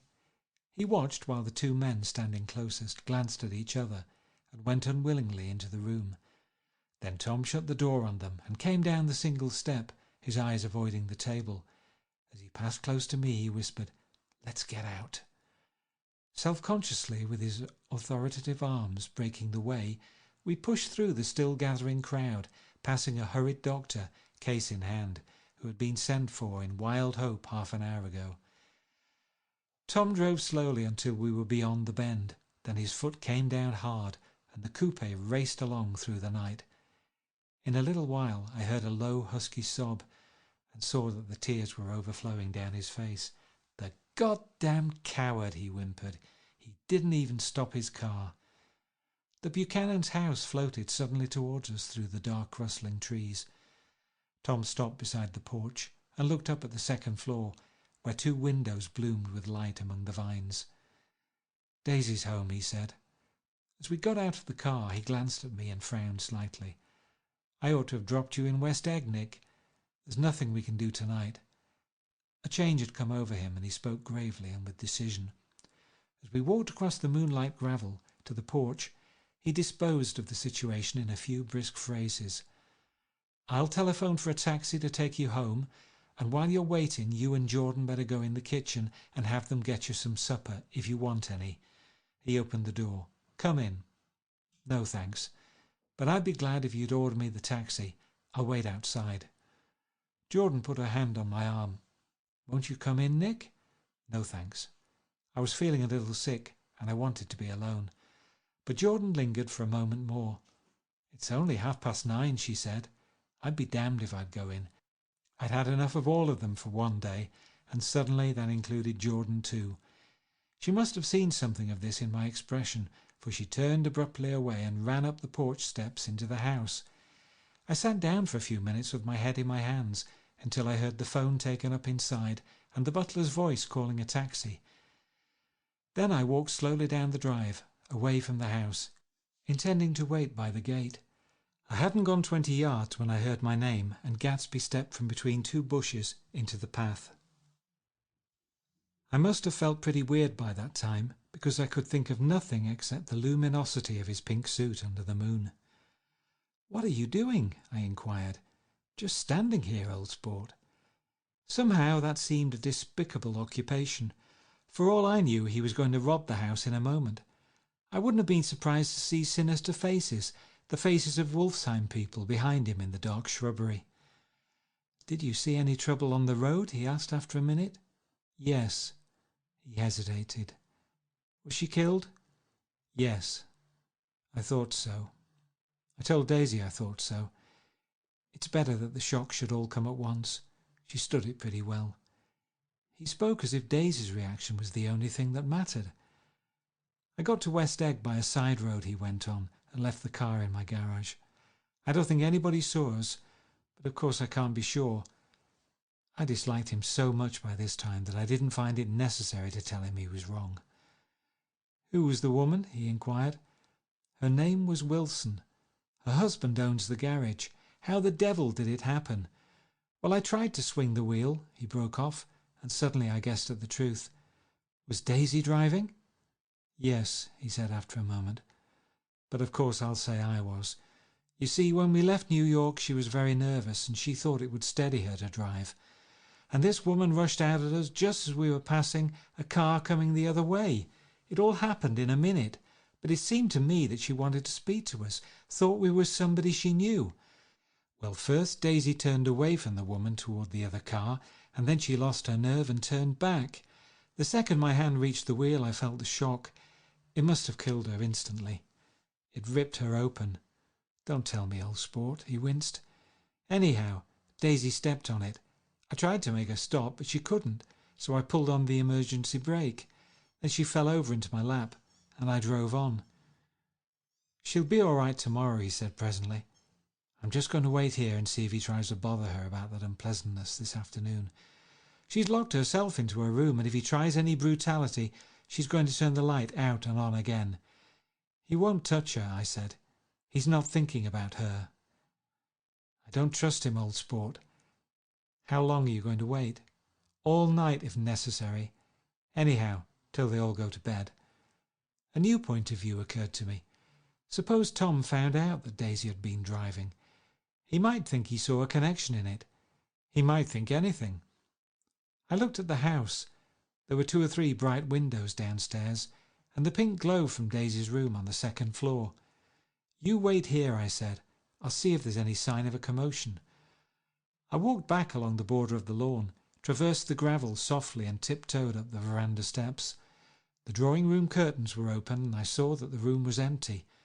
Crossing the porch where we had dined that June night 3 months before, I came to a small rectangle of light, which I guessed was the pantry window.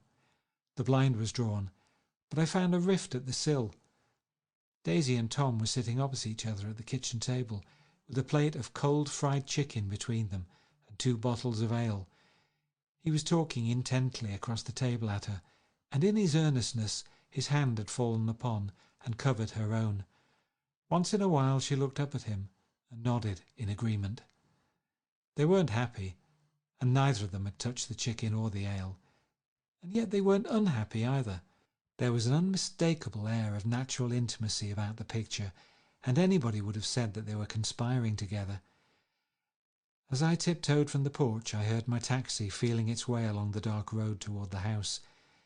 Gatsby was waiting where I had left him in the drive. "Is it all quiet up there?" he asked anxiously. "Yes, it's all quiet." I hesitated. "You'd better come home and get some sleep." He shook his head. "I want to wait here till Daisy goes to bed. Good night, old sport." He put his hands in his coat pockets and turned back eagerly to his scrutiny of the house, as though my presence marred the sacredness of the vigil. So I walked away and left him standing there in the moonlight, watching over nothing. End of Chapter 7. Chapter 8 of The Great Gatsby by F. Scott Fitzgerald. I couldn't sleep all night. A foghorn was groaning incessantly on the sound, and I tossed half sick between grotesque reality and savage, frightening dreams. Toward dawn, I heard a taxi go up Gatsby's drive, and immediately I jumped out of bed and began to dress. I felt that I had something to tell him, something to warn him about, and morning would be too late. Crossing his lawn, I saw that his front door was still open, and he was leaning against a table in the hall, heavy with dejection or sleep. "Nothing happened," he said wanly. I waited, and about 4 o'clock she came to the window and stood there for a minute, and then turned out the light. His house had never seemed so enormous to me as it did that night, when we hunted through the great rooms for cigarettes. We pushed aside curtains that were like pavilions, and felt over innumerable feet of dark wall for electric light switches. Once I tumbled with a sort of splash upon the keys of a ghostly piano. There was an inexplicable amount of dust everywhere, and the rooms were musty, as though they hadn't been aired for many days. I found the humidor on an unfamiliar table, with 2 stale dry cigarettes inside. Throwing open the French windows of the drawing-room, we sat smoking out into the darkness. "You ought to go away," I said. "It's pretty certain they'll trace your car." "Go away now, old sport?" "Go to Atlantic City for a week, or up to Montreal." He wouldn't consider it. He couldn't possibly leave Daisy until he knew what she was going to do. He was clutching at some last hope, and I couldn't bear to shake him free.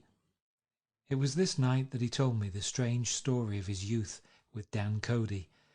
Told it to me because Jay Gatsby had broken up like glass against Tom's hard malice, and the long secret extravaganza was played out. I think that he would have acknowledged anything now without reserve, but he wanted to talk about Daisy. She was the first nice girl he had ever known. In various unrevealed capacities he had come in contact with such people, but always with indiscernible barbed wire between. He found her excitingly desirable.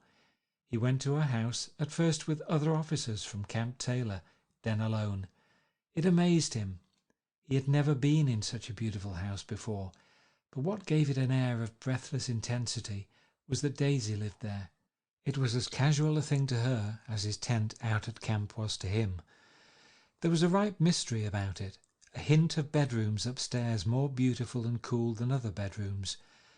of gay and radiant activities taking place through its corridors, and of romances that were not musty and laid away already in lavender, but fresh and breathing and redolent of this year's shining motor cars, and of dances whose flowers were scarcely withered. It excited him too that many men had already loved Daisy. It increased her value in his eyes. He felt their presence all about the house, pervading the air with the shades and echoes of still vibrant emotions. But he knew that he was in Daisy's house by a colossal accident. However glorious might be his future as Jay Gatsby, he was at present a penniless young man without a past, and at any moment the invisible cloak of his uniform might slip from his shoulders. So he made the most of his time. He took what he could get, ravenously and unscrupulously. Eventually he took Daisy one still October night, took her because he had no real right to touch her hand. He might have despised himself, for he had certainly taken her under false pretences. I don't mean that he had traded on his phantom millions, but he had deliberately given Daisy a sense of security. He let her believe that he was a person from much the same stratum as herself, that he was fully able to take care of her. As a matter of fact, he had no such facilities. He had no comfortable family standing behind him, and he was liable, at the whim of an impersonal government, to be blown anywhere about the world. But he didn't despise himself, and it didn't turn out as he had imagined. He had intended, probably, to take what he could and go, but now he found that he had committed himself to the following of a Grail. He knew that Daisy was extraordinary, but he didn't realize just how extraordinary a nice girl could be. She vanished into her rich house, into her rich, full life, leaving Gatsby nothing. He felt married to her, that was all. When they met again 2 days later, it was Gatsby who was breathless, who was somehow betrayed.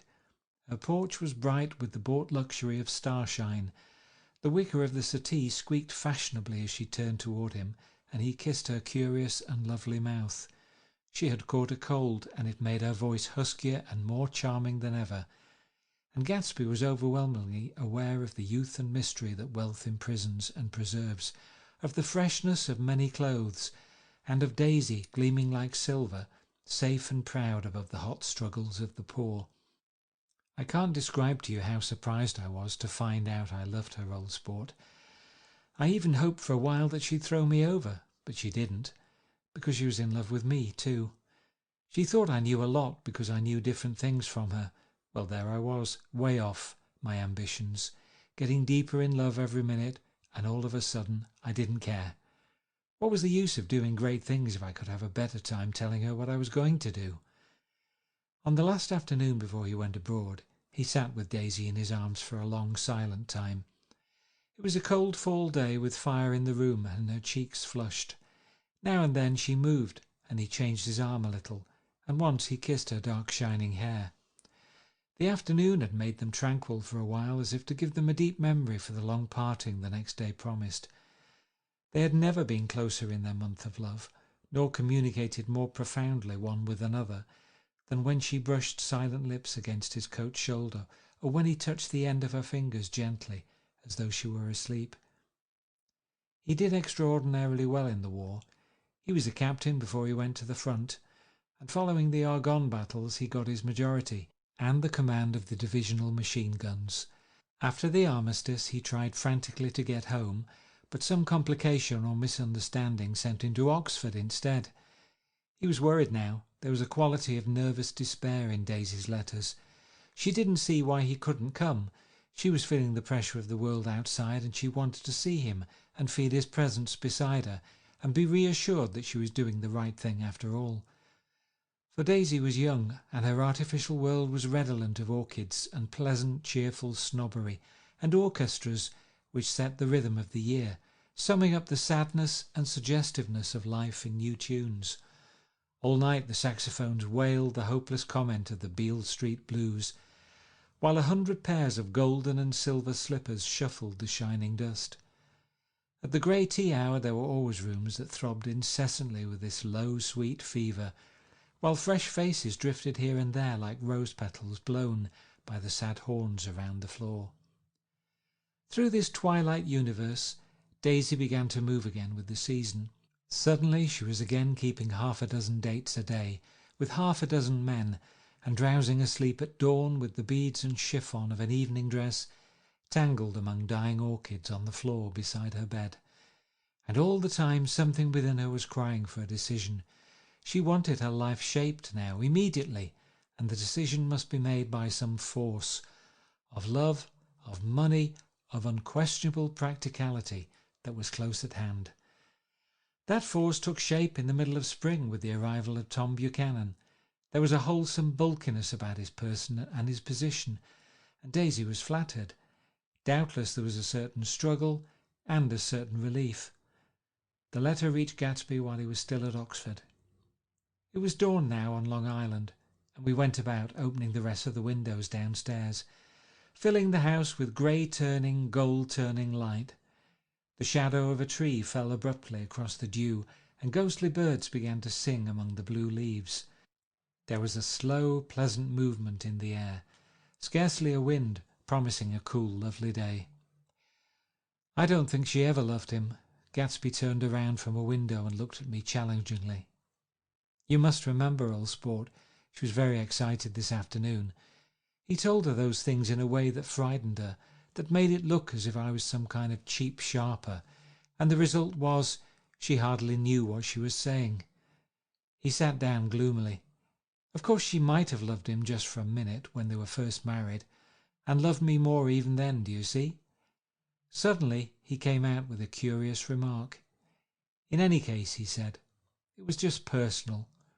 What could you make of that, except to suspect some intensity in his conception of the affair that couldn't be measured?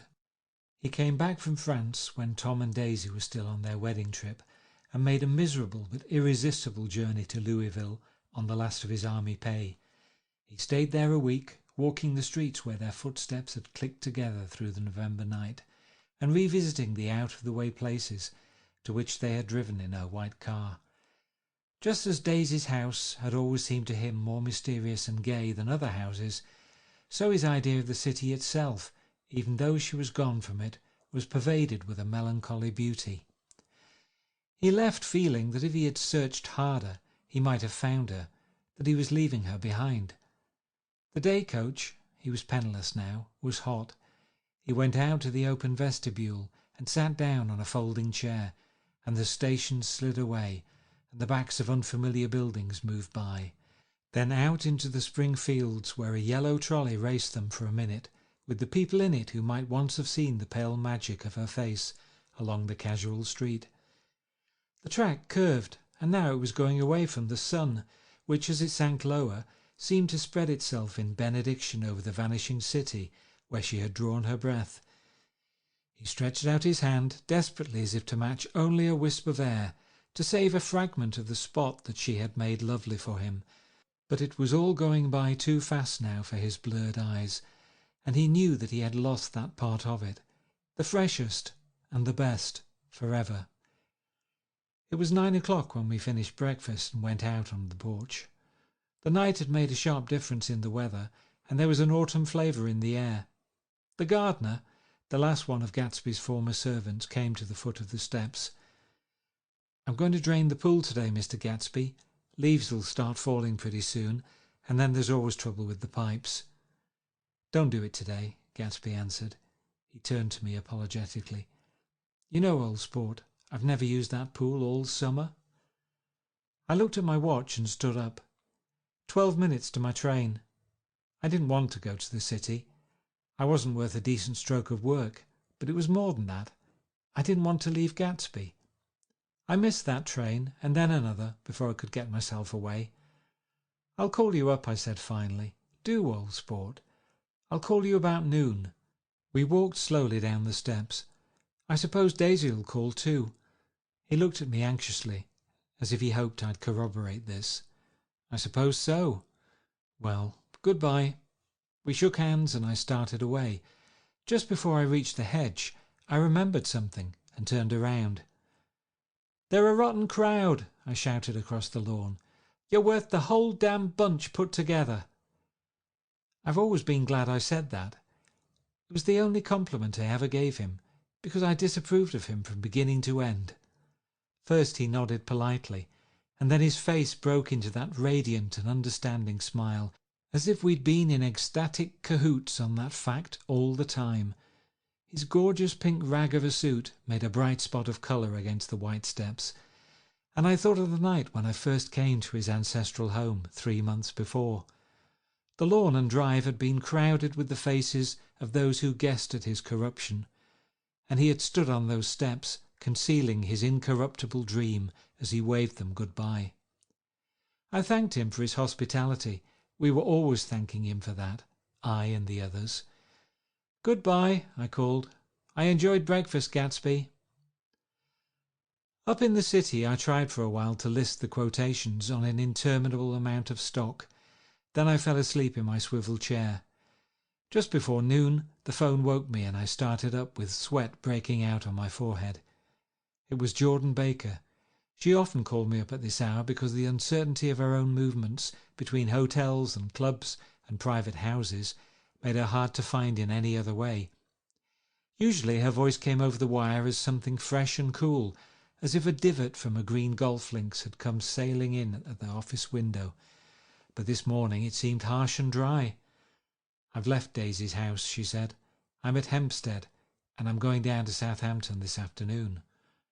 Probably it had been tactful to leave Daisy's house, but the act annoyed me, and her next remark made me rigid.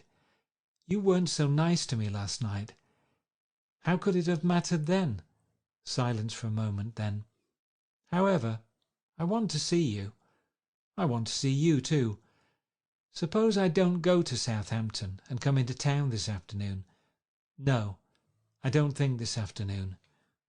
"Very well. It's impossible this afternoon. Various—" We talked like that for a while, and then abruptly we weren't talking any longer. I don't know which of us hung up with a sharp click, but I know I didn't care. I couldn't have talked to her across a tea table that day if I never talked to her again in this world. I called Gatsby's house a few minutes later, but the line was busy. I tried 4 times. Finally, an exasperated central told me the wire was being kept open for long distance from Detroit. Taking out my timetable, I drew a small circle around the 3:50 train. Then I leaned back in my chair and tried to think. It was just noon. When I passed the ash heaps on the train that morning, I had crossed deliberately to the other side of the car. I supposed there'd be a curious crowd around there all day with little boys searching for dark spots in the dust, and some garrulous man telling over and over what had happened, until it became less and less real even to him, and he could tell it no longer, and Myrtle Wilson's tragic achievement was forgotten. Now I want to go back a little and tell what happened at the garage after we left there the night before. They had difficulty in locating the sister Catherine. She must have broken her rule against drinking that night, for when she arrived she was stupid with liquor and unable to understand that the ambulance had already gone to Flushing. When they convinced her of this, she immediately fainted, as if that was the intolerable part of the affair. Someone, kind or curious, took her in his car and drove her in the wake of her sister's body. Until long after midnight a changing crowd lapped up against the front of the garage, while George Wilson rocked himself back and forth on the couch inside. For a while the door of the office was open, and everyone who came into the garage glanced irresistibly through it. Finally someone said it was a shame and closed the door. Michaelis and several other men were with him. First 4 or 5 men, later 2 or 3 men. Still later Michaelis had to ask the last stranger to wait there 15 minutes longer, while he went back to his own place and made a pot of coffee. After that he stayed there alone with Wilson until dawn. About 3 o'clock the quality of Wilson's incoherent muttering changed. He grew quieter and began to talk about the yellow car. He announced that he had a way of finding out whom the yellow car belonged to, and then he blurted out that a couple of months ago his wife had come from the city with her face bruised and her nose swollen. But when he heard himself say this, he flinched and began to cry. "Oh, my God!" again in his groaning voice. Michaelis made a clumsy attempt to distract him. "How long have you been married, George? Come on there, try and sit still a minute and answer my question. How long have you been married?" 12 years. Ever had any children? Come on, George, sit still. I asked you a question. Did you ever have any children? The hard brown beetles kept thudding against the dull light, and whenever Michaelis heard a car go tearing along the road outside, it sounded to him like the car that hadn't stopped a few hours before. He didn't like to go into the garage because the workbench was stained where the body had been lying, so he moved uncomfortably around the office.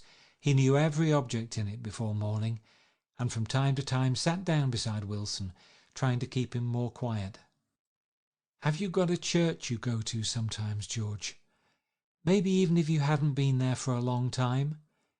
Maybe I could call up the church and get a priest to come over, and he could talk to you, see? Don't belong to any. You ought to have a church, George, for times like this. You must have gone to church once. Didn't you get married in a church? Listen, George, listen to me. Didn't you get married in a church? That was a long time ago. The effort of answering broke the rhythm of his rocking. For a moment he was silent. Then the same half-knowing, half-bewildered look came back into his faded eyes. Look in the drawer, there, he said, pointing at the desk. Which drawer? That drawer, that one. Michaelis opened the drawer nearest his hand. There was nothing in it but a small, expensive dog leash made of leather and braided silver. It was apparently new. This? He inquired, holding it up. Wilson stared and nodded. I found it yesterday afternoon. She tried to tell me about it, but I knew it was something funny. You mean your wife bought it? She had it wrapped in tissue paper on her bureau. Michaelis didn't see anything odd in that, and he gave Wilson a dozen reasons why his wife might have bought the dog leash. But conceivably Wilson had heard some of these same explanations before, from Myrtle, because he began saying, "Oh, my God," again, in a whisper. His comforter left several explanations in the air. Then he killed her, said Wilson. His mouth dropped open suddenly. Who did? I have a way of finding out. You're morbid, George, said his friend. This has been a strain to you, and you don't know what you're saying. You'd better try and sit quiet till morning. He murdered her. It was an accident, George. Wilson shook his head. His eyes narrowed and his mouth widened slightly with the ghost of a superior. I know, he said definitely. I'm one of these trusting fellas, and I don't think any harm to nobody. But when I get to know a thing, I know it. It was the man in that car. She ran out to speak to him, and he wouldn't stop. Michaelis had seen this too, but it hadn't occurred to him that there was any special significance in it. He believed that Mrs. Wilson had been running away from her husband, rather than trying to stop any particular car. How could she have been like that? She's a deep one, said Wilson, as if that answered the question. He began to rock again, and Michaelis stood, twisting the leash in his hand. Maybe you got some friend that I could telephone for, George. This was a forlorn hope. He was almost sure that Wilson had no friend. There was not enough of him for his wife. He was glad a little later when he noticed a change in the room, a blue quickening by the window, and realized that dawn wasn't far off. About 5 o'clock it was blue enough outside to snap off the light. Wilson's glazed eyes turned out to the ash heaps, where small grey clouds took on fantastic shapes and scurried here and there in the faint dawn wind. I spoke to her, he muttered, after a long silence. I told her she might fool me, but she couldn't fool God. I took her to the window. With an effort he got up and walked to the rear window and leaned with his face pressed against it. And I said, God knows what you've been doing, everything you've been doing. You may fool me, but you can't fool God. Standing behind him, Michaelis saw with a shock that he was looking at the eyes of Dr. T.J. Eckelberg, which had just emerged, pale and enormous, from the dissolving night. God sees everything, repeated Wilson. That's an advertisement, Michaelis assured him. Something made him turn away from the window and look back into the room, but Wilson stood there a long time, his face close to the window pane, nodding into the twilight. By 6 o'clock Michaelis was worn out, and grateful for the sound of a car stopping outside. It was one of the watchers of the night before who had promised to come back, so he cooked breakfast for 3, which he and the other man ate together. Wilson was quieter now, and Michaelis went home to sleep. When he awoke 4 hours later and hurried back to the garage, Wilson was gone. His movements, he was on foot all the time, were afterward traced to Port Roosevelt and then to Gad's Hill, where he bought a sandwich that he didn't eat and a cup of coffee. He must have been tired and walking slowly, for he didn't reach Gad's Hill until noon. Thus far there was no difficulty in accounting for his time. There were boys who had seen a man acting sort of crazy, and motorists at whom he stared oddly from the side of the road. Then for 3 hours he disappeared from view. The police, on the strength of what he said to Michaelis, that he had a way of finding out, supposed that he spent that time going from garage to garage thereabout, inquiring for a yellow car. On the other hand, no garage man who had seen him ever came forward, and perhaps he had an easier, surer way of finding out what he wanted to know. By 2:30 he was in West Egg, where he asked someone the way to Gatsby's house, so by that time he knew Gatsby's name. At 2:00 Gatsby put on his bathing suit and left word with the butler that if anyone phoned, word was to be brought to him at the pool. He stopped at the garage for a pneumatic mattress that had amused his guests during the summer, and the chauffeur helped him pump it up. Then he gave instructions that the open car wasn't to be taken out under any circumstances, and this was strange, because the front right fender needed repair. Gatsby shouldered the mattress and started for the pool. Once he stopped and shifted it a little, and the chauffeur asked him if he needed help, but he shook his head, and in a moment disappeared among the yellowing trees. No telephone message arrived, but the butler went without his sleep and waited for it until 4:00, until long after there was anyone to give it to if it came. I have an idea that Gatsby himself didn't believe it would come, and perhaps he no longer cared. If that was true, he must have felt that he had lost the old warm world, paid a high price for living too long with a single dream.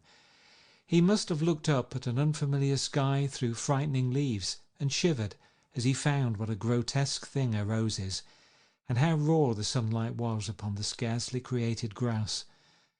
A new world, material without being real, where poor ghosts, breathing dreams like air, drifted fortuitously about, like that ashen fantastic figure gliding toward him through the amorphous trees.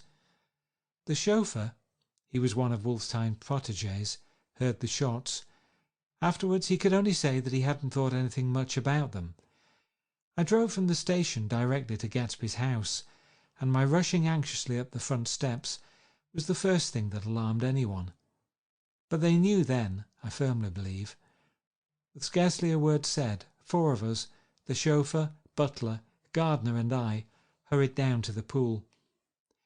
There was a faint, barely perceptible movement of the water as the fresh flow from one end urged its way toward the drain at the other.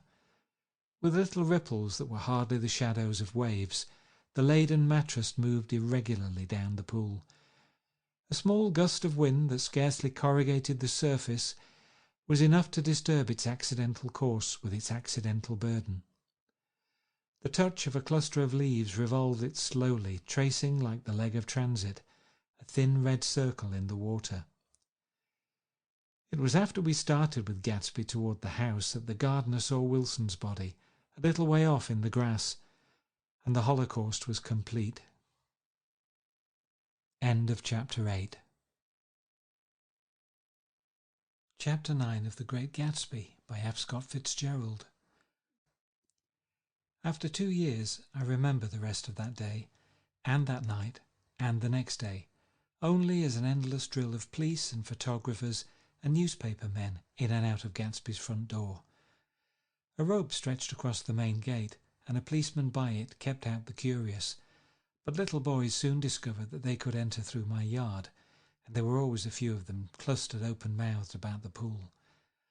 Someone with a positive manner, perhaps a detective, used the expression madman as he bent over Wilson's body that afternoon, and the adventitious authority of his voice set the key for the newspaper reports next morning. Most of those reports were a nightmare, grotesque, circumstantial, eager, and untrue. When Michaelis's testimony at the inquest brought to light Wilson's suspicions of his wife, I thought the whole tale would shortly be served up in racy pasquinade. But Catherine, who might have said anything, didn't say a word. She showed a surprising amount of character about it too, looked at the coroner with determined eyes under that corrected brow of hers, and swore that her sister had never seen Gatsby, that her sister was completely happy with her husband, that her sister had been into no mischief whatever. She convinced herself of it, and cried into her handkerchief, as if the very suggestion was more than she could endure. So Wilson was reduced to a man deranged by grief, in order that the case might remain in its simplest form, and it rested there. But all this part of it seemed remote and unessential. I found myself on Gatsby's side, and alone. From the moment I telephoned news of the catastrophe to West Egg Village, every surmise about him and every practical question was referred to me. At first I was surprised and confused. Then, as he lay in his house, and didn't move or breathe or speak, hour upon hour, it grew upon me that I was responsible, because no one else was interested. Interested, I mean, with that intense personal interest to which everyone has some vague right at the end. I called up Daisy half an hour after we found him, called her instinctively and without hesitation, but she and Tom had gone away early that afternoon and taken baggage with them. Left no address? No. Say when they'd be back? No. Any idea where they are? How I could reach them? I don't know. Can't say. I wanted to get somebody for him. I wanted to go into the room where he lay and reassure him. I'll get somebody for you, Gatsby. Don't worry. Just trust me, and I'll get somebody for you. Mayor Wolfsheim's name wasn't in the phone book. The butler gave me his office address on Broadway, and I called information. But by the time I had the number, it was long after 5, and no one answered the phone. Will you ring again? I've rung them 3 times. It's very important. Sorry, I'm afraid no one's there. I went back to the drawing room and thought for an instant that they were chance visitors, all these official people who suddenly filled it. But as they drew back the sheet and looked at Gatsby with unmoved eyes, his protest continued in my brain. Look here, old sport, you've got to get somebody for me. You've got to try hard. I can't go through this alone. Someone started to ask me questions, but I broke away, and going upstairs looked hastily through the unlocked part of his desk. He'd never told me definitely that his parents were dead. But there was nothing, only the picture of Dan Cody, a token of forgotten violence, staring down from the wall. Next morning I sent the butler to New York with a letter to Wolfsheim, which asked for information and urged him to come out on the next train. That request seemed superfluous when I wrote it. I was sure he'd start when he saw the newspapers, just as I was sure there'd be a wire from Daisy before noon. But neither a wire nor Mr. Wolfsheim arrived. No one arrived except more police and photographers and newspaper men. When the butler brought back Wolfsheim's answer, I began to have a feeling of defiance, of scornful solidarity between Gatsby and me against them all. Dear Mr. Carraway, this has been one of the most terrible shocks of my life to me. I can hardly believe that it is true at all. Such a mad act as that man did should make us all think. I cannot come down now, as I am tied up in some very important business, and cannot get mixed up in this thing now. If there is anything I can do a little later, let me know in a letter by Edgar. I hardly know where I am when I hear about a thing like this, and am completely knocked down and out. Yours truly, Mayor Wolfsheim. And then hasty addenda beneath. Let me know about the funeral, etc. Do not know his family at all. When the phone rang that afternoon, and long distance said Chicago was calling, I thought this would be Daisy at last. But the connection came through as a man's voice, very thin and far away. This is Slagle speaking. Yes? The name was unfamiliar. Hell of a note, isn't it? Get my wire? There haven't been any wires. "Young Park's in trouble," he said rapidly. "They picked him up when he handed the bonds over the counter. They got a circular from New York giving him the numbers just 5 minutes before. What do you know about that, hey? You never can tell in these hick towns." "Hello?" I interrupted breathlessly. "Look here, this isn't Mr. Gatsby. Mr. Gatsby's dead." There was a long silence on the other end of the wire, followed by an exclamation, then a quick squawk as the connection was broken. I think it was on the third day that a telegram signed Henry C. Gatz arrived from a town in Minnesota. It said only that the sender was leaving immediately and to postpone the funeral until he came. It was Gatsby's father, a solemn old man, very helpless and dismayed, bundled up in a long, cheap ulster against the warm September day. His eyes leaked continuously with excitement, and when I took the bag and umbrella from his hands, he began to pull so incessantly at his sparse grey beard that I had difficulty in getting off his coat. He was on the point of collapse, so I took him into the music room and made him sit down while I sent for something to eat. But he wouldn't eat, and the glass of milk spilled from his trembling hand. "I saw it in the Chicago newspaper," he said. "It was all in the Chicago newspaper. I started right away. I didn't know how to reach you." His eyes, seeing nothing, moved ceaselessly about the room. "It was a madman," he said. "He must have been mad." "Wouldn't you like some coffee?" I urged him. "I don't want anything. I'm all right now, Mr. Carraway." "Well, I'm all right now. Where have they got Jimmy?" I took him into the drawing room where his son lay and left him there. Some little boys had come up on the steps and were looking into the hall. When I told them who had arrived, they went reluctantly away. After a little while, Mr. Gatz opened the door and came out, his mouth ajar, his face flushed slightly, his eyes leaking isolated and unpunctual tears. He had reached an age where death no longer has the quality of ghastly surprise, and when he looked around him now for the first time and saw the height and splendour of the hall and the great rooms opening out from it into other rooms, his grief began to be mixed with an awed pride. I helped him to a bedroom upstairs while he took off his coat and vest. I told him that all arrangements had been deferred until he came. "I didn't know what you'd want, Mr. Gatsby. Gatz is my name.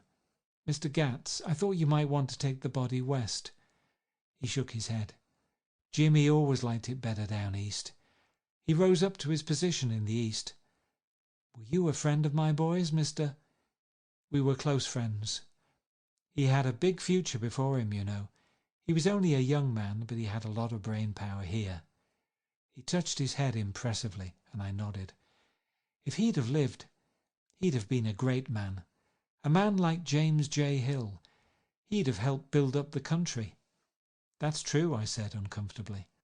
He fumbled at the embroidered coverlet, trying to take it from the bed, and lay down stiffly, was instantly asleep. That night an obviously frightened person called up and demanded to know who I was before he would give his name. "This is Mr. Carraway," I said. "Oh," he sounded relieved. "This is Klipspringer." I was relieved too, for that seemed to promise another friend at Gatsby's grave. I didn't want it to be in the papers and draw a sightseeing crowd, so I'd been calling up a few people myself. They were hard to find. "The funeral's tomorrow," I said, 3 o'clock, here at the house. "I wish you'd tell anybody who'd be interested." "Oh, I will," he broke out hastily. "Of course, I'm not likely to see anybody, but if I do—" His tone made me suspicious. "Of course you'll be there yourself." "Well, I'll certainly try. What I called up about is—" "Wait a minute," I interrupted. "How about saying you'll come?" "Well, the fact is, the truth of the matter is that I'm staying with some people up here in Greenwich, and they rather expect me to be with them tomorrow. In fact, there's a sort of picnic or something. Of course, I'll do my very best to get away." I ejaculated an unrestrained "Huh!" and he must have heard me, for he went on nervously. "What I called up about was a pair of shoes I left there. I wonder if it'd be too much trouble to have the butler send them on." You see, they're tennis shoes and I'm sort of helpless without them. My address is care of B.F. I didn't hear the rest of the name because I hung up the receiver. After that I felt a certain shame for Gatsby. One gentleman to whom I telephoned implied that he had got what he deserved.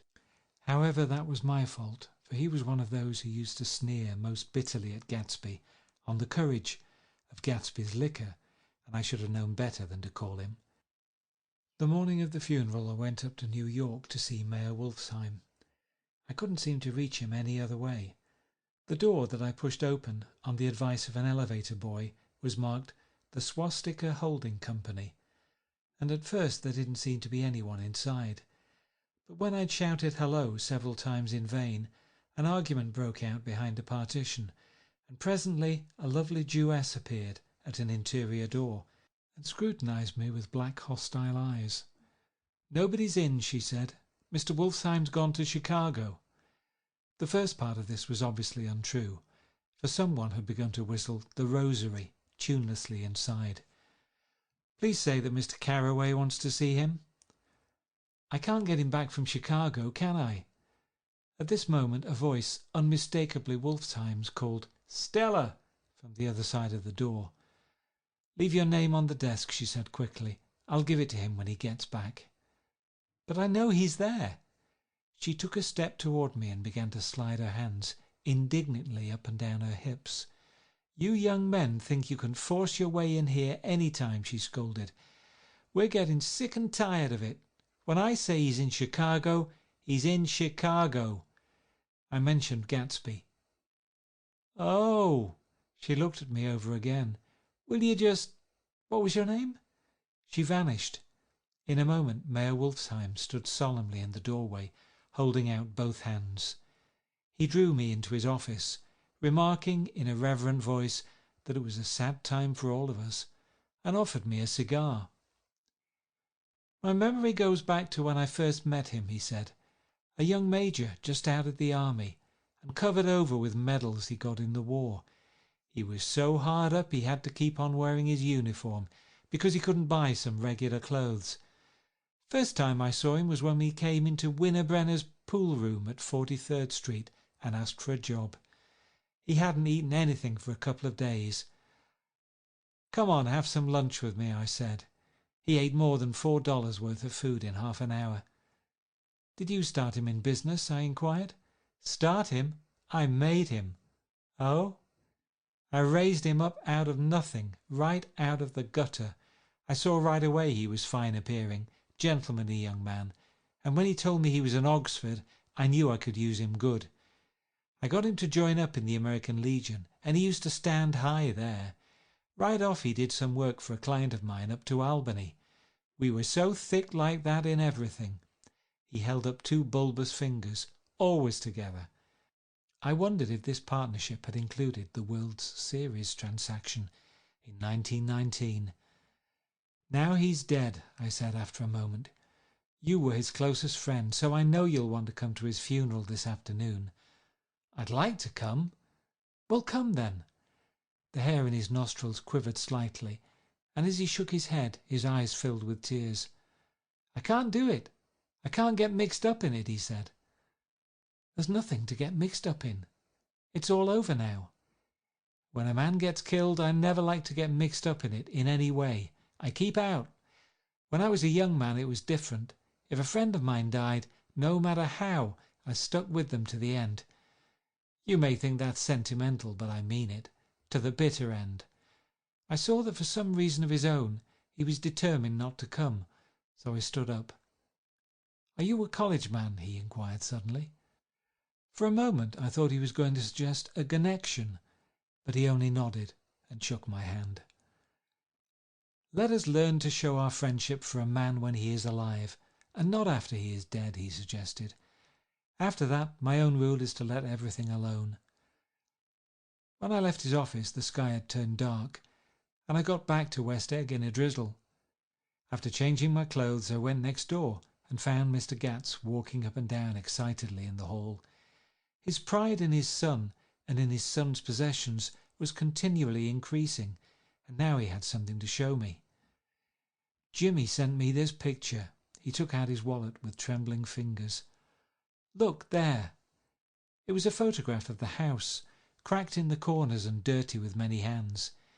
He pointed out every detail to me eagerly. "Look there!" and then sought admiration from my eyes. He had shown it so often that I think it was more real to him now than the house itself. "Jimmy sent it to me. I think it's a very pretty picture. It shows up well." "Very well. Had you seen him lately?" "He come out to see me 2 years ago and bought me the house I live in now. Of course we was broke when he run off from home, but I see now there was a reason for it. He knew he had a big future in front of him, and ever since he made a success he was very generous with me."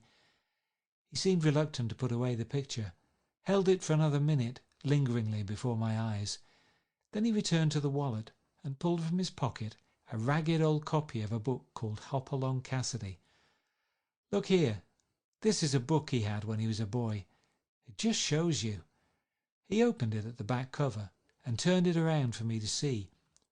On the last flyleaf was printed the word schedule and the date September the 12th, 1906, and underneath, "Rise from bed, 6 a.m.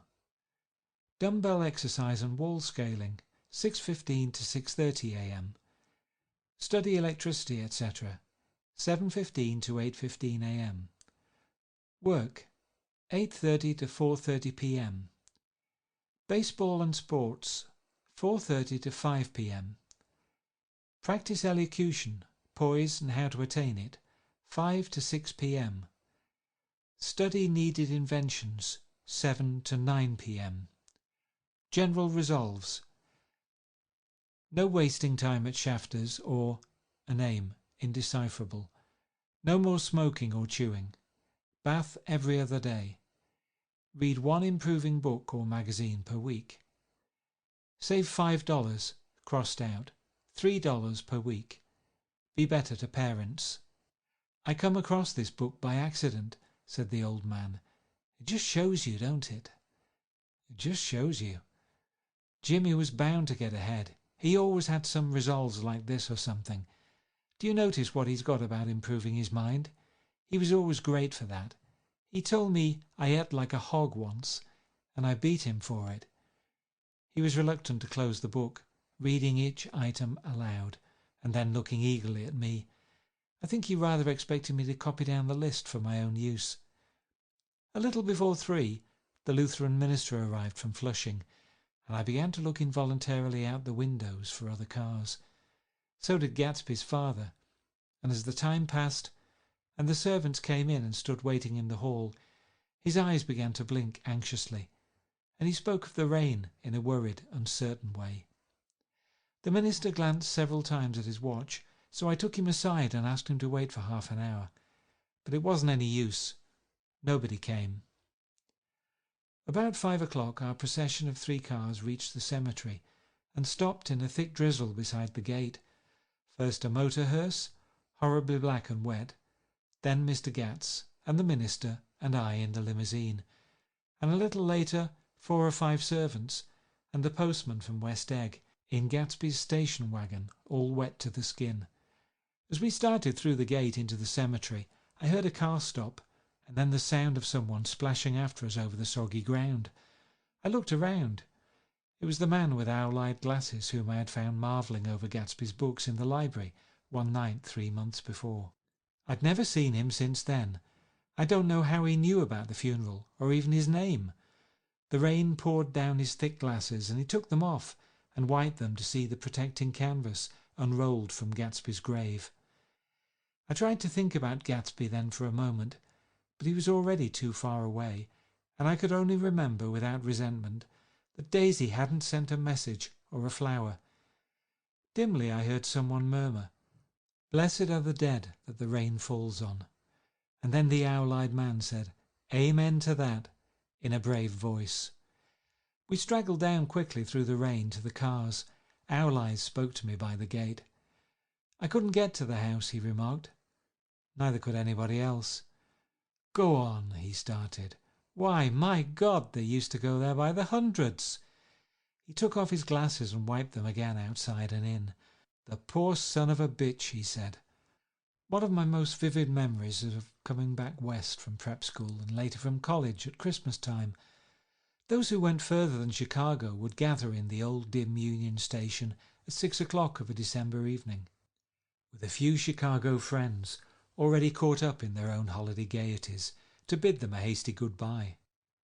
I remember the fur coats of the girls returning from this or that's, and the chatter of frozen breath, and the hands waving overhead as we caught sight of old acquaintances, and the matchings of invitations.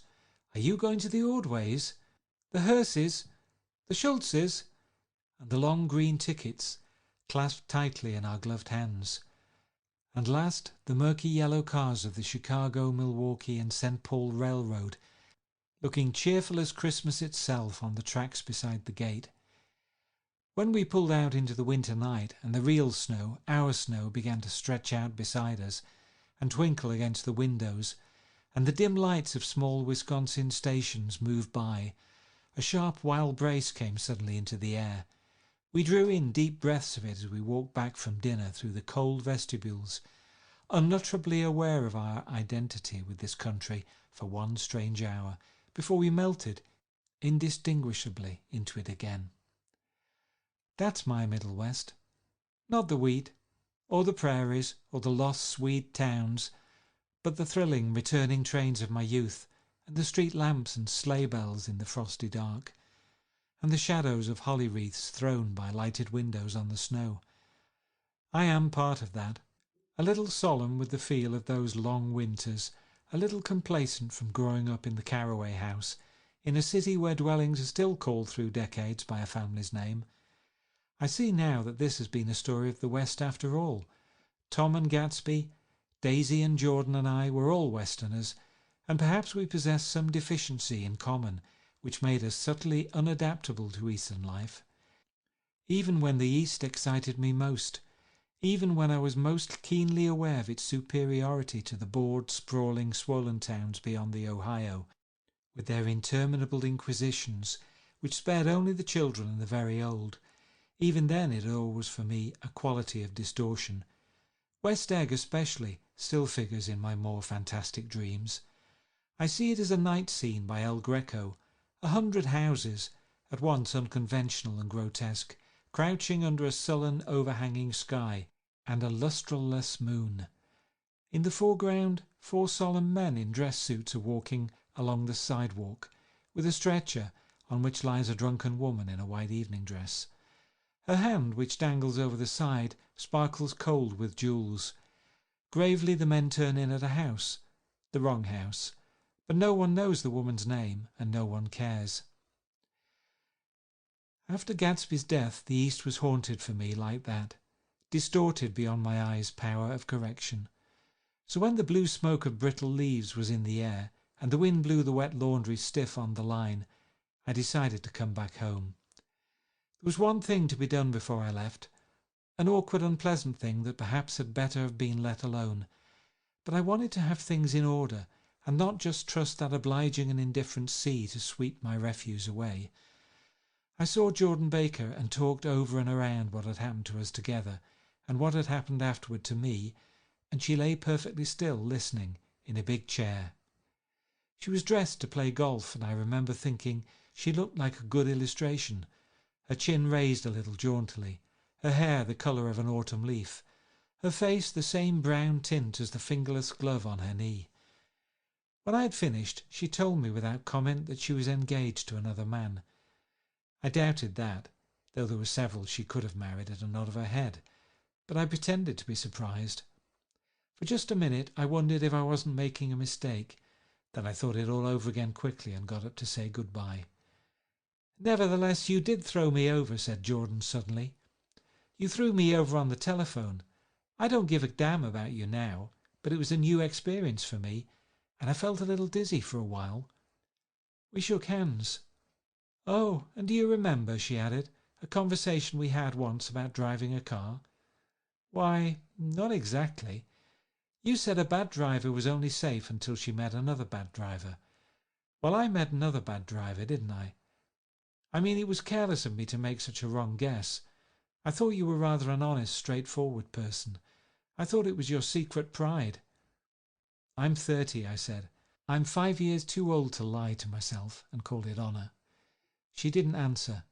Angry and half in love with her and tremendously sorry, I turned away. One afternoon, late in October, I saw Tom Buchanan. He was walking ahead of me along Fifth Avenue in his alert, aggressive way, his hands out a little from his body as if to fight off interference, his head moving sharply here and there, adapting itself to his restless eyes.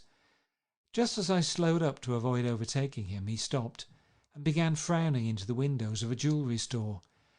Suddenly he saw me and walked back, holding out his hand. "What's the matter, Nick? Do you object to shaking hands with me?" "Yes. You know what I think of you." "You're crazy, Nick," he said quickly. "Crazy as hell. I don't know what's the matter with you." "Tom," I inquired, "what did you say to Wilson that afternoon?" He stared at me without a word, and I knew I had guessed right about those missing hours. I started to turn away, but he took a step after me and grabbed my arm. "I told him the truth," he said. "He came to the door while we were getting ready to leave, and when I sent down word that we weren't in, he tried to force his way upstairs. He was crazy enough to kill me if I hadn't told him who owned the car." His hand was on a revolver in his pocket every minute he was in the house. He broke off defiantly. "What if I did tell him? That fellow had it coming to him. He threw dust into your eyes just like he did in Daisy's, but he was a tough one. He ran over Myrtle like you'd run over a dog and never even stopped his car." There was nothing I could say except the one unutterable fact that it wasn't true. And if you think I didn't have my share of suffering, look here, when I went to give up that flat and saw that damn box of dog biscuits sitting there on the sideboard, I sat down and cried like a baby. By God, it was awful. I couldn't forgive him or like him, but I saw that what he had done was to him entirely justified. It was all very careless and confused. They were careless people, Tom and Daisy. They smashed up things and creatures and then retreated back into their money or their vast carelessness or whatever it was that kept them together, and let other people clean up the mess they had made. I shook hands with him. It seemed silly not to, for I felt suddenly as though I were talking to a child. Then he went into the jewellery store to buy a pearl necklace, or perhaps only a pair of cuff buttons, rid of my provincial squeamishness forever. Gatsby's house was still empty when I left. The grass on his lawn had grown as long as mine. One of the taxi drivers in the village never took a fare past the entrance gate without stopping for a minute and pointing inside. Perhaps it was he who drove Daisy and Gatsby over to East Egg the night of the accident, and perhaps he had made a story about it all his own. I didn't want to hear it, and I avoided him when I got off the train. I spent my Saturday nights in New York because those gleaming, dazzling parties of his were with me so vividly that I could still hear the music and the laughter, faint and incessant from his garden, and the cars going up and down his drive. One night I did hear a material car there, and saw its lights stop at his front steps, but I didn't investigate. Probably it was some final guest who had been away at the ends of the earth and didn't know that the party was over. On the last night, with my trunk packed and my car sold to the grocer, I went over and looked at that huge incoherent failure of a house once more. On the white steps an obscene word, scrawled by some boy with a piece of brick, stood out clearly in the moonlight, and I erased it, drawing my shoe raspingly along the stone. Then I wandered down to the beach and sprawled out on the sand. Most of the big shore places were closed now, and there were hardly any lights except the shadowy moving glow of a ferry boat across the sound, and as the moon rose higher, the inessential houses began to melt away until gradually I became aware of the old island here that flowered once for Dutch sailors' eyes, a fresh green breast of the New World. Its vanished trees, the trees that had made way for Gatsby's house, had once pandered in whispers to the last and greatest of all human dreams. For a transitory, enchanted moment, man must have held his breath in the presence of this continent, compelled into an aesthetic contemplation he neither understood nor desired. Face to face for the last time in history with something commensurate to his capacity for wonder. And as I sat there brooding on the old unknown world, I thought of Gatsby's wonder when he first picked out the green light at the end of Daisy's dock. He had come a long way to this blue lawn, and his dream must have seemed so close that he could hardly fail to grasp it. He did not know that it was already behind him, somewhere back in that vast obscurity beyond the city, where the dark fields of the Republic rolled on under the night. Gatsby believed in the green light, the orgiastic future that year by year recedes before us. It eluded us then, but that's no matter. Tomorrow we will run faster, stretch out our arms further, and one fine morning... So we beat on, boats against the current, borne back ceaselessly into the past. End of chapter 9. Recording by Adrian J. Wilson.